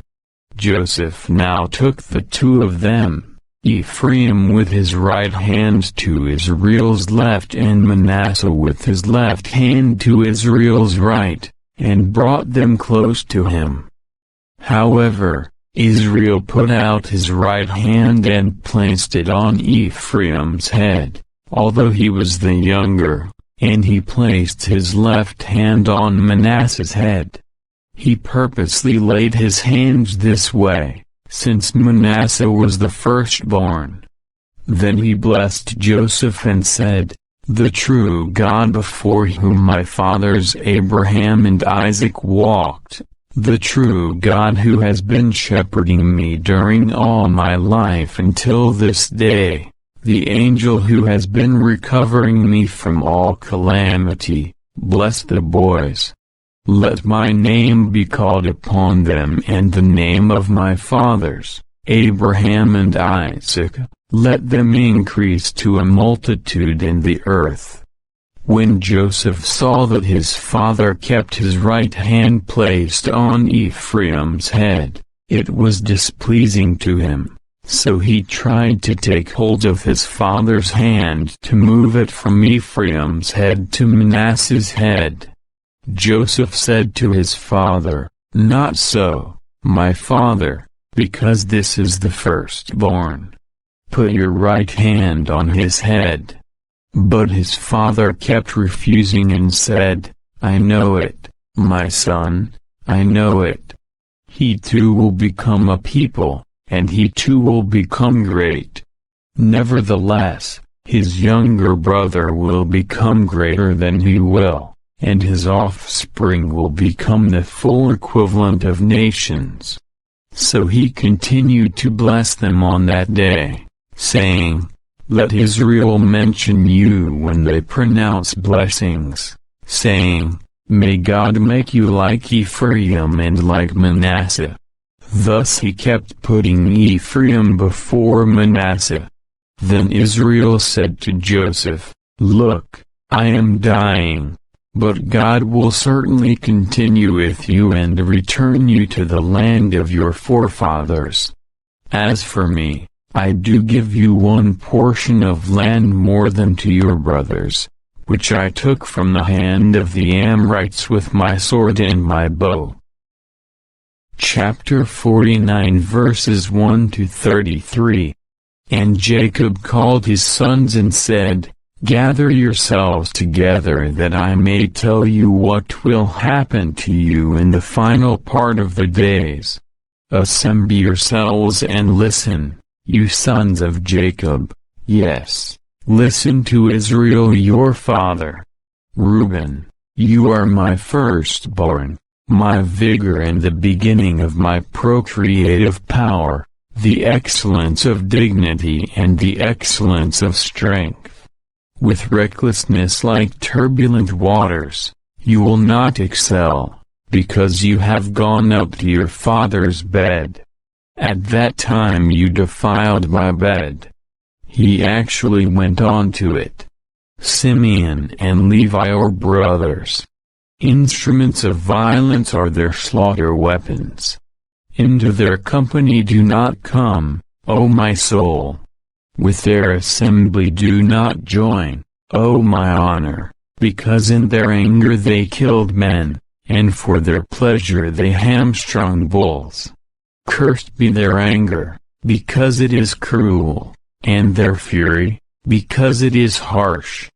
Let me disperse them in Jacob, and let me scatter them in Israel. As for you, Judah, Your brothers will praise you.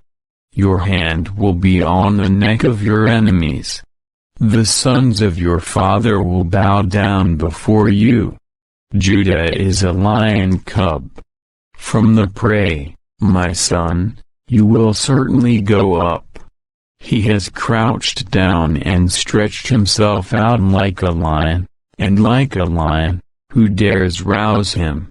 The scepter will not depart from Judah, neither the commander's staff from between his feet, until Shiloh comes, and to him the obedience of the peoples will belong.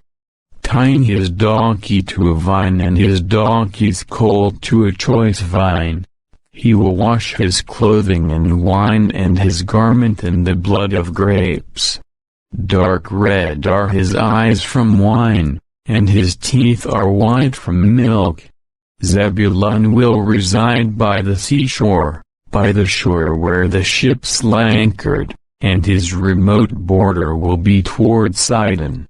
Issachar is a strong-boned donkey, lying down between the two saddlebags.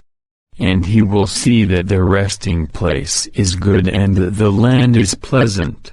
He will bend his shoulder to bear the burden and will submit to forced labor. Dan will judge his people as one of the tribes of Israel. Let Dan be a serpent by the roadside, a horned snake beside the path, that bites the heels of the horse so that its rider falls backward. I will wait for salvation from you, O Jehovah. As for Gad, a marauder band will raid him, but he will raid at their heels. Asher's bread will be abundant, and he will provide food fit for a king. Naphtali is a slender doe. He is speaking words of elegance. Joseph is the offshoot of a fruitful tree by a spring, whose branches extend over the wall. But the archers kept harassing him and shot at him and kept harboring animosity against him. And yet his bow remained in place, and his hand stayed strong and agile.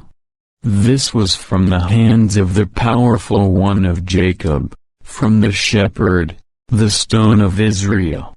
He is from the God of your father, and he will help you, and he is with the Almighty, and he will bless you with the blessings of the heavens above, with the blessings of the deep below, with the blessings of the breasts and womb. The blessings of your father will be superior to the blessings of the eternal mountains, to the desirable things of the enduring hills. They will continue upon the head of Joseph, upon the crown of the head of the one singled out from his brothers. Benjamin will keep on tearing like a wolf. In the morning he will eat the prey, and in the evening he will divide spoil.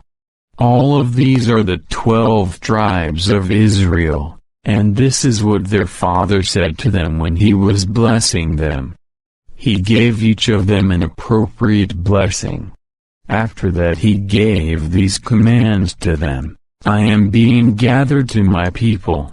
Bury me with my fathers in the cave that is in the field of Ephron the Hittite, the cave in the field of Machpelah in front of Mamre in the land of Canaan, the field that Abraham purchased from Ephron the Hittite as a property for a burial place. There they buried Abraham and his wife Sarah. There they buried Isaac and his wife Rebekah, and there I buried Leah. The field and the cave that is in it were purchased from the sons of Heth. Thus Jacob finished giving these instructions to his sons. Then he drew his feet up onto the bed and breathed his last and was gathered to his people. Chapter 50 verses 1 to 26. Joseph then threw himself on his father and wept over him and kissed him. After that Joseph commanded his servants, the physicians, to embalm his father. So the physicians embalmed Israel, and they took the full 40 days for him, for this is the full period for the embalming. And the Egyptians continued to shed tears for him 70 days. When the days of mourning for him passed, Joseph spoke to Pharaoh's court, saying, "If I have found favor in your eyes, give this message to Pharaoh. My father made me swear, saying, 'Look, I am dying. You are to bury me in my burial place, which I have excavated in the land of Canaan. Please, let me go up and bury my father, after which I will return.' Pharaoh replied, 'Go and bury your father just as he made you swear.' So Joseph went up to bury his father, and all of Pharaoh's servants went with him, the elders of his court and all the elders of the land of Egypt and all of Joseph's household and his brothers and the household of his father. Only their little children and their flocks and their herds they left in the land of Goshen. Chariots and horsemen also went up with him, and the camp was very numerous. Then they came to the threshing floor of Atad, which is in the region of the Jordan, and there they carried on a very great and bitter mourning, and he kept mourning for his father 7 days. The inhabitants of the land, the Canaanites, saw them mourning at the threshing floor of Atad, and they exclaimed, "This is a great mourning for the Egyptians." That is why it was named Abel Mizraim, which is in the region of the Jordan. So his sons did for him exactly as he had instructed them. His sons carried him into the land of Canaan and buried him in the cave of the field of Machpelah, the field in front of Mamre that Abraham had purchased from Ephron the Hittite as property for a burial place. After he buried his father, Joseph returned to Egypt with his brothers and all those who had gone with him to bury his father. When Joseph's brothers saw that their father was dead, they said, "It may be that Joseph is harboring animosity against us and that he will repay us for all the evil that we did to him." So they sent a message to Joseph in these words, "Your father gave this command before his death. This is what you are to say to Joseph: I beg you, please pardon the transgression of your brothers and the sin they committed in bringing such harm to you. Now, please, pardon the transgression of the servants of your father's God." And Joseph wept when they spoke to him. Then his brothers also came and fell down before him and said, "Here we are as slaves to you." Joseph said to them, "Do not be afraid. Am I in the place of God? Although you meant to harm me, God intended it to turn out well and to preserve many people alive, as He is doing today. So now do not be afraid. I will keep supplying you and your little children with food." Thus he comforted them and spoke reassuringly to them. And Joseph continued to dwell in Egypt, he and the household of his father, and Joseph lived for 110 years. Joseph saw the third generation of Ephraim's sons, also the sons of Machir, Manasseh's son. They were born upon Joseph's knees.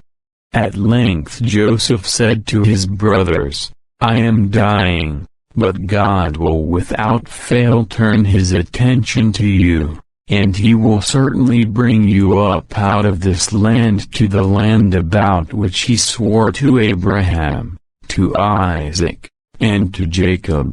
So Joseph made the sons of Israel swear, saying, "God will without fail turn His attention to you."